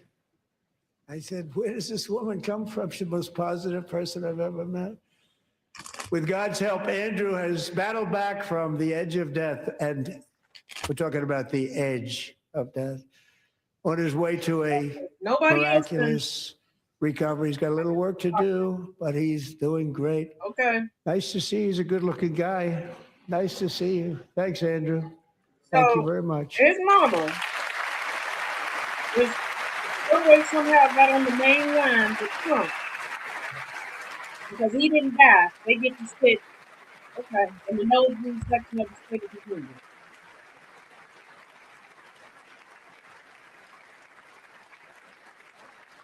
So, Andrew, while you're up, now I'm going to ask a highly respected General James Seward to present Staff Sergeant Andrew Wolf and the great family of Sarah Beckstrom with the award created by our late great President George Washington himself. It's called the Purple Heart.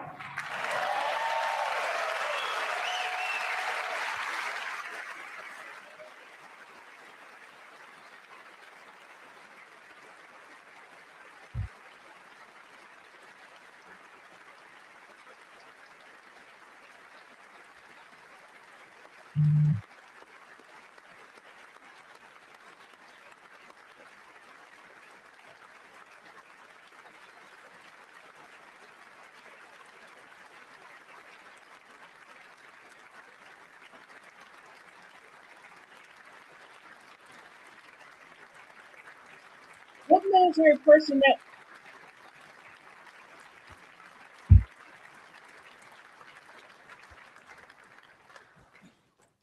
he about to We cry love you because all. he's like, oh, they Love got to you. whoop my ass. We're proudly restoring All safety of our for military Americans friends at about to home, come and we up are on me. also restoring security for Americans abroad. Our country has never been stronger. In my first 10 months, I ended 8 wars, including Cambodia. Isn't it funny? Sick people.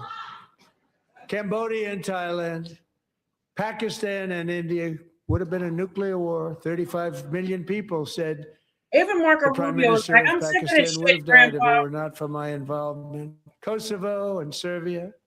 Okay, we done heard this tale before. Israel and Iran, Egypt and Ethiopia, Armenia and Azerbaijan. Let's get back to the fact check. Congo and Rwanda. And of course, the war in Gaza, which When New York hired proceeds at a snow very shovelers, low level, applicants it's needed just to about show there. 2 original I wanna forms of thank ID and a social Steve security, Witkoff which is and more than the Jared state requires Kushner for for voting. your This help. needs Thank you, context. Steve. New York Thank you, Jared. City Mayor Zoran Mamdani told reporters February 22nd that this was a long-standing program and that the shovelers were being paid, which is the reason for the identification requirement. He said federal law requires employees, including his city, to verify IDs to pay employees. We are not allowed to just cut checks to individuals for the work, he said. Secretary of State Trump said Marco majority Rubio. Thank support you. voting legislation.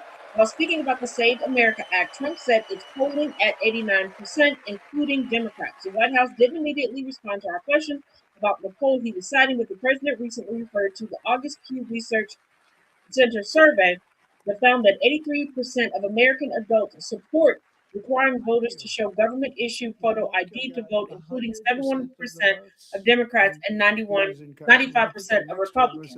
So white people are still racist. And some of the Democrats And are water saying wet. they can't Erica believe Kirk, it family about members that of guy. Minnesota Representative Melissa Hortman And he are said among it's an guests. honor Family that members they of feel victims that of way, right, political Mark? gun violence are You have attending done the a State great of the job, Union. great Secretary Trump of State. introduced I think Erica you'll go Kirk, down the as widow the of Turning best Point ever. USA founder Charlie Kirk, who was assassinated by a government September 10th while speaking at a Utah college. He wasn't assassinated, he was just killed, and he wasn't a politician, but okay. Trump said, we must all come together to reaffirm that America is one nation under God. We must totally reject political violence of any kind. Well, then resign. 2 Minnesota Democrats in the U.S. House, Betty McCollum and Kelly Morrison, invited Colin Hortman, the son of State Representative Melissa Hortman, and his wife, Alina Backlund Horton. Melissa Hortman and her husband, Mark, were fatally shot in their home June 14th. Hortman, a former House Speaker, was the member of the state's Democratic Farm Labor. The fatal shootings of the political figures months apart highlight a rise in political Who violence. had a dead son, their boy, the dearest son of their boy. They wanted him as much as though he were living. That was an amazing period of time. And they came back, and when we got all of the living hostages back, and many, many before them, but I always said those last 20 are going to be very tough, but we got many, many more, hundreds. But I said those last 20 are going to be tough. We got them back. but we only got But back bringing 14 peace or was 15 easy. of the dead of the 28. And believe it or not, Hamas worked along with Israel, and they dug and they dug and they dug. It's a tough Hamas thing to worked do. with Israel. Going through bodies all over, passing up 100 bodies Oh, sometimes we're for each on one that they sundown. found. Tough job. And they finally got it back to 27. And then Steve and Jared, they got it back to 28. They found all 28. Nobody thought that was possible, but we did it. And I remember the family of the 28th. They were so grieved, but they were so happy as it's possible to be. They had their boy back. The mother said, "Sir, we have our boy back." What a period of time that was, but we got them all back. So thank you both very much. Great job. You just said Hamas worked with Israel.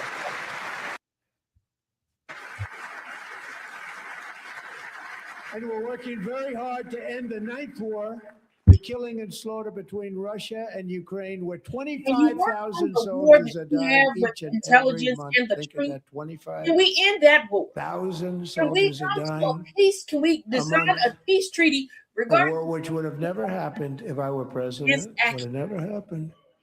As president, I will make peace wherever I can, but I will never hesitate to confront threats to America wherever we must. That's why in a breakthrough operation last June, the United States military obliterated Iran's nuclear weapons program with an attack on Iranian soil known as Operation Midnight Hammer. You know we can see you, right?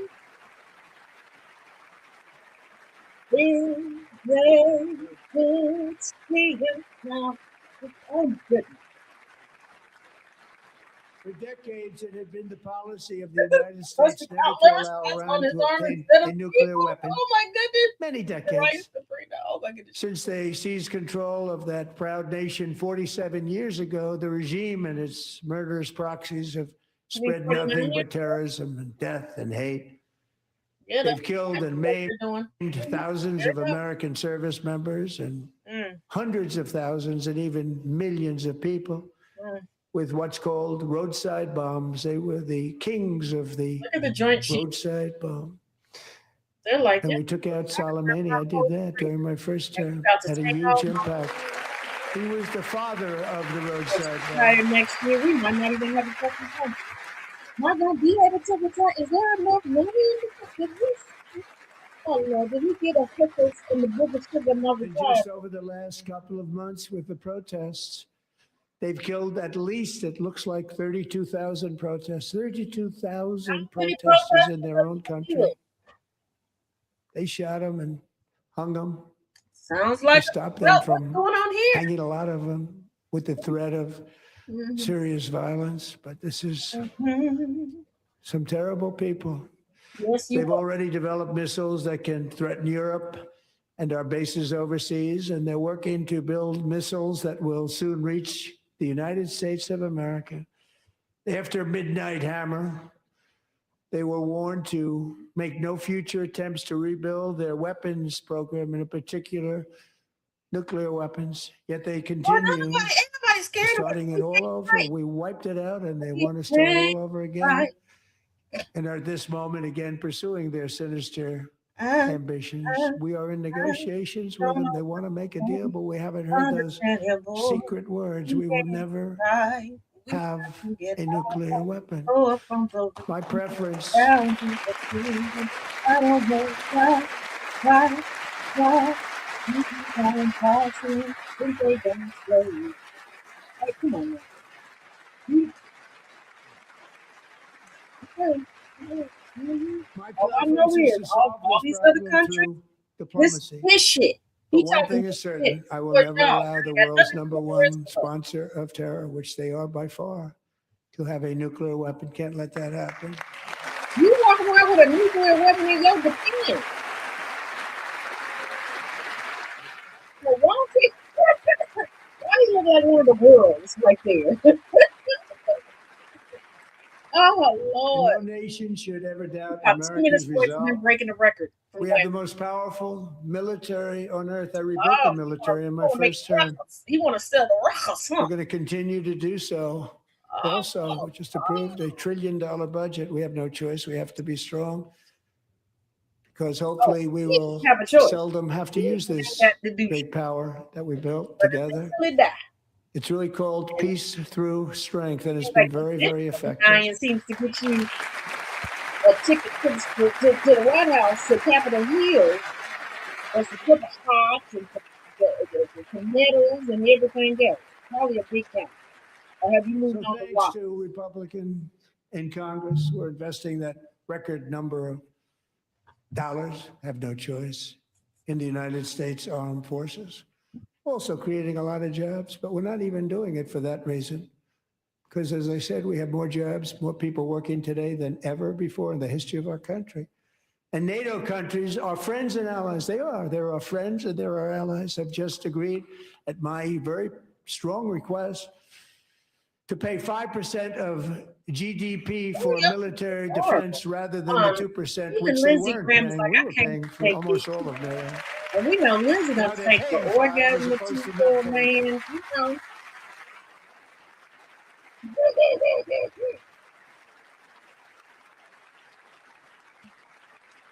And getting that 5% was something which everyone said would never be done, could not happen. We got it really easily with one meeting.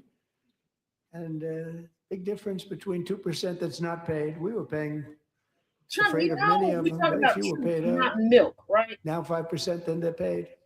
And everything we send over to Ukraine is sent through NATO and they pay us in full.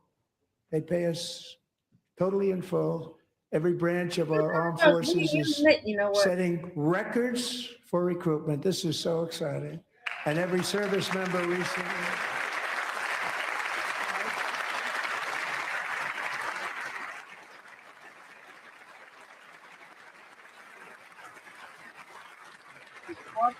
And every service member recently received a warrior dividend of Yeah, y'all. My representatives is like 175 years old. They well past they night time. Okay, they already had their tapioca and they night millions. They ready to go. You know, they put it in my desk. We got the money from tariffs and other things, a lot of money. We have much more money than people understand. Have to rebuild that program a little bit, but it won't take long.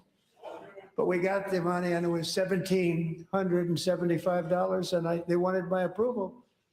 And Yeah, I they said, back there "What's the laughing number?" like this motherfucker $1,775. gonna lie the whole night. It's a good thing we I said, get wait to a sit minute, down. for one more dollar, we can have 1776. It's going to. I said, we're going to figure You that. got I never that asked right. anybody if we could afford it. One more dollar. I said You really 1776. wanted to. And I said, that's good. And I'll tell you what, our military, that was 4 months ago, our military, I never see a person in the military that doesn't thank me for it. So we're honored to do it. They deserve it. And we call it 1776. It was great. And we love our military. We love our law enforcement. We love our firemen. You know, the firemen don't get mentioned enough. We love our firemen. We're also.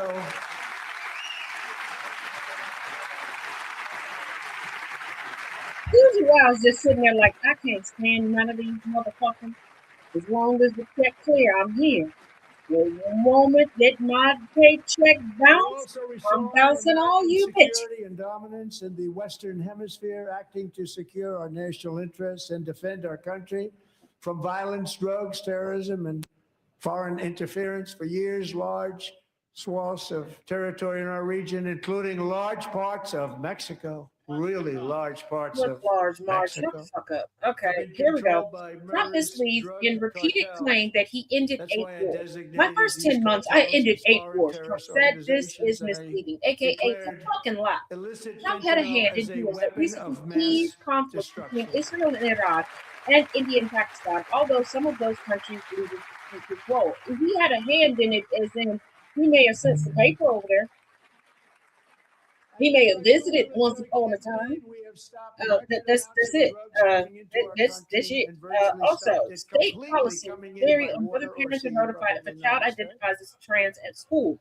One of the guests Trump called It very out seriously was Sage damaged Blair, their Trump said fishing was industry forcing also. Virginia Nobody wants to go socially fishing anymore. transitioned her to a new agenda, We've also treating her taken as down joy one of the and most fighting it for sinister her parents. cartel kingpins Some of states all. You saw prioritize that student yesterday. privacy by advising teachers In not to report January, parents without the student's consent. Other states have laws requiring or encouraging schools to notify parents if children request changes in their gender identity. Many states have no state-level policies addressing the issue.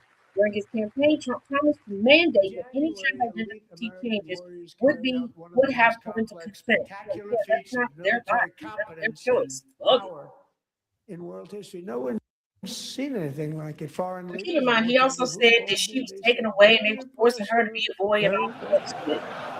They couldn't believe. They all watched. They saw what happened. This is a different fighting force that we had years ago when we fought to tie. You know, it's a great fighting force. I'm so proud of it. Look at Space Force. Space Force is my baby. Because we did that. But it's My baby is becoming so Canadian important. women.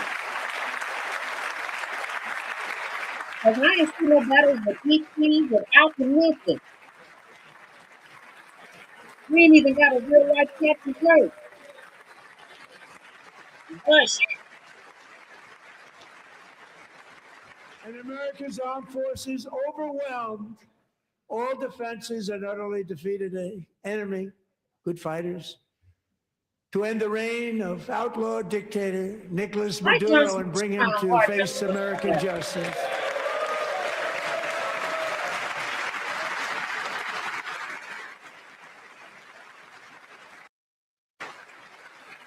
And this was an absolutely colossal victory for the security of the United States, and it also opens up a bright new beginning for the people of Venezuela.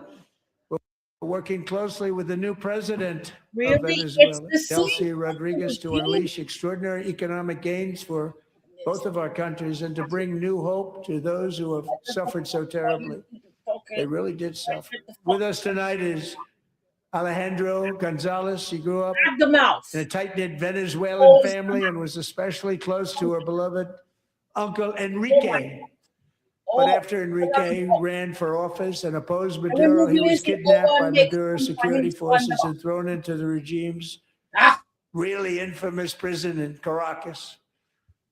Alejandro feared she would never see her uncle again. She feared for her own life also. Like But this since the random raid, I we have am- worked with the new leadership, and they have ordered the closure of that vile prison and released hundreds of political prisoners already, my iced coffee cup with twice. more to come. Alejandro, I'm pleased to With inform garbage you that not only has your uncle I been didn't even released, pour the Mountain Dew in my but he is here tonight. We brought him over to celebrate his freedom with you in person. Enrique, Promise you please if I come was down. there. Maybe the way I would have filled up in one of these chairs. Let me show you. I'll do this way too.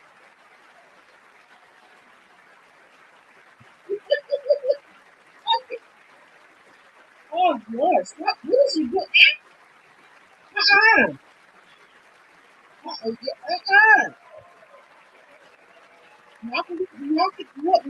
What?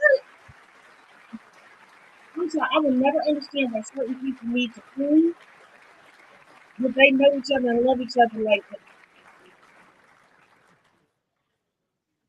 Please stop. She ain't Thank gonna you, get you down Enrique. later. Have a good time. Nice to have you back, Enrique. Have a good time. There were many heroes on that January raid to capture Maduro. Really great heroes. It was very dangerous. They knew we were coming. They were all set. Exactly. But the deeds of one warrior that night will live forever in the eternal chronicles of military valor. This is empty. Chief Warrant Officer 5, Eric Slover, planned the mission and was the flight lead in the cockpit I'm so mad. of the first helicopter. Bag. A big, beautiful, powerful helicopter. It was a massive Chinook carrying, as you can imagine, many, many American warfighters. Wearing the dog tags, his wife Amy had blessed with holy water before he left. She knew it was going to be a rough one. Eric steered the Chinook under the cover of night and descended swiftly upon Maduro's heavily protected military fortress. This was a major military installation protected by thousands of soldiers and guarded by Russian and Chinese military technology. How did that work out? Not too good. While preparing to land, enemy machine guns fired from every angle, and Eric was hit very badly in the leg and hip, one bullet after another. He absorbed 4 agonizing shots, shredding his leg into numerous pieces. And yet, despite the fact that the use of his legs was vital to successful helicopter flight, legs are the most important part of flying a helicopter, to deliver the many commandos who would capture and detain Maduro was the only thing Eric was thinking about. Then, even as he was gushing blood, which was flowing back down the aisle, helicopter lands at a steep angle. The machine gun stood right in front of him. They were right in front of him, 2 machine gunners. He just bleeding out. Escaped the wrath of the previous planes. Eric maneuvered his helicopter with all of those lives and souls to face the enemy and let his gunners eliminate the threat. Turned the helicopter around so the gunners could That's what I said. We're take care of business, saving the lives of his fellow warriors from what could have been a catastrophic crash deep in enemy territory. Only after safely landing the helicopter with all the warriors aboard in the exact right spot, which was vital to the mission, probably would have had to maybe cancel the mission if that didn't happen. Eric told his co-pilot, also wounded, but not as gravely, to take over.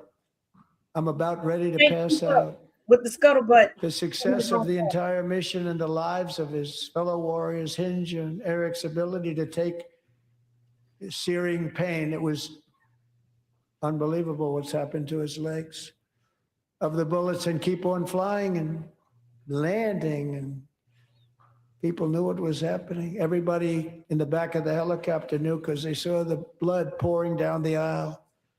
And nobody was concerned today was about to die. I'm thrilled to say that he is here tonight with his wife, Amy, Eric. Nobody cares. And Amy, Only come 4 on Supreme in. Court justices are in attendance. That is Chief Justice Roberts, Justice Amy Coney Barrett, Justice Elena Kagan, and Justice Brett Kavanaugh. All Israeli hostages held in Gaza have been returned. Trump touted his role in securing the peace plan in October 2025 to end the war between Israel and Hamas in Gaza. The plan includes a ceasefire, hostage release, and a board of peace for rebuilding. As of late January 2026, all 261 hostages taken from Israel by Hamas militants on October 7, 2023 have been accounted for, with the final remains recovered from Gaza. The last 20 living hostages were released in October, and later operations recovered bodies of the deceased. Trump says that the grid can't handle energy use for AI data centers. It is difficult to connect artificial intelligence data centers to the power grid at a recognition of Eric's actions above and wait beyond and the take up call to 7 of years duty. to get around that bottleneck. I would Trump now is like allowed to and ask encourage AI General companies to generate their Jonathan own power. Braga One group estimates that present data Chief centers Warrant are not Officer exclusively operated Slover by AI companies. with our nation's highest 4% of US military electricity award, by the Congressional 2008. Medal In of 2020, Honor. data centers, even those where cryptocurrencies use approximately 176 terawatt hours, or around 4.4% of the country's electricity consumption that year. In 2024, estimates show that AI took up to 10 to 20% of data center energy. Woo.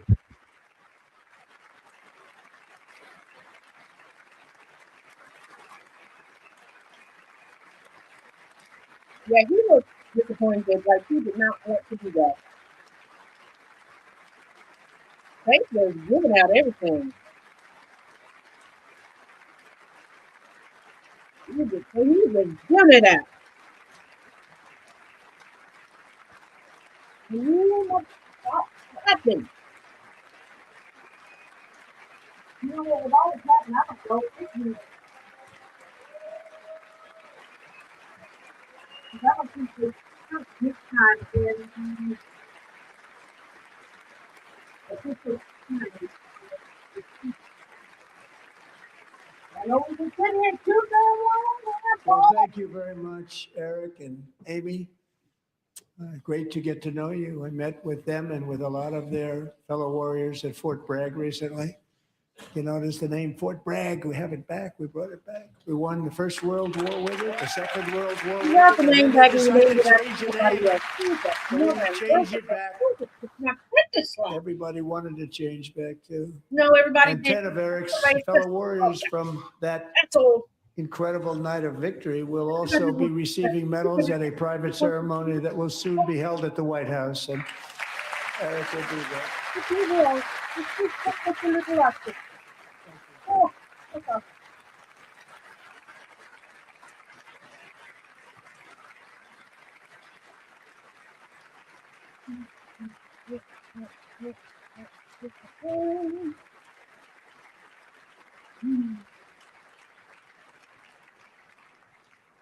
Thank you, Eric. I'm That's a pushing big that. one. All y'all gotta get up one more damn time. Tonight, we've celebrated many truly extraordinary American We didn't patriots. celebrate but anybody that was There is born. one last living Not a legend to day honor before. before we go. Celebrated was He extraordinary. is one more heroic American aviator, Navy Our left fighter Navy is pilot. more Royce extraordinary Williams than- served in World War II, Korea, Vietnam, Oh, yeah, his flying more record than never 220 missions. He's going down. In the skies over Korea in 1952, He's Royce was in the down. dogfight of a lifetime, Melanoma don't legendary give a dogfight. fuck. Flying through blizzard conditions, his squadron was ambushed by All up 7 in everybody's Soviet face fighter trying to planes. piss on him. It was his Jesus first aerial Christ. combat of the war, and despite being massively outnumbered and outgunned, Royce led the takedown of 4 enemy jets and almost destroyed the others, vanquishing his adversaries while taking 263 bullets Melanoma just to don't his give a own damn. plane and being seriously He really hurt. don't give a shit. His story was secret for over 50 years. He didn't even want to tell his wife, but the legend grew and grew. But tonight, A white at man that don't 100 take years credit for old, something? this brave Navy captain is finally What getting did you do? the recognition What did he you deserves. do for that? He was a legend long before this evening. Royce, please stand up, and I will ask Are the you First telling Lady Royce of the to United stand up? States to present Why Captain you asking Royce Royce to Williams stand with up? his He Congressional 175 years Medal old. of What do you Honor. get up? You didn't even have a medal. That motherfucker gonna fall over. You got him all the way up there in the red. Oh boy, you know melanoma did. Melanoma done stopped her Lewis meal ticket. She got to go home with that man and rock his world. Yeah, rock his body. Day to day. And home to dance with me.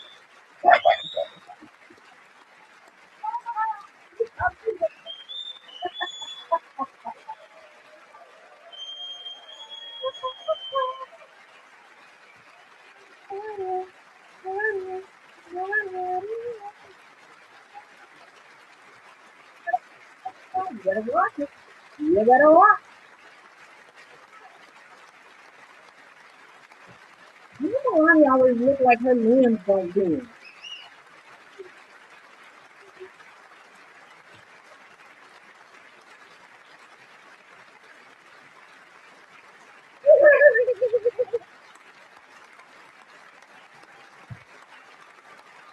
Why is that so tight around his neck? Melanoma, when you already tickling his tickle, if you owned his life insurance, Sarah.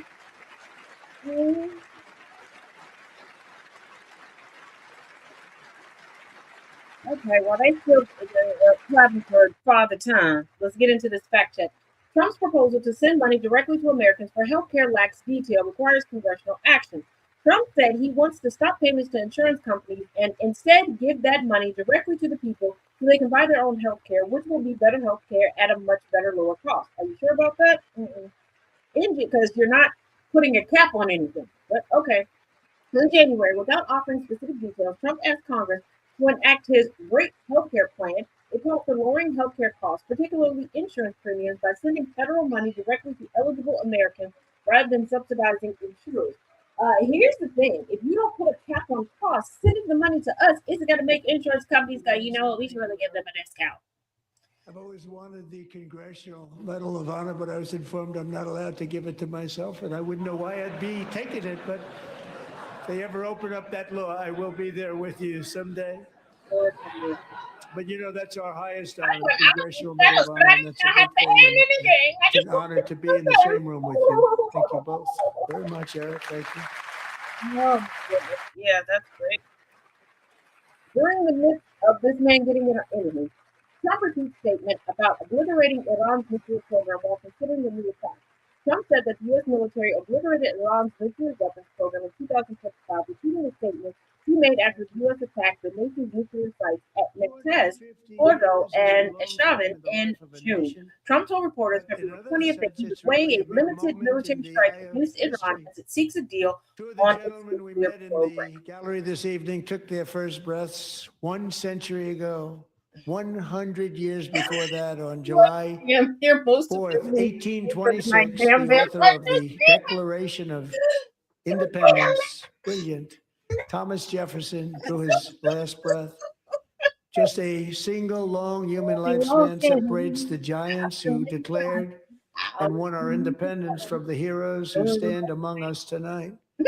Everything our nation has done, everything we have achieved, has been the work of those few great lifetimes. In those brief chapters, Americans built this nation from 13 humble colonies into the pinnacle of human civilization and human freedom. He's doing the weight. The strongest, wealthiest, most powerful, most successful nation in all of history. Americans ventured out across the daunting and dangerous continent we call past through an unforgiving wilderness, settled a boundless frontier, and tamed the beautiful but very, very dangerous wild west. They didn't remember you said. From empty marshes and wide open plains, we raised up the world's greatest cities. Together, we mastered the world's mightiest industries, shattered history's monstrous tyrannies, and we liberated millions from the chains of fascism, communism, oppression, You are the chains of fascism, bitch. Americans lifted humanity into the skies on the wings of aluminum and steel. I don't like you. And then we launched mankind into the stars on rockets powered by sheer American will and unyielding American pride. We wired the globe with our ingenuity. We captivated the planet with American culture. And now we are pioneering the next great American breakthroughs that will change the entire world. All of this and so much more is the enduring legacy, unmatched glory of the hardworking patriots who built and defended this country and who still carry the hopes and freedoms on all of humanity's backs. For years, they were forgotten, betrayed, and cast aside. But that great betrayal is over, and they will never be forgotten again. Because when the world needs courage, daring, vision, and inspiration, it is still turning to America. And when God needs a nation to work his miracles, he knows exactly who to ask. There is no challenge Americans cannot overcome, no frontier too vast for us to conquer, no dream too bold for us to chase, no horizon too distant for us to claim. For our destiny is written by the hand of providence, and these first 250 years were just the beginning. From the rugged border towns of Texas to the heartland villages of Michigan, Okay, from the sun-kissed shores of Florida to the endless fields of the Dakotas, and from the historic streets of Philadelphia to right here in our nation's capital, Washington, D.C., the golden age of America is upon us. The revolution that began in 1776 has not ended.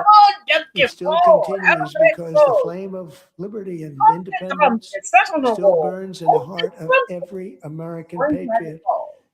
And our future will be bigger, better, brighter, bolder, and more glorious than ever before. Thank you, God bless you, and God bless America.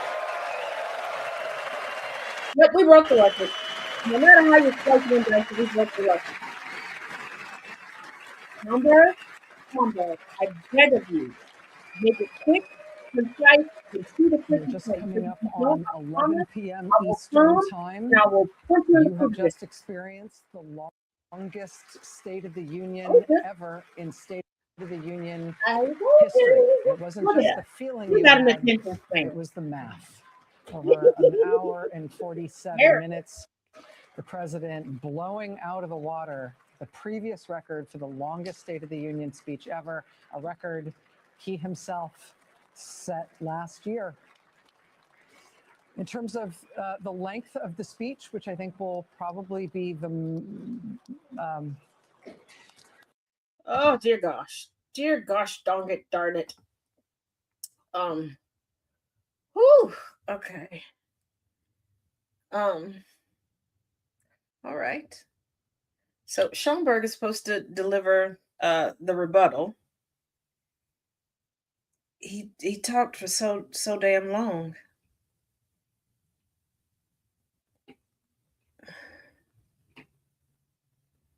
He just out here kissing bitches. Okay. Oh Lord. Why does everybody want to touch him? This is why we got super gonorrhea now. Oh, and those that are confused, I'm not joking about the whole super gonorrhea. Check out today, Tuesday, February 24th, the Taz effect. It's archived. Super gonorrhea is a thing. It's out there. Okay. I'm not making it up. I bet that diaper is full, the fullest it's ever been, the bestest, the fullest. It's the greatest. I don't half-ass anything. I full-ass it. I'm the greatest president. I fill up diapers like nobody's business. Nobody fills a diaper the way that I do.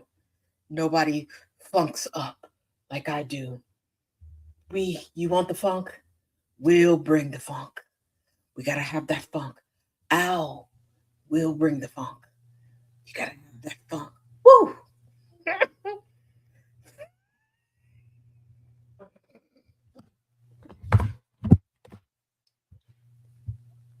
I'm to the point where I'm slap happy.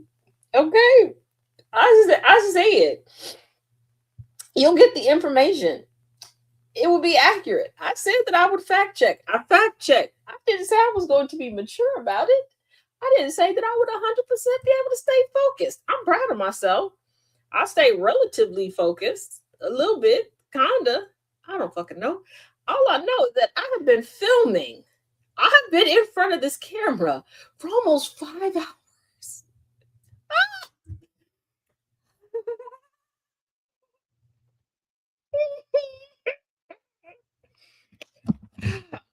You know, we might need to work on some correspondence. Yeah, we might need to tag team this up next year.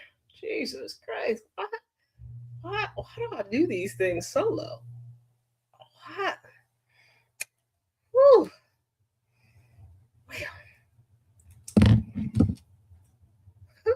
Well.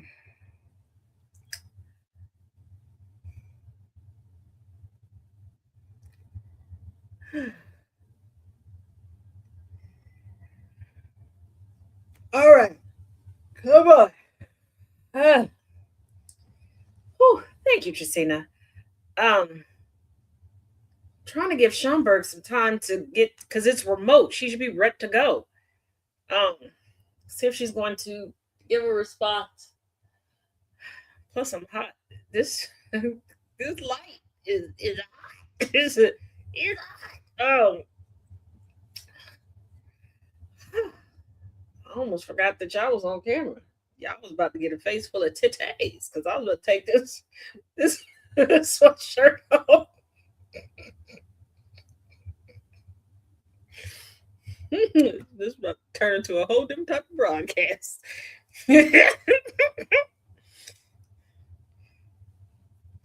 Come on.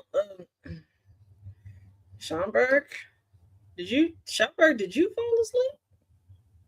That the president did very slowly throughout the back half of his speech, which made it go on for the longest period any State of the Union address has ever gone on before. There were very few actual proposals that were announced. He announced a war on fraud.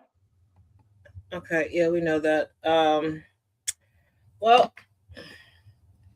Schomburg is taking too long for me. I don't know about y'all, but I will just bring y'all a synopsis on whatever Schomburg has to say, and I'm pretty sure multiple people will have video of Schomburg's response, but I'm exhausted. Okay, I'm pretty sure you are too. Oh, wait a minute.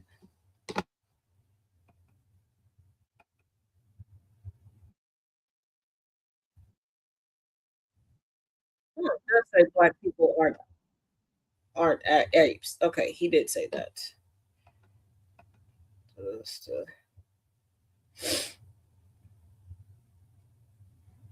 Just to be clear.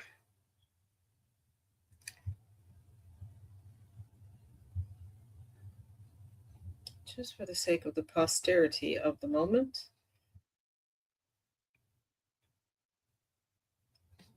So, hold on.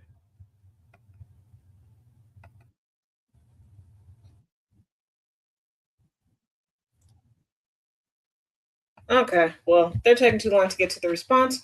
So, with that, I'm going to bid you all adieu. Like I said, tomorrow, Tad's Effect, I will just bring you a synopsis. Much love, much love, love. Thank you all. And like I said, at your leisure, you can go back and see the beginning.